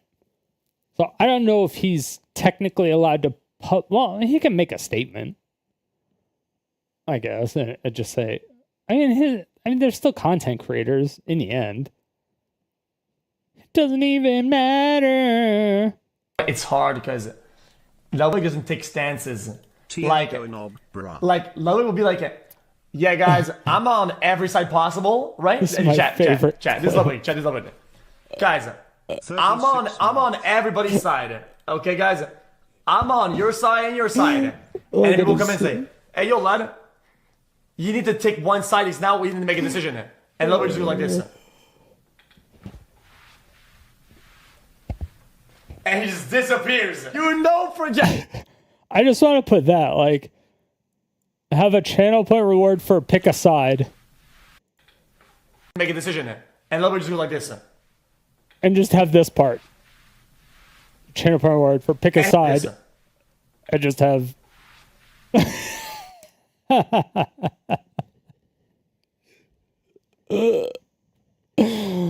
Oh... A fucking A, dude.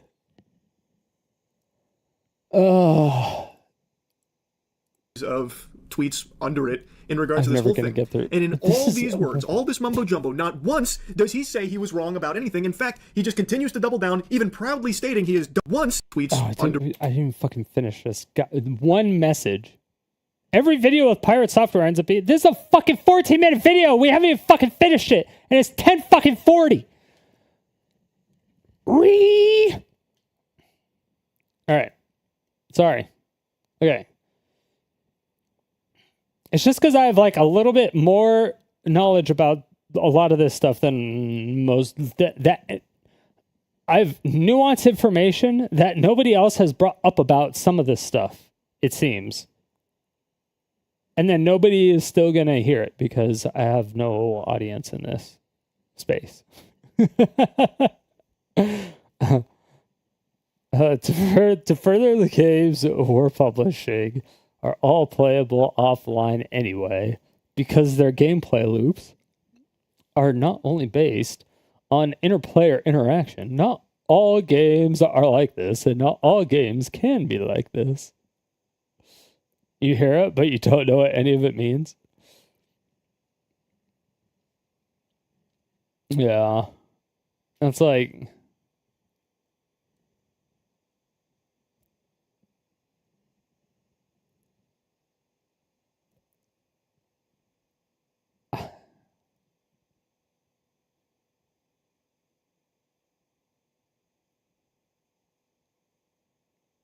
I don't know. Yeah, I don't know. Well...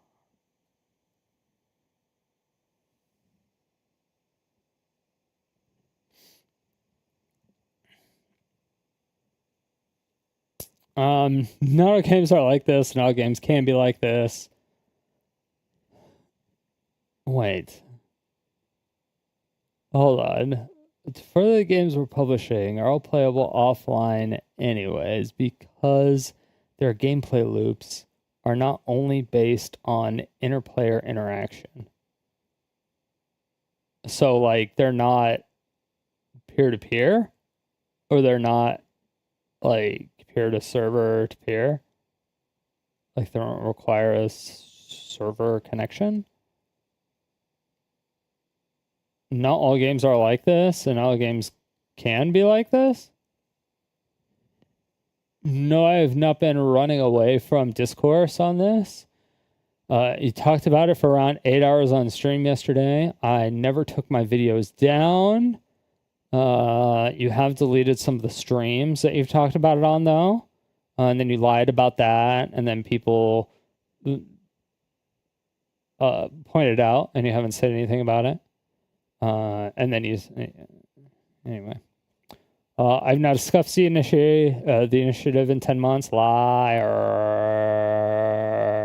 Since I've released the videos. Liar. My internet has also died mid-broadcast, so I've had to go live again 30 minutes later.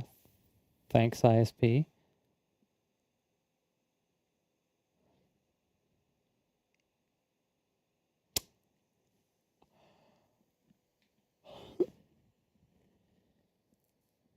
Wait, what? Oh yeah, because YouTube does have a VOD restriction, so you can only stream for like 12 hours before it won't save the VOD anymore. So someone may be talking about that and how, because like he always streams for 12 plus hours or whatever. And so if he's always streaming for 12 plus hours, then there's a VOD all of a sudden for like 4 hours. Everyone's like, hey, where'd 8 hours go? Or hey, where'd 4 hours go? Or whatever it is. He's like, my ISP died. Conveniently on the one day that you said I had talked about it. That type of shit. For that was scream, he's doubling down. Yes, I damn well am. I give a shit about this initiative and what it means for games, developers, and players in the future. To finish out, just because I don't support this doesn't mean you should blindly follow me in that. Good. That you should have led with this. Like, just because I don't support this initiative does not mean that you should blindly support me. Yeah. Yeah. I agree. Just because I said pretty words on the internet. You also shouldn't blindly bash me because some other creator said to. Watch the videos you put out, read the initiative, decide for yourself, apply critical thinking, don't outsource it to others.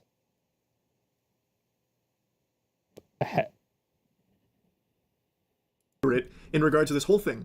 And in all these words, all this mumbo jumbo. Oh my god, there was another fucking tweet after that? Tweets under it in regard to this whole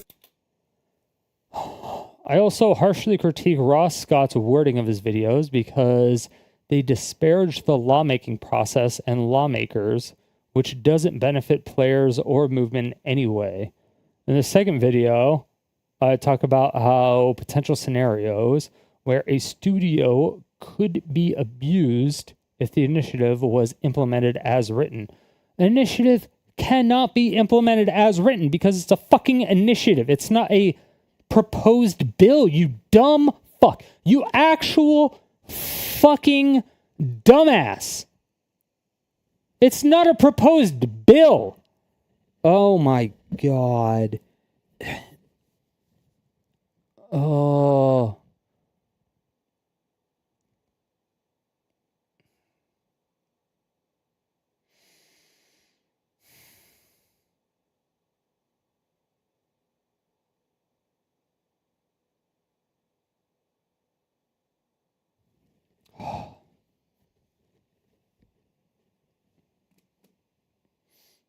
This guy needs to get them made in Canada.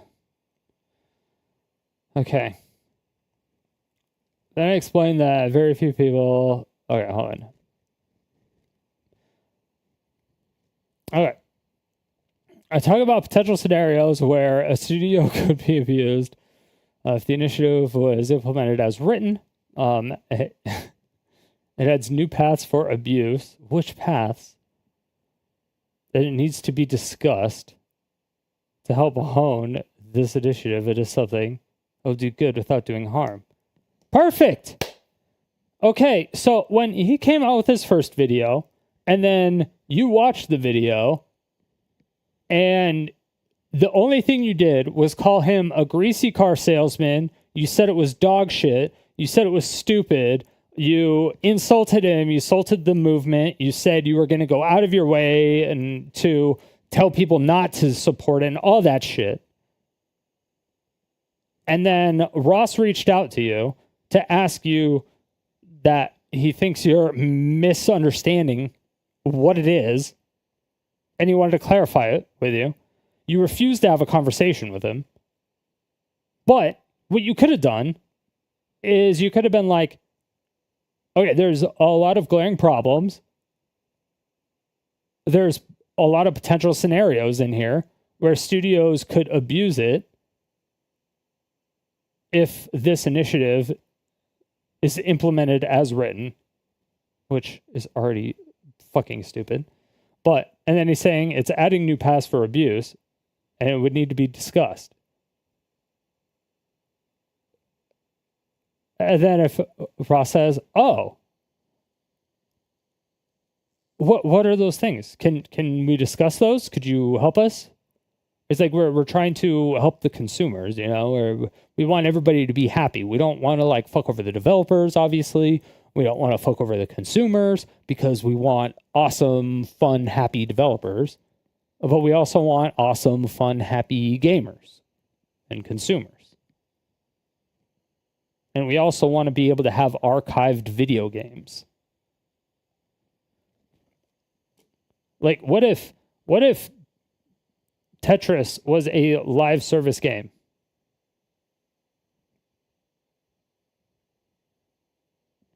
And then they just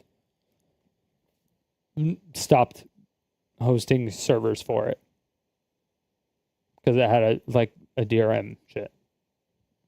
And they're just like, nah, no more Tetris. We have new Tetrises. We're making new Tetrises. We're doing Tetris 99 only now. You can't play the original Tetris on the Nintendo, the OG NES anymore. Because we shut down those servers.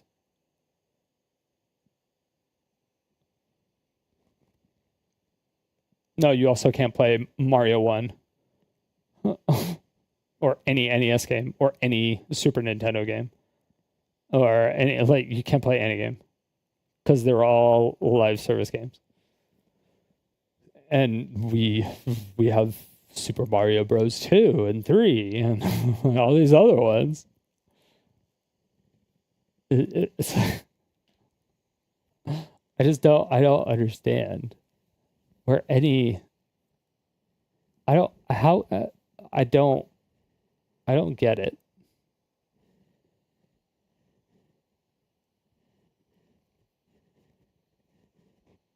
I don't get it. I just don't get it. How?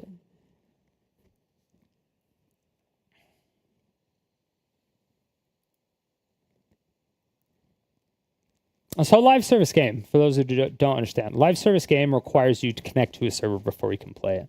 So it's like if you installed the game on your computer that was on Steam, but like the internet went out in your entire neighborhood or whatever, and the entire block, it was just down. Like somebody fucked up, your ISP fucked up, and it's like your entire, like there was 2 square miles where it was down, and it was going to be down for like 3 hours or 4 hours until they fixed it, something like that, right? So you didn't really have anything to do, but you had some games already downloaded, but they were single player games, right? Or there were multiplayer games that had single player modes. You're like, all right, whatever, sure. I'll just play some of those games because whatever, I already have them downloaded, installed, whatever, blah, blah, blah. So you try to play a single player game and it won't let you. You have Steam in offline mode and you're like, what? Why can't I play this game? It's like, oh, you can't connect to the server. You're like, why do I need to connect to a server to play a single player game? Well, that doesn't make any sense. And that's basically what this is. I mean, it does make sense to an extent, but in a consumer stance, it doesn't make sense to the average consumer. It does not make sense.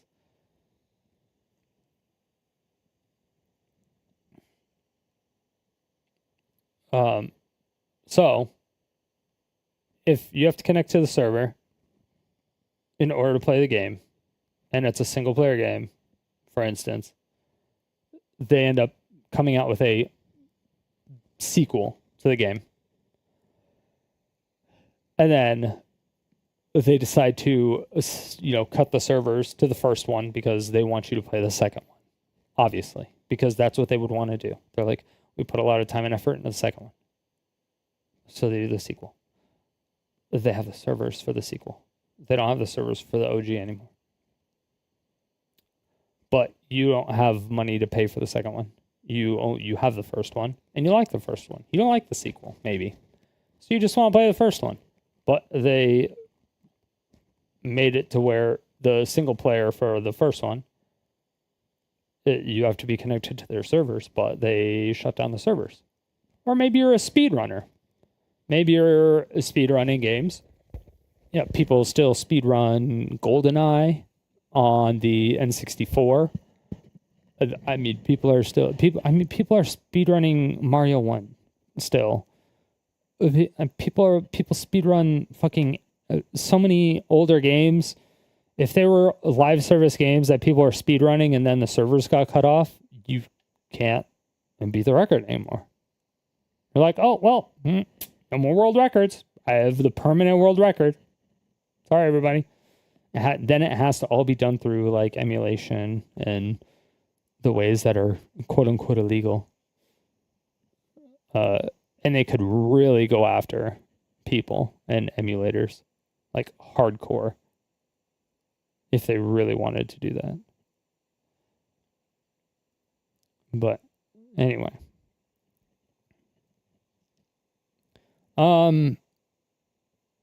Like if every game and every company did live service shit, they could hardcore do some stuff.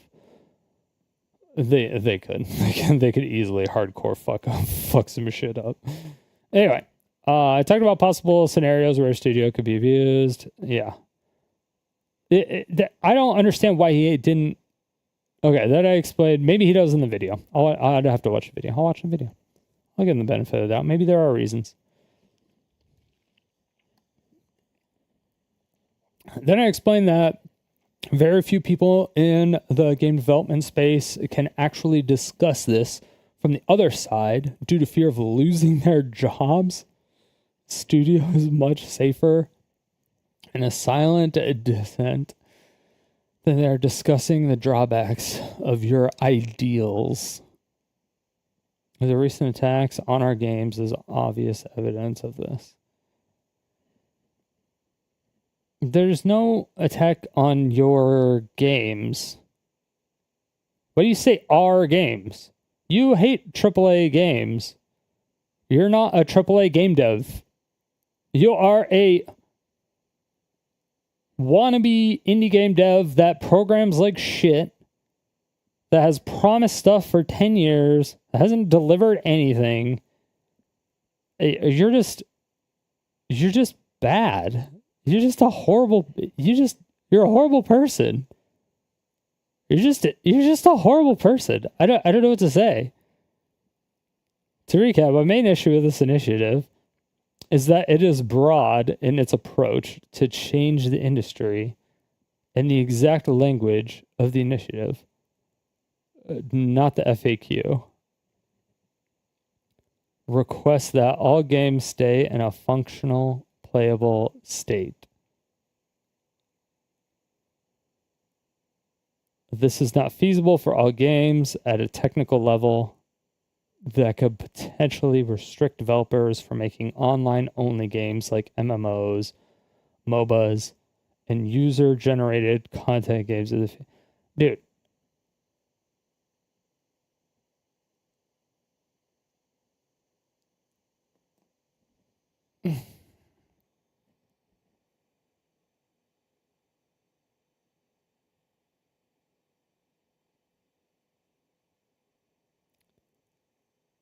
Warcraft 3 had a story mode, right? And you could make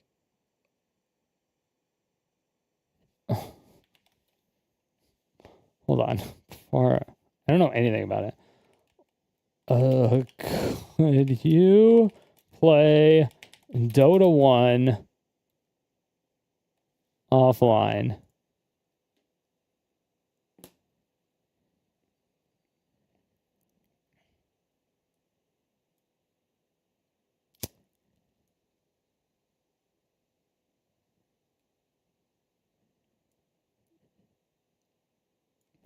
While Dota 2 is designed primarily for online multiplayer, you can still play it offline with AI opponents.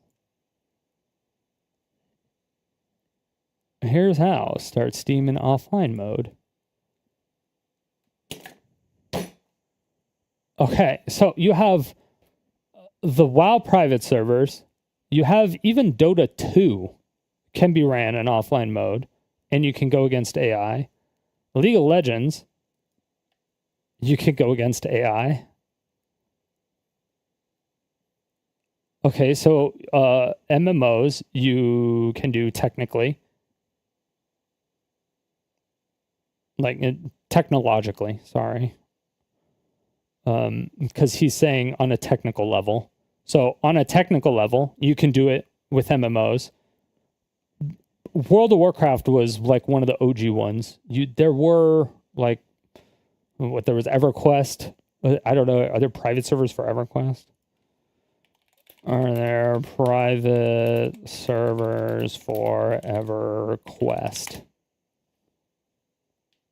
Yes, there are private servers for EverQuest. Okay. Okay, so there are for basically the first MMO. There are offline modes for the first MOBAs and the current two largest MOBAs and the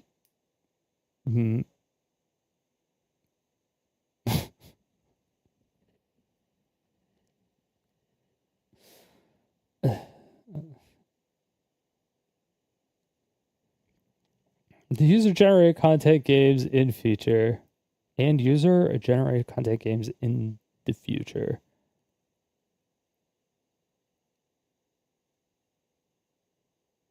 Wait, that list is not exhaustive and does it matter?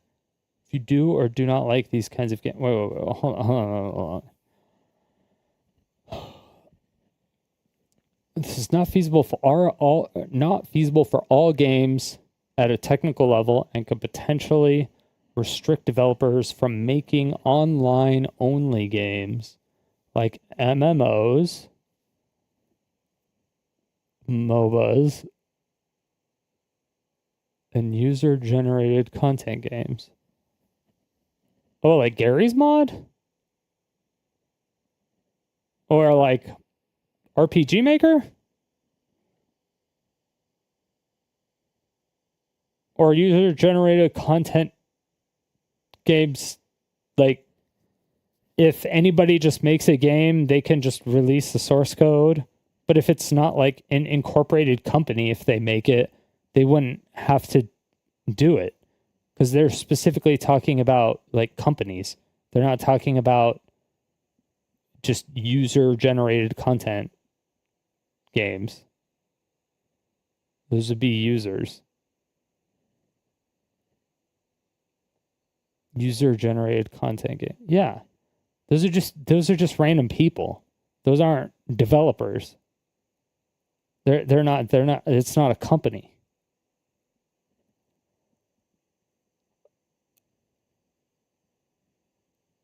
Okay, so all of this is just incorrect by proven.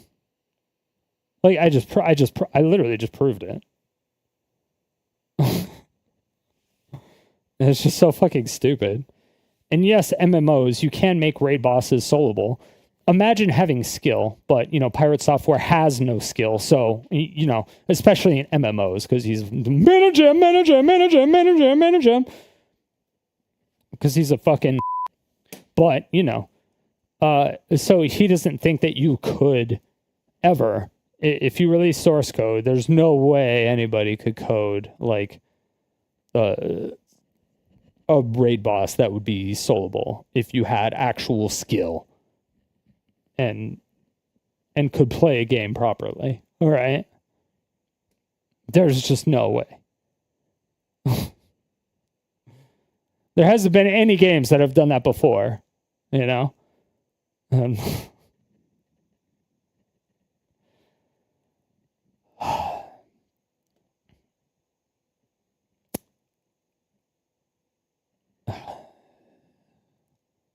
Effectively, this has the potential to restrict future developers from making kick-ass experiences because it locks a weight on their designs. Even though this is an initiative, are you going to give any example? Like, your whole response is vague. Like, your response is vague. I feel like this is Chat GPT and then you just changed some shit. Even though this initiative can change in the future, go to the core to the mission, deeply disruptive, so it needs to be called out.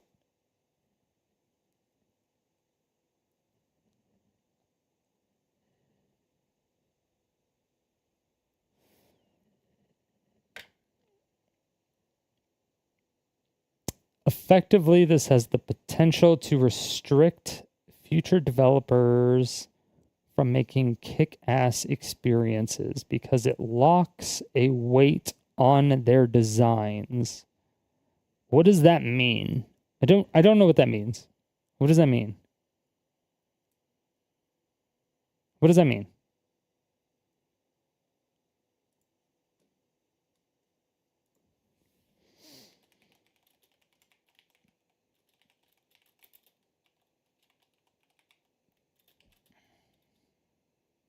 I'm adding it to my questions list. What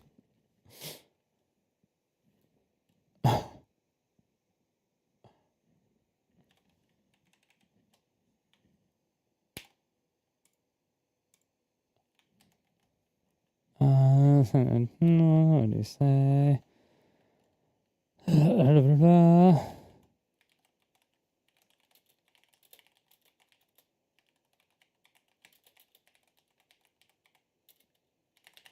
Respect future developers from making kick-ass experiences because it locks a weight on their designs.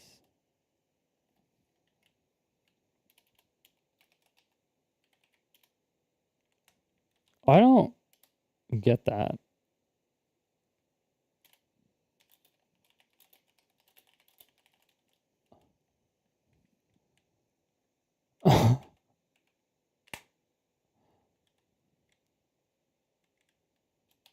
I don't understand what that means.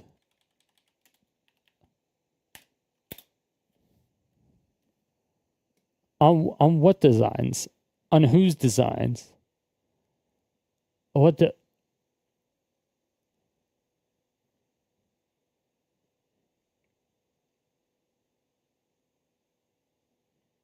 God, I need to talk to a fucking game developer. Thing. And in all these words, all this mumbo jumbo, not once does he say he was wrong. Just because I don't support it doesn't mean... Okay, yeah. Shouldn't blindly follow a creator. Watch the videos. As always, stay frosty. First video, second video. Minimum wage proof.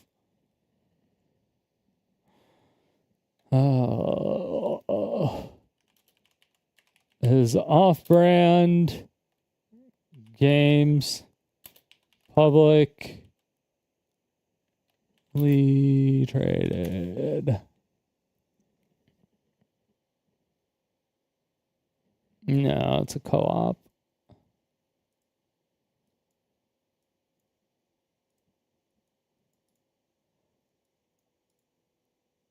Here's why. It's...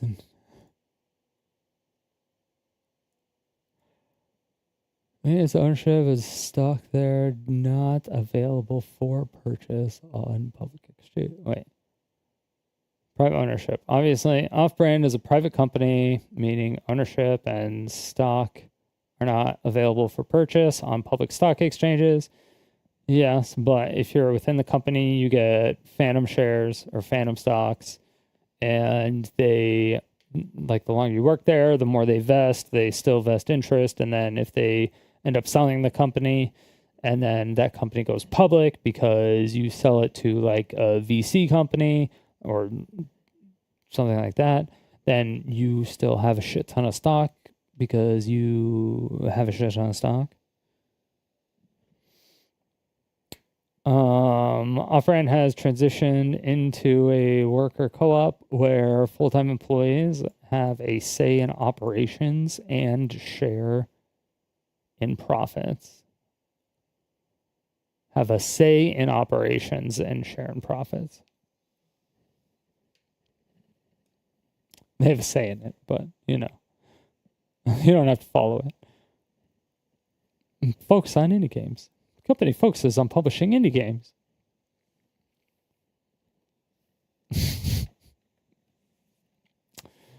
Okay. Does Off-Brand Games have Phantom stocks? I mean, they're not gonna. They probably don't have that shit. Seems to be some confusion or question about Off-Brand Games and Phantom stock based on search results. Seems to be referring to Off-Brand, which is the name of the company, and Phantom stock. Off-Brand is a company that was shutting down. Yeah. That was a worker co-op. What Phantom stock? Wait.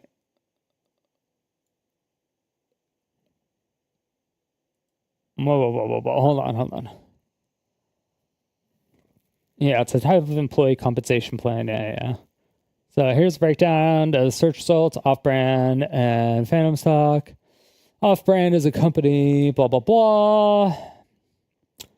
There's a company that was shutting down. This is one of the other Off-Brand companies. But they're probably ran the same. This was when Ludwig was like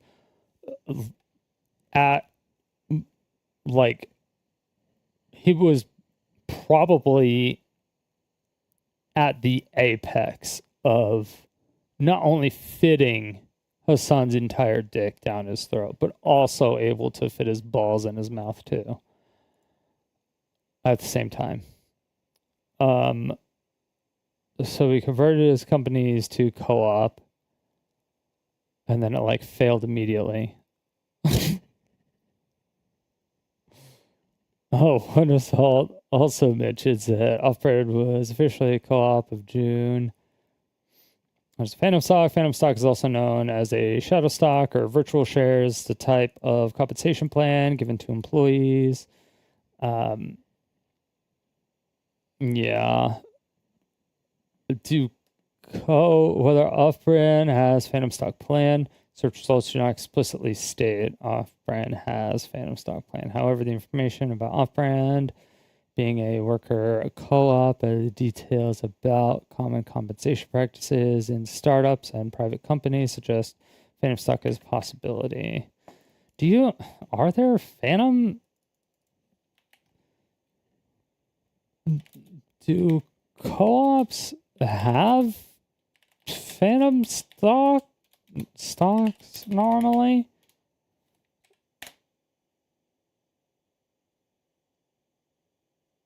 No, co-ops do not normally issue Phantom stock to their members in the traditional sense.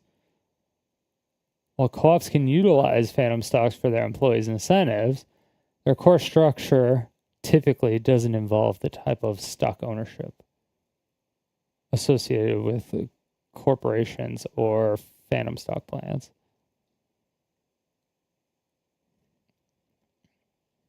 Equally allocation in co-ops. Okay, worker co-ops. Okay, so they all own the same exact amount of equity. Okay, so you have to buy into the company. So when you get hired, you don't actually get hired. You have to pay. You have to pay to join the company. And then if you get fired, they have to pay your shares to leave the company.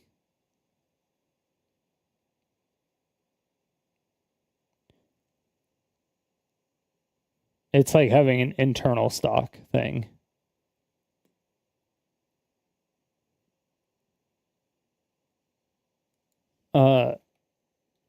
But wait, because you can convert a co-op to a non-co-op, and you can sell a co-op and they can convert it. So some people, well, yeah, I guess if you sell it, then everybody would have the same amount. But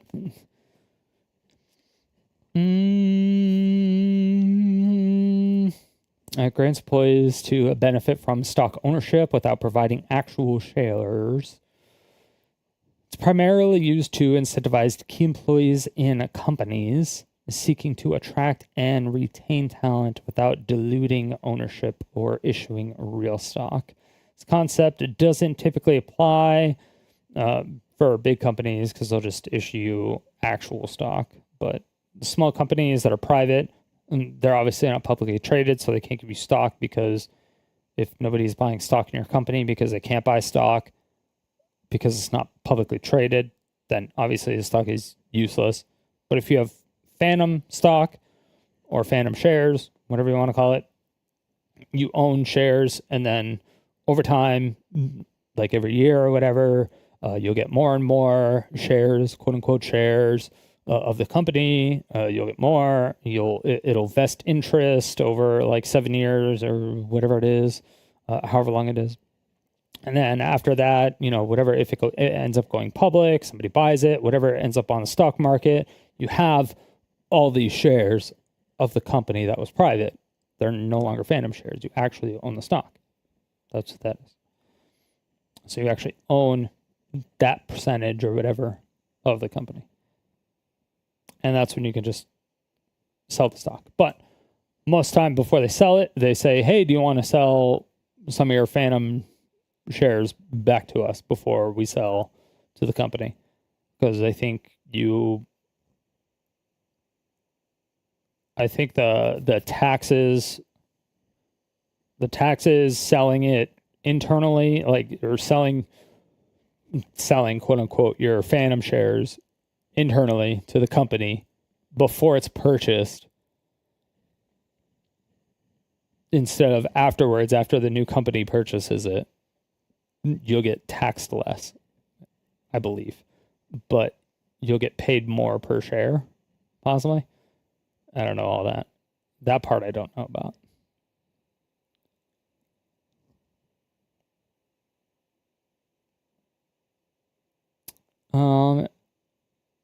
Employee incentives for co-ops. Some co-ops do utilize phantom stock or similar mechanisms to incentive programs employees, though this is not a standard practice for all members. Wait, for all members or all companies? I'm super interested. Is it possible to get stock options at a company that is set up as a co-op?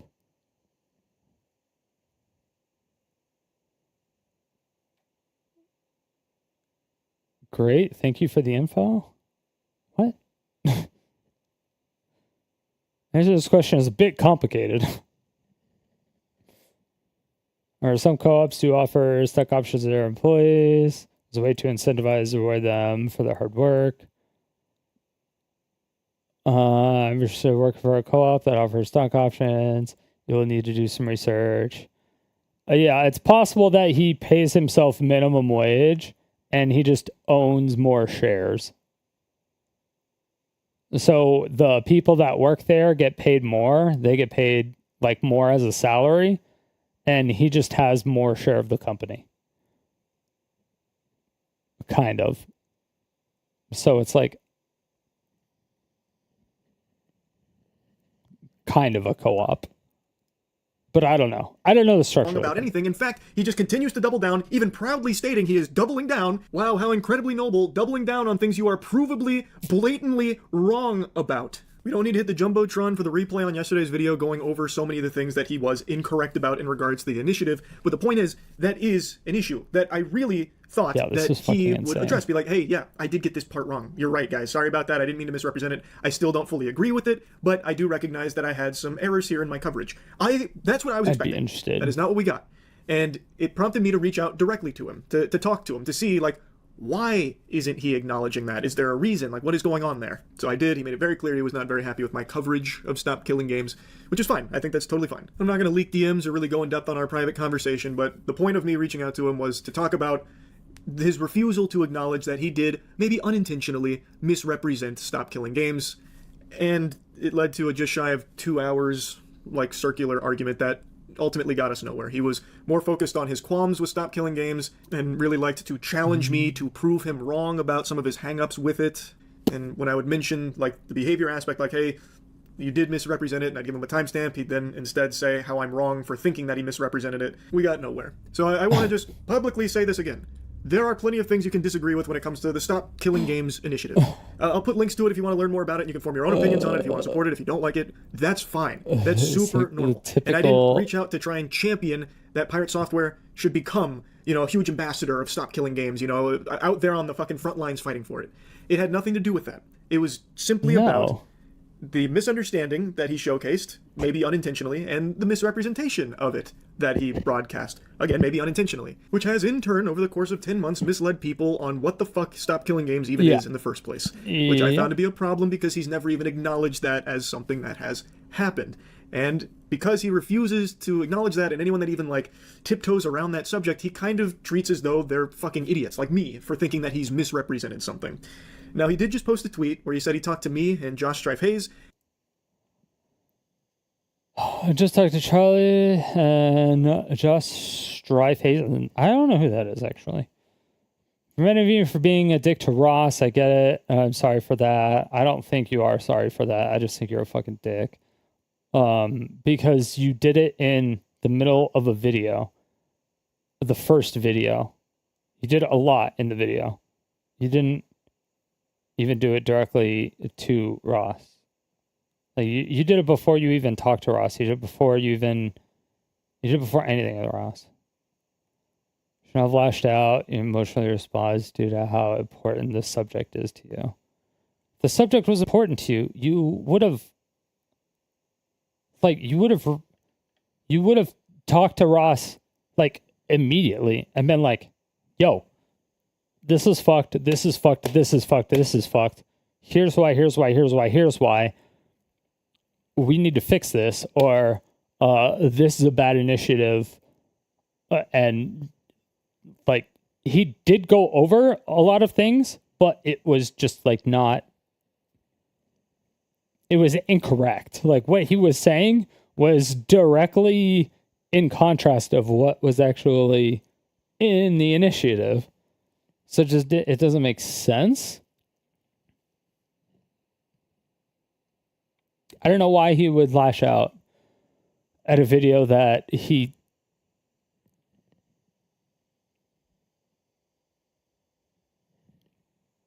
video and the website where it has all the information, and he was just like misunderstanding it and misreading it and everythinging it. I don't know. On the developer side, he didn't even say on the Blizzard developer side. I've been in a constant battle with people online for nearly a decade, trying to inform them how difficult it is to make and release video games.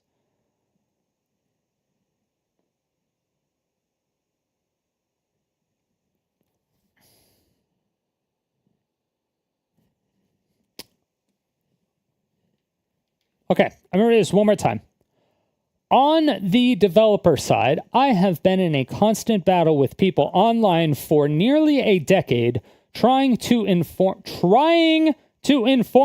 them how difficult it is to make and release video games. The idea that any of these technical hurdles are easy to overcome and would be simple to implement is the exact kind of thing I have been fighting. All right.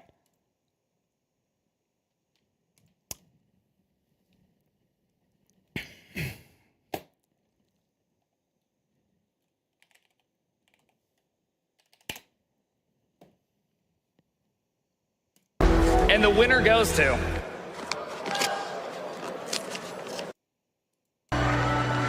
Pirate Software. Oh. God. Yeah, this actually is really heavy. Holy shit. So it's honestly amazing to me that we even have a category now. Like, the software and game development category is incredible. You guys should definitely check it out. There's many more creators than just me in there. It's definitely not just me. So it's incredible to me that you guys have voted for me for this, because a year ago, many people didn't even know I existed. And this has been one of the most amazing years I have ever had in my life. So thank you all very, very much. Seriously. And for those of you out there that want to make games, you have a home for that now on Twitch. You have this category for you to do that. And it doesn't mean you have to make an amazing game. You just have to make your game. Make it bad. It's okay. And then make a better one. And just keep doing it. So I can't wait to play what you guys make. And thank you all very much.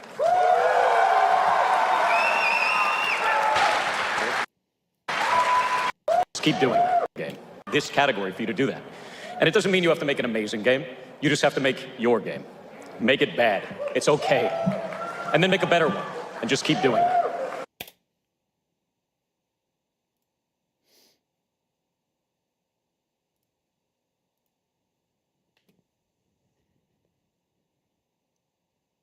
Seems quite contradictory.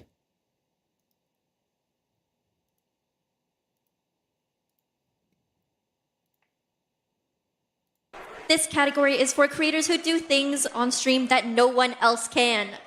There's a ghost hunter, a sketch comedy group, so much. a coder, and a streamer who plays video games using a device that...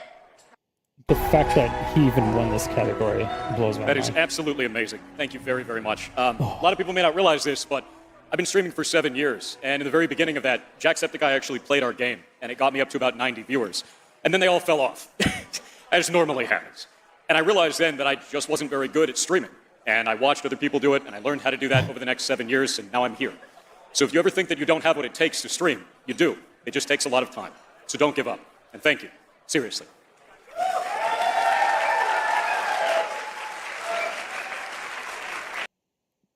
Okay, he didn't say anything about it there. On that one. So his first acceptance speech, he says, just make a game. Make a bad, and then make a better one, and then make a better one.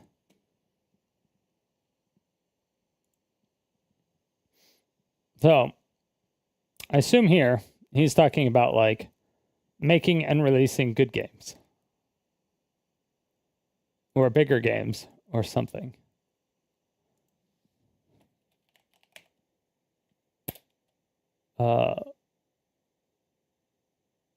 What was that? Steam.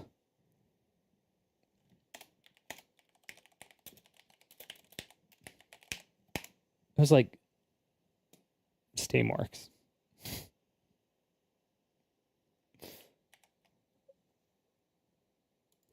How long does it take to release a game on Steamworks? At least a month, potentially longer due to a required waiting period and review process. You need to count for 30 days for waiting period after paying the app fee. So Steam will distribute it for you. You don't even need anybody to do it. They take 30%, where most other companies take roughly 50%. So, I mean, you make a game and you literally just put it on Steamworks. And you just fucking wait for it to be done.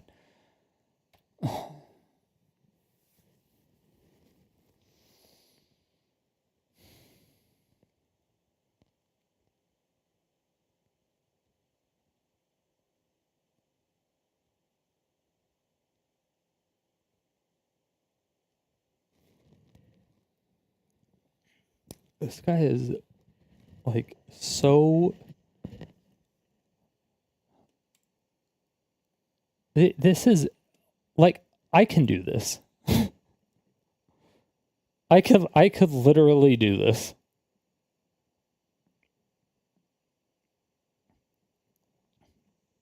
I could do this.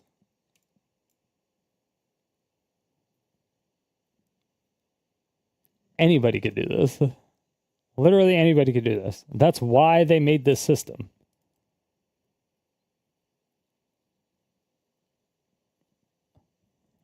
It's so fucking stupid. And he knows this. Because he talks about it on stream. He talks about how much easier it is. He talks about how Steam is great. Because you could just do it that way. And how they only take like 30%.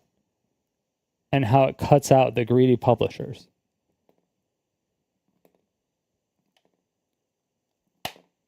I just like...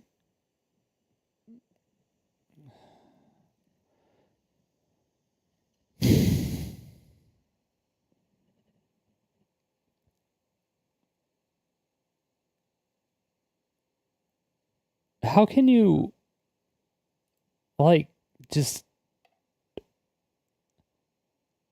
say shit so stupidly? After you've already said other shit so stupidly. Oh my god. I was supposed to get through, like, almost all of these videos tonight, and I haven't even got through the first fucking one.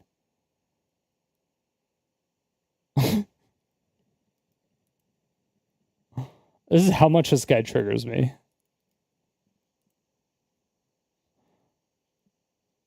The fact that, like, even his tweets explaining why he's being a dick or saying sorry for being a dick or whatever.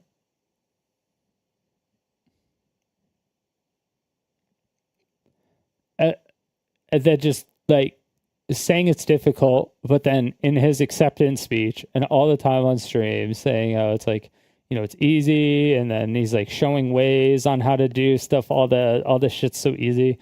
Like, and now he's saying it's so hard and all this other stuff. And it's like, are you talking about AAA games now? Are we talking about other games? Like, what are we talking about? Because you can still do all that shit. Like, Wukong still did great. Wukong was on fucking Steam. Like, I mean, are we talking about doing stuff also on console? Like, what are we talking about here?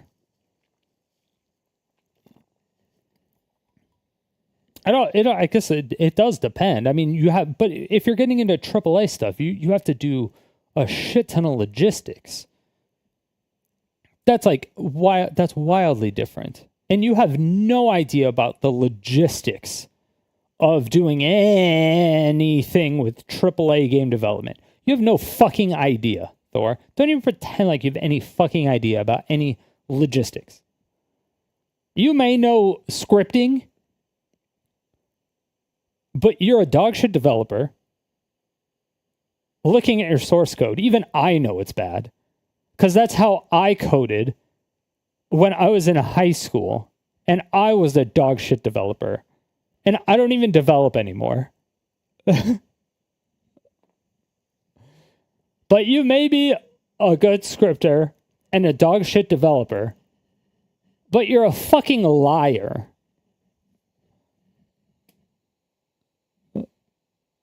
It's just so...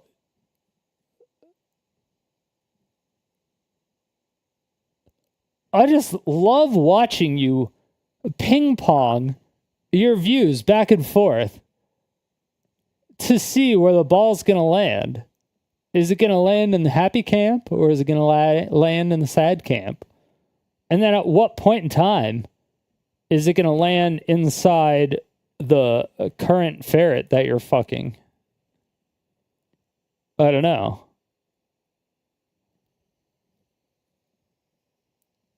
Yeah.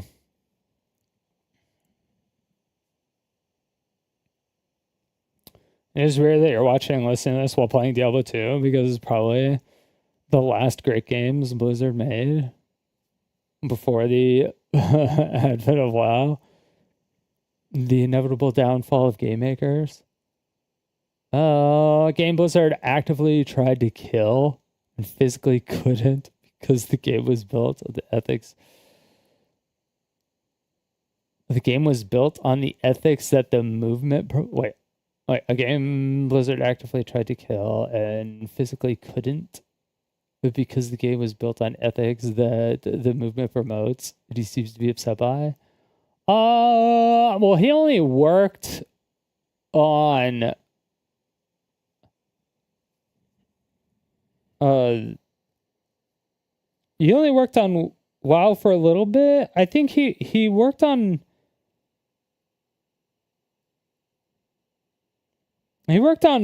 Warcraft 3 for a little bit, was it? Did he work on Diablo 2?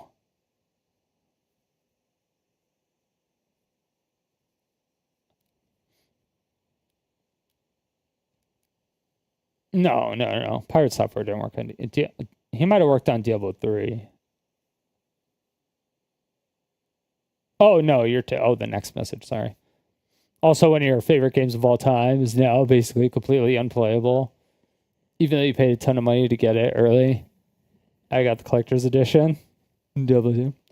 Well, there's like private servers and stuff, right?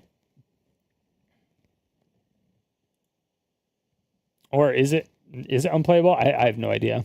They told everyone they were going to set it to maintenance mode. Then after 10 years, add new runes, words, seasons, armor sets. People created their own servers, the entire economies.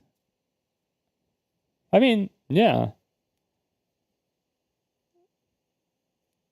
What's unplayable? OG D2. Two separate thoughts. D2 is still playable. Oh, okay.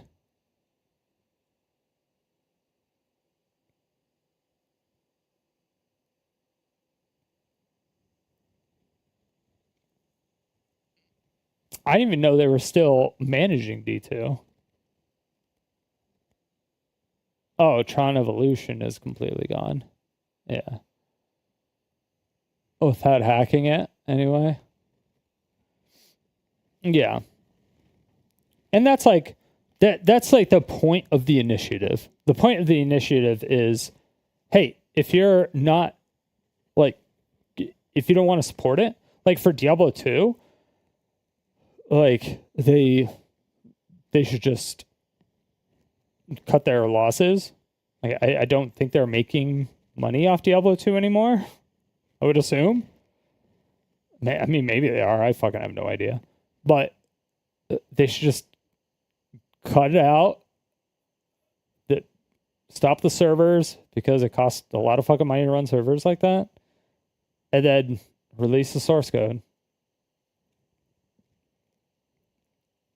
And then let people do what they want.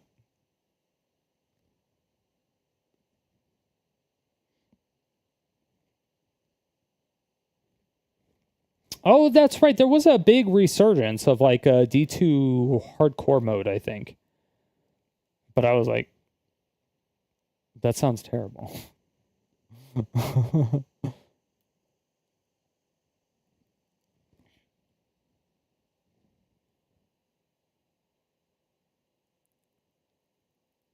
And in that tweet, this will prove how useless our conversation was, unfortunately. Okay, so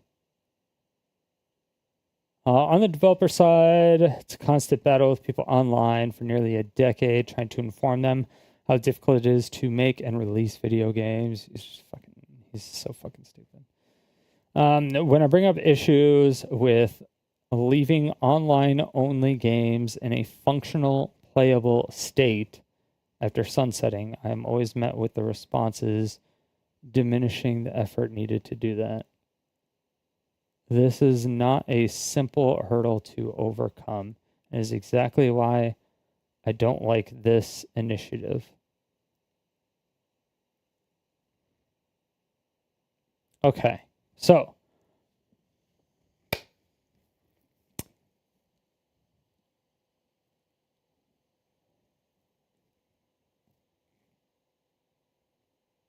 when we're talking about future games,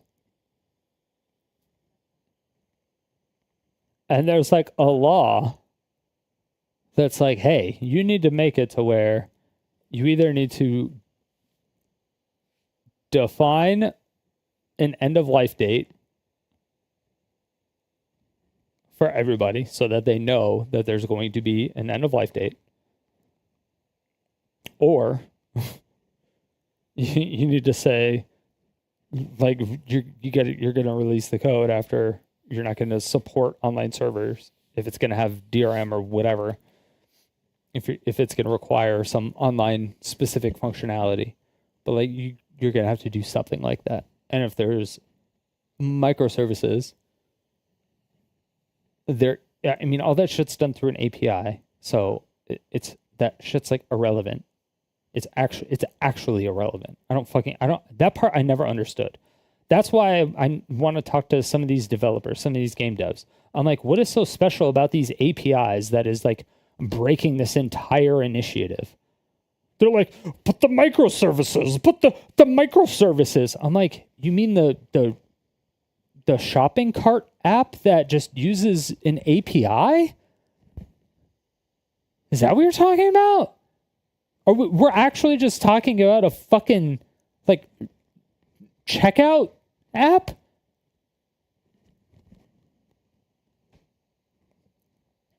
This is breaking the entire initiative?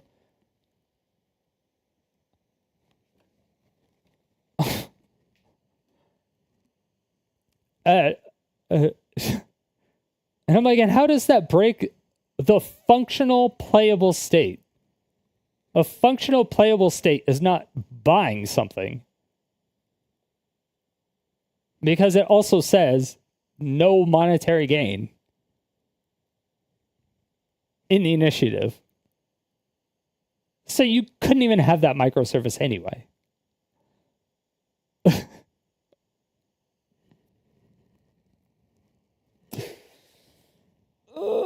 I know there's other microservices. But I need to know like what microservices types is he talking about that have APIs that are just like, oh, once we remove this microservice, it breaks the game, and there's no way for anybody else to come in with the same third-party microservice and connect an API to it.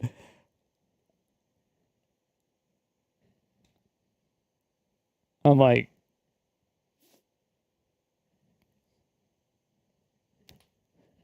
that part I don't understand, because that's like that's what I do. But I do it for like B2B software. I don't do it for this shit. I don't do it for video games. But I don't know what the differences are. It's like maybe there's something special in video games that is like completely different from B2B software that I'm not familiar enough with. I just have absolutely no idea. I have literally no idea. Literally none. Yeah, and then those communities get split up into private servers. Yeah, Path of Diablo, etc. PD2. Yeah. I mean, there's been tons of World of Warcraft Classic, like vanilla WoW servers and Burning Crusade servers and stuff like that, private servers. Stuff like that. And apparently there was no microservices on any of those. Maybe WoW was made before microservices were invented. Maybe APIs were not invented yet.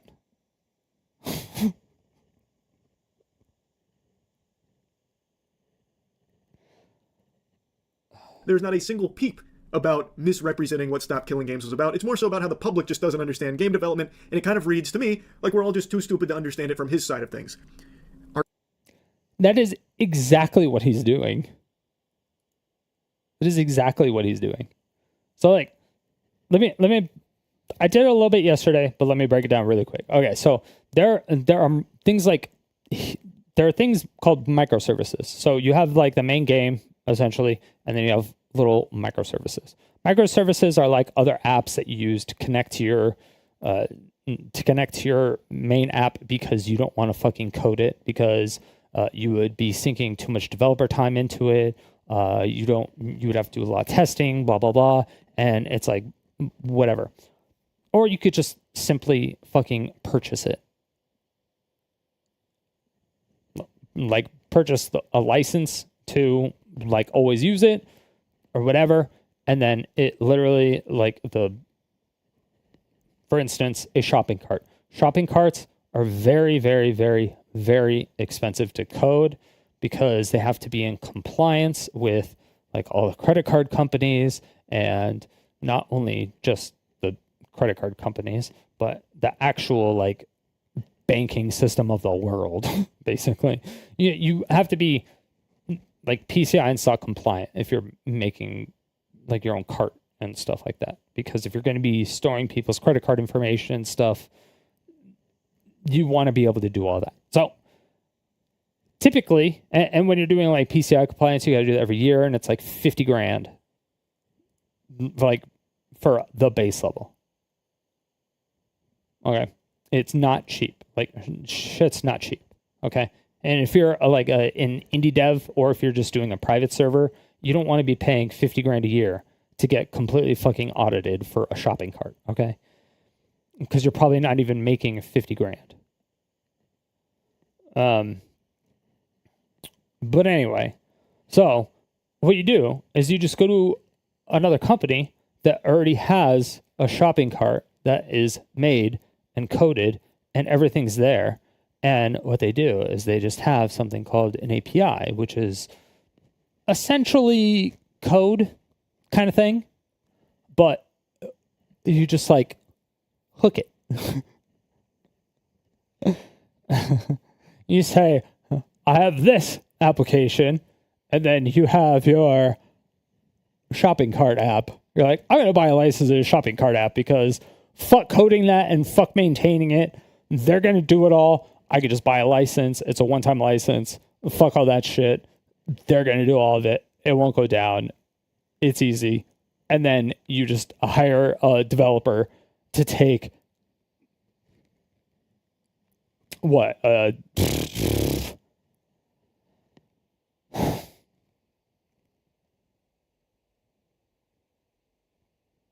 don't know. Let's say we'll take 2 developers one day to hook it and test it and make sure it's 100% working. And that's overestimating how much effort would be put into that. Way overestimating. I'm just saying, I'm exaggerating how difficult it is. And it wouldn't even take 2 developers. It would take 2 of me to do that.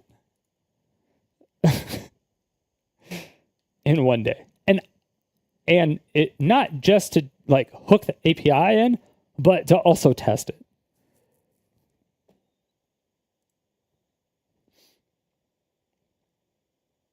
And I have maybe 5 brain cells, possibly 69. But it's just so ridiculous. But one of Pirate Software's arguments is that there's all these microservices that these games are using that they'll break if it's out. So a lot of it can be like login services. So login services it can be ran differently, but usually you have your own like microservices that you coded already. So when you release the source code, that microservice would be included with that source code. And if not, you would just like fucking login a login microservice could just be executed in a Lambda. You wouldn't even need anything for that. It's just like, this shit's so stupid. Like, his arguments are so fucking wildly, outlandishly stupid. Even me can pull them apart. And I'm fucking stupid.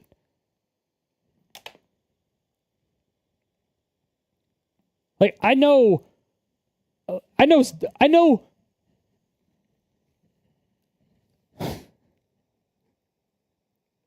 Okay, it's really, it's hard to say because like I can read code, I can interpret it, I can do like some scripting, I can do stuff. There's lots of things I can do, but I don't like doing it, so I don't care enough to do it.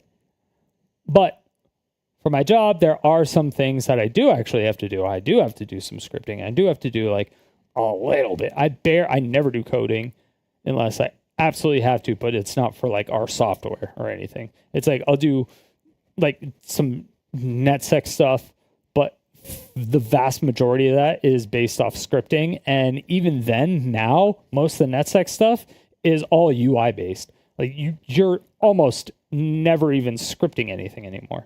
You're almost never even coding anything anymore when it comes to that stuff. Like even with like Cisco stuff, you almost don't even have to do any of that shit. You almost don't even have to worry about the vast majority of it, which is ridiculous. But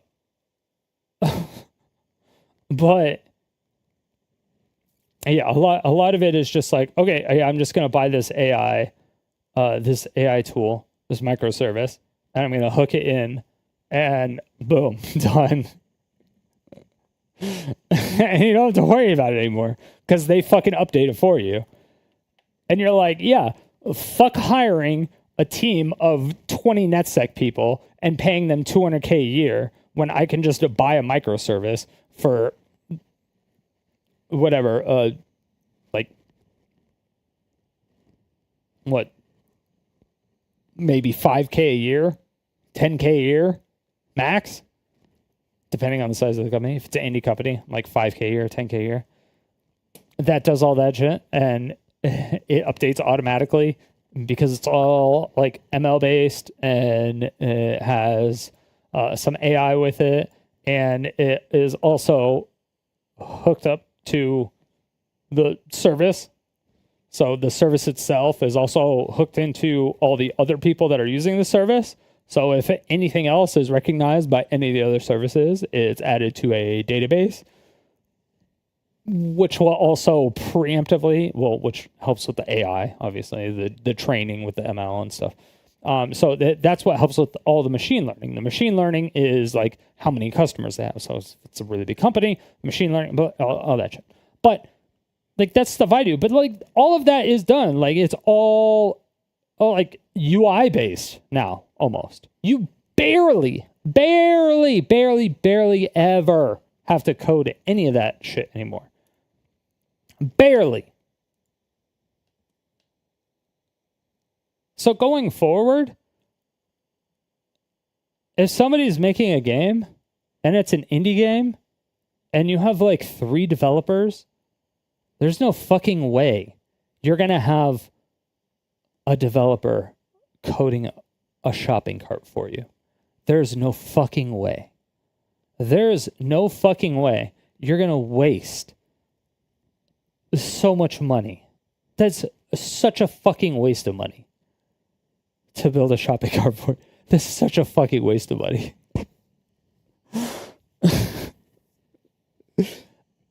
But like you get the point. And then his argument is that okay, if we just give you the source code, it's going to break anyway because the microservices aren't there. It's like,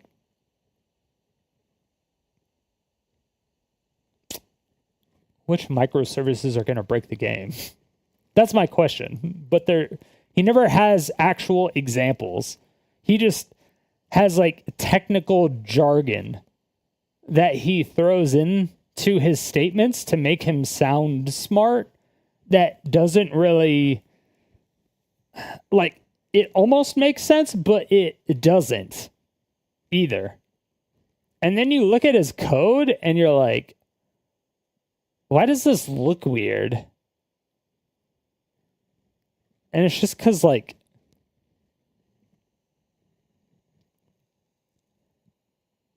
it's not like, in my opinion, it's just not formatted properly. Like when I actually looked at his code in GitHub, because you can actually just look at his code. Was it like Heartbound?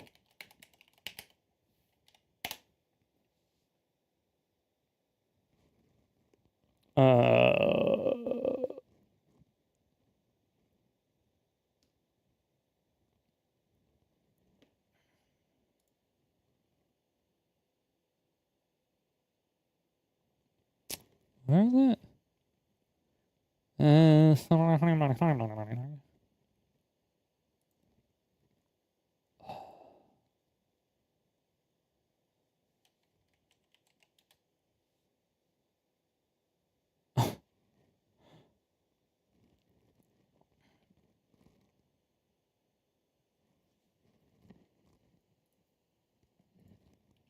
Heartbound GitHub.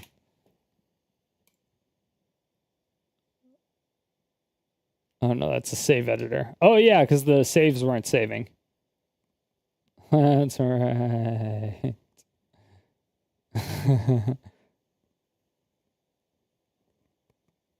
Yeah. I mean, after 5 years of coding.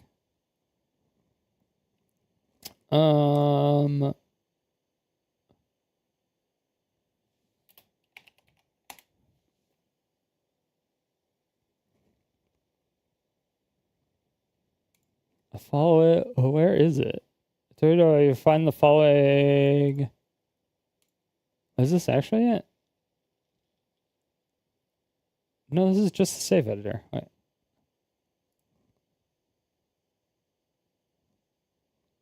Who, Megalol?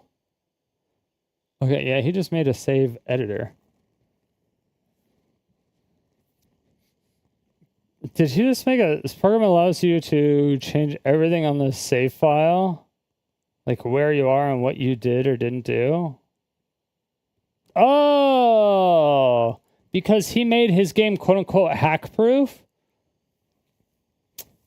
That's right.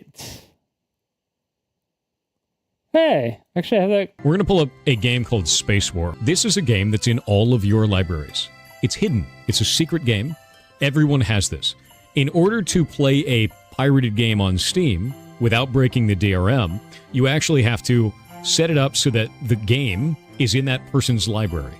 This game is in everyone's library, so you can just do it, right? As long as you change the app ID to 480. You can't get any of the achievements or anything, but everything else functions normally. So the thing that's really funny about this is all that's tracked by Steam.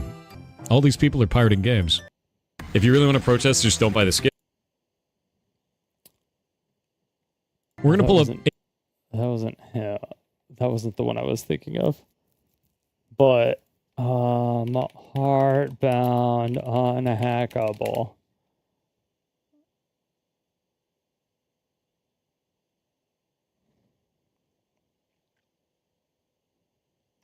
What was it? Unpiratable. You can't be pirated. Your favorite part of Heartbound? Yeah, it's a scene in the tower in which you were... No, it wasn't that. Fuck, where was it? Shit. I watched it earlier. Because I was looking for stuff. Was it this one? Piracy is generally an issue of economics. You either can't afford a game... See this right here? And localizing the game into the game because you don't have access to it. So let's take Brazil for example. Yeah, game localization, blah, blah, blah. That was something that was introduced by Steam, not by you. You can just toggle it on or toggle it off. You're not fucking special. You're just a fucking virtue signaling retard that thinks that he's special, but you're really fucking not. Just shut the fuck up. I hate this guy so much. Like, to my core, every time. This is the worst. This is why you don't use poisons on insects. They are... Where the fuck was it?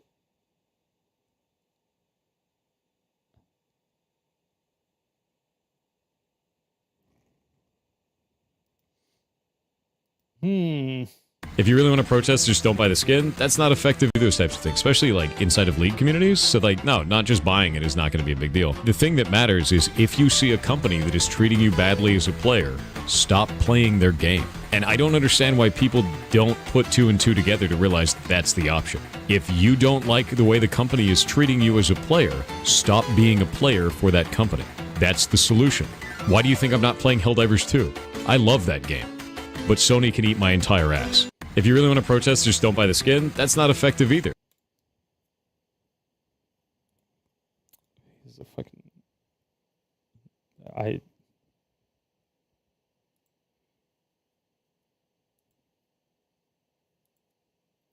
Where was it?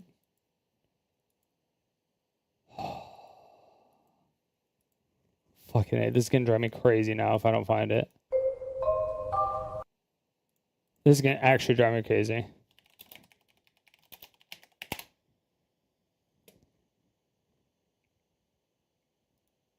We're going to pull up a game called Space War. This is that person's library.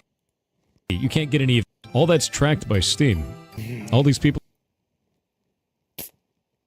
Oh, it might have been this. And if you look at this, we have 160 achievements for it, and all of them are very simple. The way that I did this is quite funny. I tried to find a way so that our game wouldn't get pirated, because it'd be easy to pirate it. We knew that you could break Steam DRM very quickly.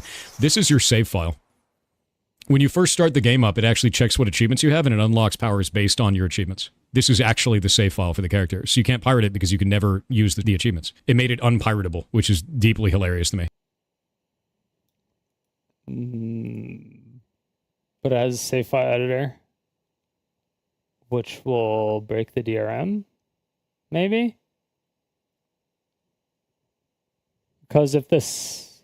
Because he hides powers behind the achievements. And if you can't get achievements because you don't have the proper DRM, like if you pirated it, right?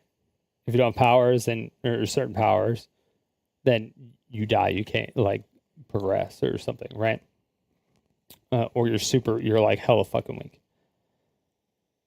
But if you have a save file and you just alter that save file to give you that power, then it's like fucking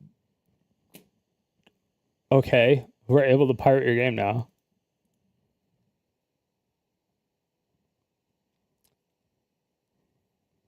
It wasn't even what I was looking for, but also hilarious. How he was so confident. I find it actually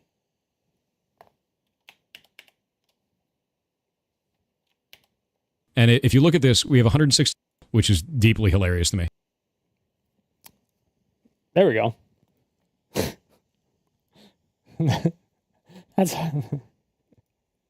Thank you. Thank you for finishing my sentence. I appreciate it. Understand it from his side of things. Our conversation basically amounted to toilet paper, unfortunately. Again, I was focused on, you have done this, maybe unintentionally, you should at least say that you have, or like, you know, I was, our conversation basically amounted to toilet. Like, we're all just too stupid. Why does he not read this shit? Okay. So when I bring up issues with leaving online only games in a functional playable state, after sunsetting, I met with the response of diminishing effort. I needed to do that. Dude, you're so... This for like future games. You just... There is no diminishing effort to do that. Like, would you need to... Like, if you're just... If you're an actual game dev or an actual developer, you just code your game so that it does that. So that when it inevitably gets sunsetted, it does that. It's really fucking simple. What is the roadblock? I don't understand. Tell me what the roadblock is.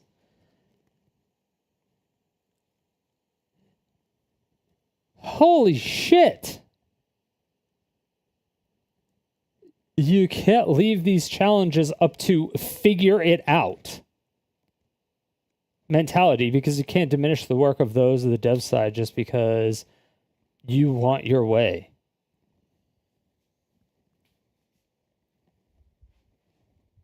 Why have so many people already done it then?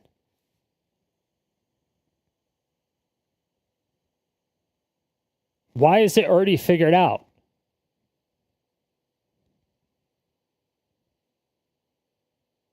It seems like only you haven't figured it out because you don't know how to develop. Because you are not a game developer. You are a grifter. You're a hobbyist. You're a streamer. You're an entertainer. You're a liar. You are someone who uses ferrets as fleshlights. You are a ferret sanctuary person that isn't even saving the endangered ferrets species. And the sanctuaries ran inside your fucking house, not even in like an actual ferret environment. God damn, I hate this guy. I actually fucking hate this guy. There are levels there are so many levels to this. To understand it from his movements like this showcase to me how little the general public understands about video game development, modern gaming architecture, and online games as a whole. That's why I put videos out poking holes in this. Because the entire conversation back to Stone Age in terms of developer player understanding, making shit is hard, making shit when people think it's easy is harder.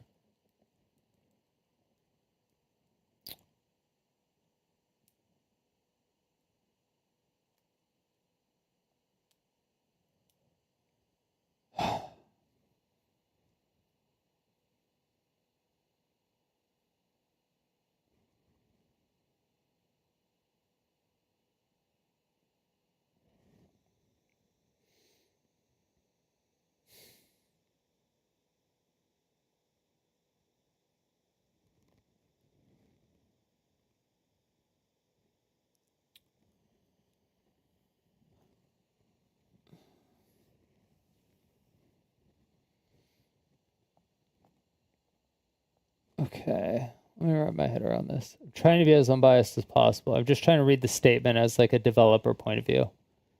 I'm trying to think about it. I'm wrapping my brain around it. It almost it makes sense, kind of, almost, sorta. Movements like this showcase to be how little legit. Oh yeah, so he's smarter than everybody. Yeah, that's normal.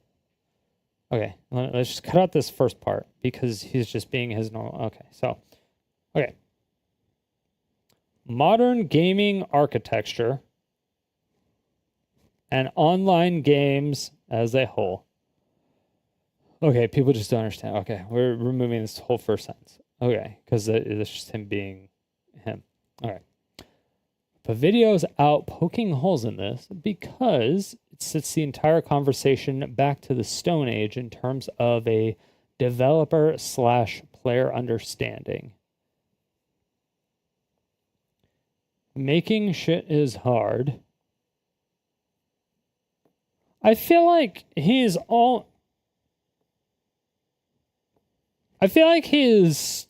making an excuse for him not releasing his game now. He's trying to use this shit as an excuse to not release his game. Or of why he's so slow in doing anything on his game. Making shit what people thinks it's easy is harder. No, because when people were attacking you for not doing anything on your game and not making any progress, you made a public statement on your Discord server that said, all these people yelling at me for not making my game makes me not want to develop my game. That is what you said. It's not making shit when people think is easy is harder. That's a statement from you. That's a you thing. That's not an industry thing. That's a you thing. This is actually disgusting. This is you. Fuck, I wish I had that screenshot.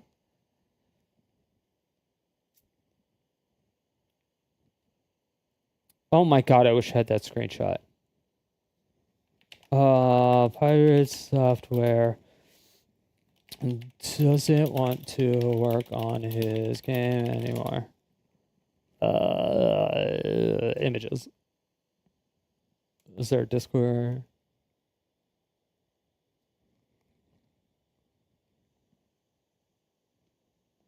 No, there's a fucking... Oh, so it was a Discord screenshot. It was from his Discord server. Yeah, there's no fucking way I'm gonna find that. It's deep in a video from I don't even know when, and I don't. Or it was in a VOD from I don't know when.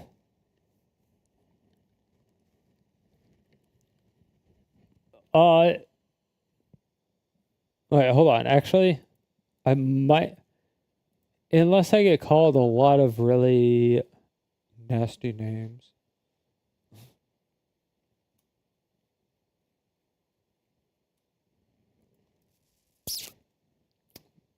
Please ensure you follow all the rules.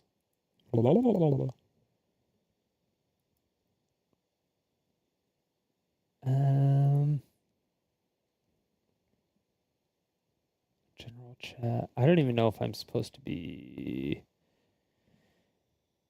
Clips and memes, okay.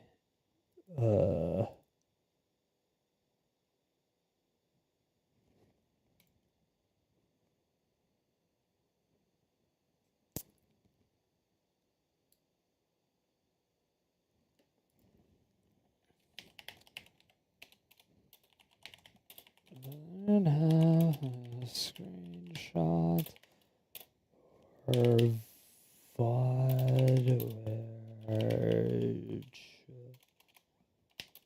shows the Discord DM of Pirate Software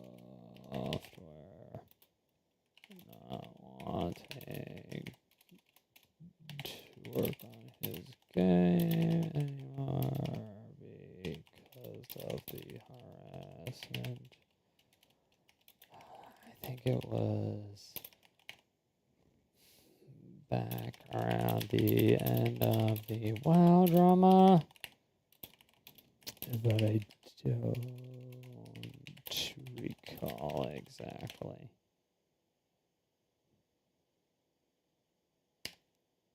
Those are... That's in the wrong area. I don't even know where to fucking put this.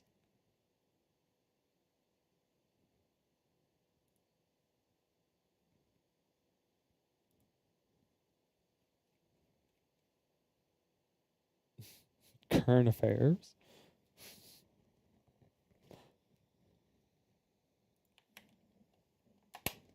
Whatever, I'll just put it there. We'll see.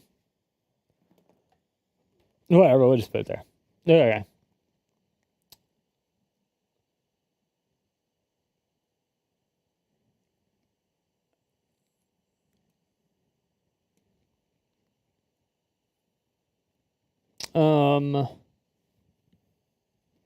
But yeah, movements like this showcase how the general... Yeah, this, I swear to God, this paragraph is all in relation to the conversation of him hating developing his own game from all the, like, harassment or whatever that he got. I swear to God, that's what it fucking is. I bet you. Side of things. Our conversation, and it kind of... if you want all games to be left in a functional, playable state, then you need to listen to people when they talk about how infeasible that will be in a lot of situations.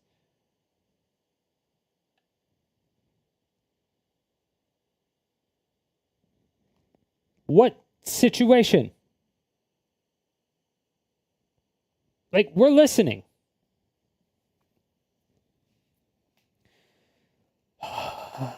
This is the primary goal listed on the ECI page. It's kind of important to resolve that. Reads to me like we're all just too stupid to understand it. Well, I mean,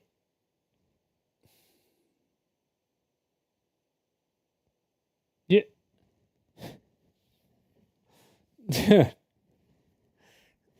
Like, you resolve that when you're drafting the bill. You don't resolve that through an initiative. You resolve that because you identified a problem and you're trying to get signatures to resolve the fucking problem. But you need to make, like, your congressman or your government or whoever aware that there is a problem and there's a lot of support to resolve the issue. So once you get it in front of the people, and then they're like, oh, there's a problem, and a lot of people care about it. How do we go about doing this? And then they talk to experts, who is not you. From his side of things. Our conversation basically amounted to toilet paper, unfortunately. Again, I was focused on, you have done this, maybe unintentionally, you should at least say that you have, or, like, you know, are you aware that you did this? And then it became more of like, nope, I didn't. You're wrong. And then he uses our conversation at the start of this for something that was not even the focus. I was not there to try and convince him to be part of Stop Killing Games. I don't think we made any ground on, like, his perspective versus mine on Stop Killing Games. He has some qualms about how difficult it would be in certain cases. I agree with that, for sure. I still think overall Stop Killing Games is a net positive for the gaming industry where something desperately needs to change with a lot of these awful practices. But for the 10 millionth time in the last 2.5 hours, it was just about him having this awareness that his coverage did mislead people. And that he, maybe not maliciously or anything, misunderstood or misrepresented Stop Killing Games in numerous instances. And the way that he talked about Ross was unacceptable. That at least made it into the tweet there about the way he talked about Ross being like a fucking used car salesman type deal and like calling everything about it ass. He at least recognized that that was too harsh. So he gave a quick I'm sorry for that, which is good. I do appreciate that. And I'm sure Ross will appreciate that as well, I imagine. But I still wanted to make this video after the conversation because I just really do not understand, I truly cannot wrap my head around why he fights tooth and nail coming for throats for anyone that tries to mention that there was misrepresentation in his coverage of the Stop Killing Games initiative. He is so hell-bent on proving he's right and everyone else is wrong that's saying these things.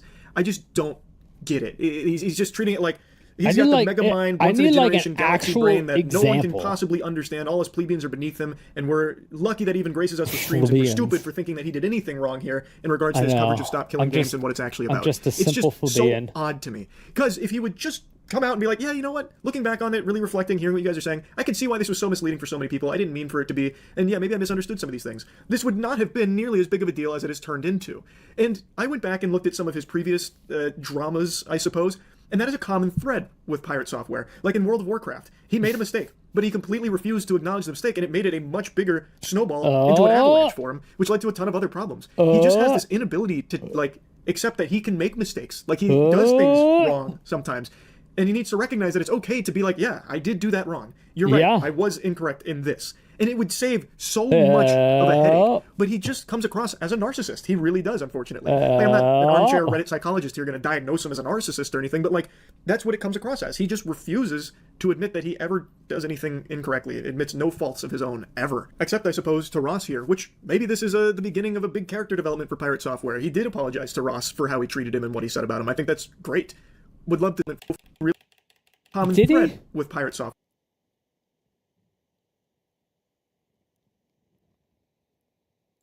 That he's misrepresented something. Subject, he kind of treats as though they're fucking idiots, like me, for thinking that he's misrepresented something. On that subject, kind of posted to a conversation where he said it was unfortunate. Reminded me about being a dick to Ross. I get it, and I'm sorry for that.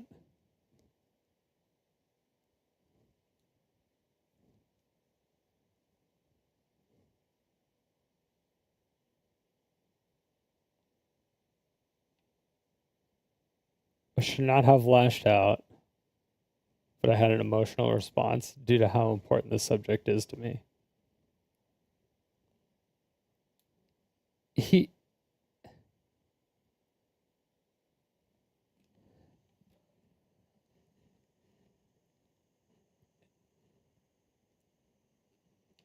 That's not even like an apology to Ross.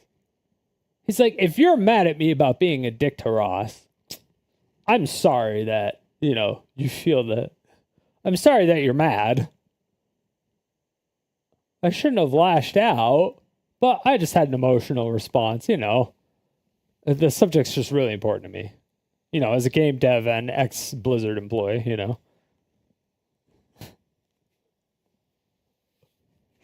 I feel like this was not an apology.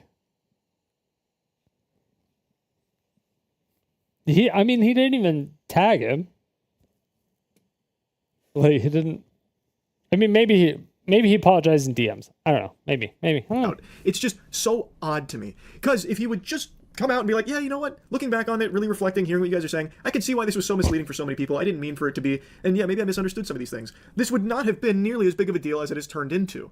And I went back and looked at some of his previous dramas, I suppose, and that is a common unfortunately. Like, I'm not an armchair Reddit psychologist here going to diagnose him as a narcissist or anything, but that's what it comes across as. He just refuses to admit that he ever does anything incorrectly. It admits no faults of his own, ever. Except, I suppose, to Ross here, which maybe this is the beginning of a big character development for Pirate Software. He did apologize to Ross for how he treated him and what he said about him. I think that's great.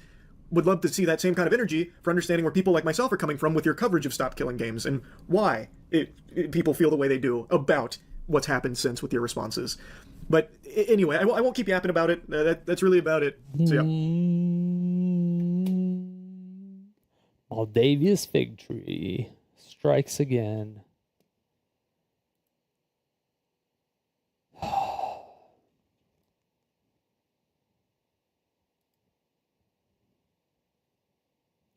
I don't know what to tell y'all. Yeah, truthfully, I don't know why I'm by taking on this AI to keep humanity safe. Oh, AI. Never mind. I didn't know if it was related to it again. Jesus Christ. Fuck. I got through no videos.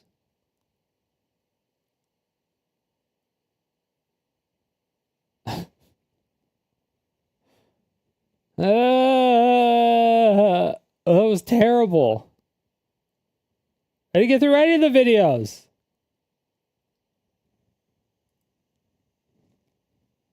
Chat keeps distracting me. Damn it, chat.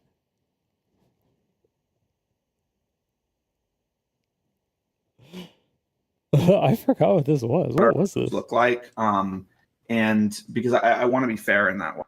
So I think it ends up being it ends up being sort of standard. Now there is every time we do a deal, a developer has unique concerns, like something they want in the contract. Usually some way they don't want to be screwed, to be perfectly honest. Like they've heard about someone getting screwed in this way and that way. And usually our contract actually is already protective of that, but they want an extra assurance, like a split clause saying this will not happen. And so usually every developer has a couple of things they want added that are basically of the sense of this will not happen. It's something that they want guaranteed because they specifically want to just make absolutely sure it doesn't happen to them. And then it's no problem to add it because it's never something that would happen. We do. So we always allow developers to it's never a take it or leave it kind of contract. It's like, hey, if you're concerned about anything, let's add something to make sure you don't need to be concerned. No, I mean, that makes complete sense. Everybody's always worried about getting ripped off like everybody else that they've seen, by a bad publisher or whatever it's going to be. So I get that. I 100% get that of having those types of fears. I do have to say, I love wearing this helmet, but I also wear headphones. However, I've realized that when you wear the headphones like this, the voice actually resonates through the helmet, and it's like you're standing inside of a speaker. Oh, wow. It's actually amazing. It's completely amazing. It's just one big speaker. So the last question that we have is, if you were to publish a game that had live service features, such as server hosting, things like that, how would you handle that game if it reached end of life, where it is no longer... Oh, interesting. This is from a year ago, by the way. May 8th. Year ago, by the way. But before the videos. Before he knew about Stop Killing Games. Before he knew about it. Just throwing it out there. Able to be supported financially, where it's something that if it reached end of life, where server hosting, things like that, how would... So the last question that we have is, if you were to publish a game that had live service features, such as server hosting, things like that, how would you handle that game if it reached end of life, where it is no longer able to be supported financially, where it's something that you don't feel should still be on the market because the cost of those servers is just too high? Fair question. I mean, the thing is, I love game preservation. I love old games so much that I feel like as long as it was affordable, I'd keep it even after it was losing money, because it's just, I mean, as long as I was making, as long as we were able to do that, and it wasn't that much, if it wasn't that much compared to the total amount that we're making. So it's not like, it's not impacting our ability to make sure that we can, take care of our, the people who work for us, and, give them good treatment and have nice, a sustainable company and offer developers the late funding they need. If all of that is secure and is not in danger, then I would probably keep it going. I would probably analyze it not against like, oh, well, right now it's not making me additional money to have it going. I'd probably ask, well, how much did that player base originally make us, right? Because that's the thing, is like, if in the first like X years of its life, it, did, like the players put in, they paid for it and they did well, I think they deserve to have it continue to be support and available if at all possible, rather than just analyzing like, oh, well, going forward. I mean, like, that's the thing. It's kind of like, it's losing a sense of gratitude to what they helped build and what they gave you in the past. And so as long as it wasn't like significant and cost towards the total amount the company was making, we just keep it going. That's good. I like that. Yeah. So I think the biggest thing that we just keep it going. That's good. I like that. Oh, interesting. He does like that. It's weird that he likes the fact that he wants the developer to like infinitely support it and infinitely maintain it, which would cost the developer money, as to where this initiative would prevent that from happening. And it wouldn't cost the developer or the studio any money.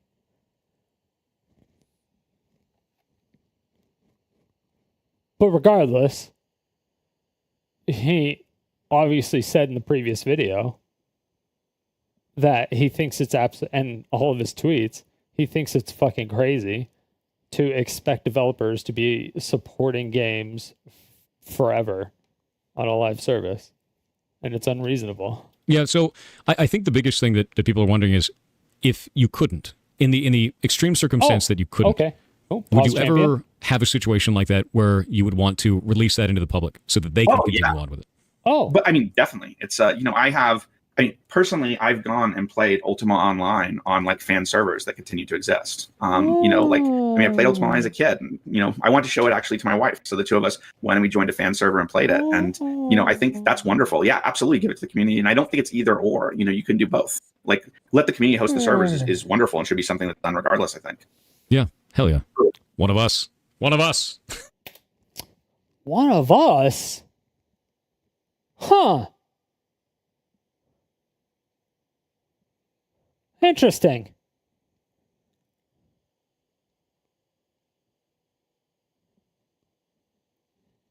Huh.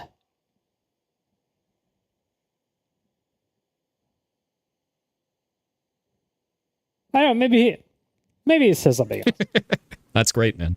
That's really good. You're awesome as hell, and gives me a great deal of respect for your studio and for what you are doing. For your publishing house. It's fantastic. It's really good to hear that there are publishers out there that operate in this manner. So this has been a fantastic talk, and I'm really happy to have had you on. Thank you for the opportunity for this, man. Maybe he's lying. Well, thank you so much. I really enjoyed this conversation, and I guess you'll be going, as you explained earlier on. So I wish you a good stream, and thank you so much for having me on. Yeah, absolutely. And thank you. And tell your buddy hello. Will do. All right. Bye. I'll see you later. Oh, maybe that was a threat. Maybe he is actually pissed off at this guy. And he's like, tell your buddy I said hello. Maybe that was a threat. It could have been that. We'll see. That was fantastic. I'm really impressed. It's always hit or miss talking to a publisher, and he kicked complete ass. Like 100%. Yeah. Really, really awesome. And I love what they're doing, man. I absolutely love what they're doing. Phenomenal, frankly. It's just all the right direction for that kind of stuff, and the most measured and proper response to those types of scenarios, right? And I tried to throw him some real rough ones, and he took it in stride. That's good. Yeah. Really good. Really, really good. Positively surprised. Always had a good impression of them. This just confirmed that. I agree. I super agree with that. Yeah, he actually thought about each answer, too. And I think that's important because a lot of the times you'll have, especially when you're talking to a publisher, there's kind of a immediate reaction that ends up happening. They're like, oh, the business thing. And it's like, greasy. And that's absolutely not what they're doing. Yeah, 100% is. Greasy? So that's where he started the greasy thing. Is take a measured response, actually, publisher. There's kind of a immediate reaction that ends up happening. They're like, oh, the business thing. And it's like, greasy. And that's absolutely not what they're doing. Yeah. But that's what you're doing now. So you went from that's awesome to now 2 months later, after you watch the video, then saying that's not awesome.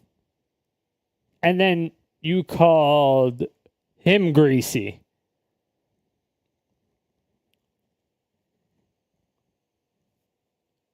Huh. Interesting.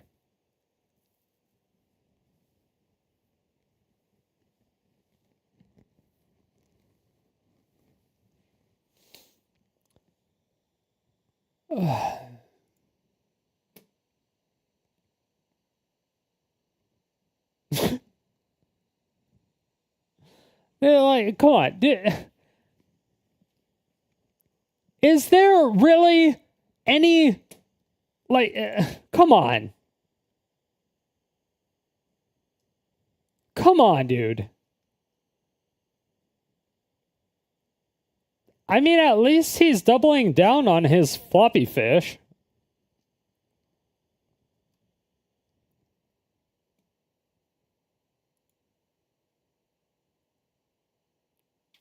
Damn. I wish I, like...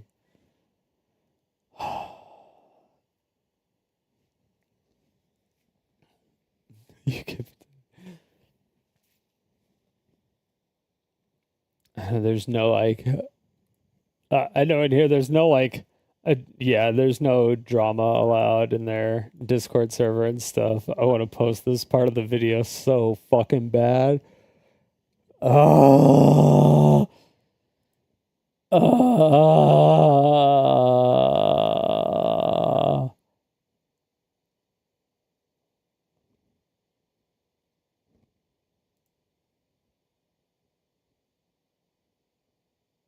I started watching it a few weeks ago. I just started the second season. Wait, what?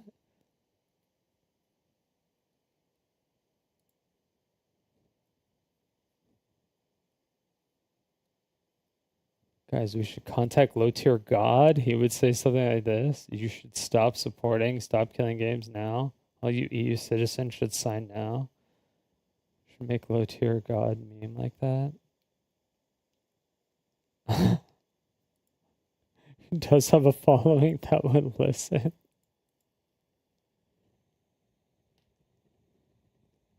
I can't tell if he's lying or not. I can't tell if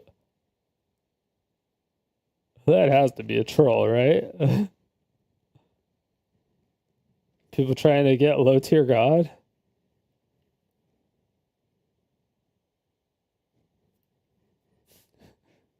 You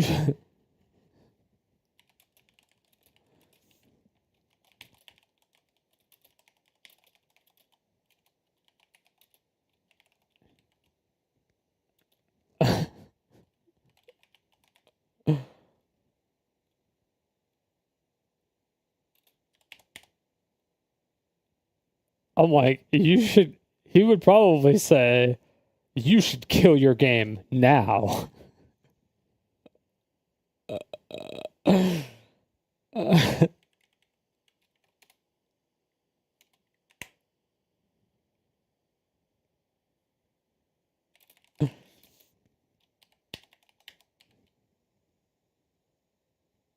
And then get that ass banned.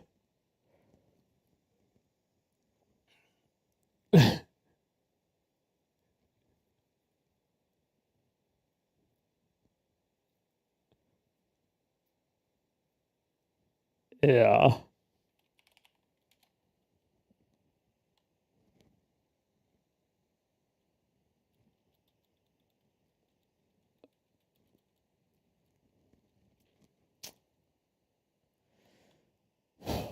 Oh fuck. Okay, so what do we? There was.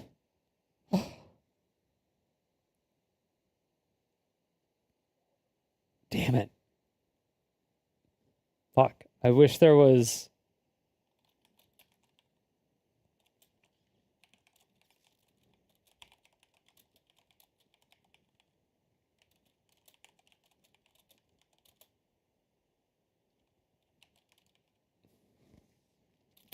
I wish there was a channel for like drama or something that I could, but it's irrelevant. It's irrelevant to them. It's so fucking hypocritical. It's so irrelevant. It doesn't matter. I mean, he's not gonna like change. He's gonna be like, oh yeah, you caught me. You're right. I do actually like this.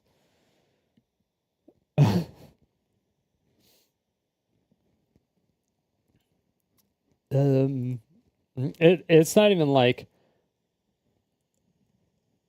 it would be like you would have to show Pirate Software this actual video and this timestamp and be like, hey, this is you 1 year ago. What changed in the development industry to where this is 100% not feasible? Is it just because it's not feasible for all games, or what exactly? Because at the end you said one of us, kind of like how it's one of us, but you said it's not able technologically, but it is. I don't know. This shit's so fucking stupid. Dude, there's so many other videos. Fuck. I gotta stop pausing. I gotta watch the first two Pirate Software ones. I didn't see these. These are short though. We'll have to do those. We'll have to do those tomorrow. And then I'll also have to look at this too. Fuck me, dude. There's so much. We'll take a look at that. There's so much on this. I'll probably have to skim through, because a lot of this stuff is going to be redundant. So I'll probably skip through a lot of it. I might take a look at the Tectone stuff and show that he was being stupid too. Because he was being stupid. But yes. Okay. I have not eaten in over 24 hours, so I am going to eat and then I'm going to go to bed.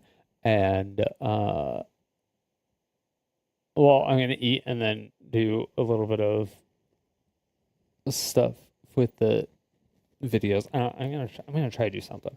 I'm gonna figure something out. I gotta do something. I gotta actually like put some videos up on YouTube like soon. I gotta figure out how to do video editing. Like actual video editing. So that's fucking annoying. Well, yes. I'll see you all tomorrow morning. Good night. Love you guys. Bye. Stay salty.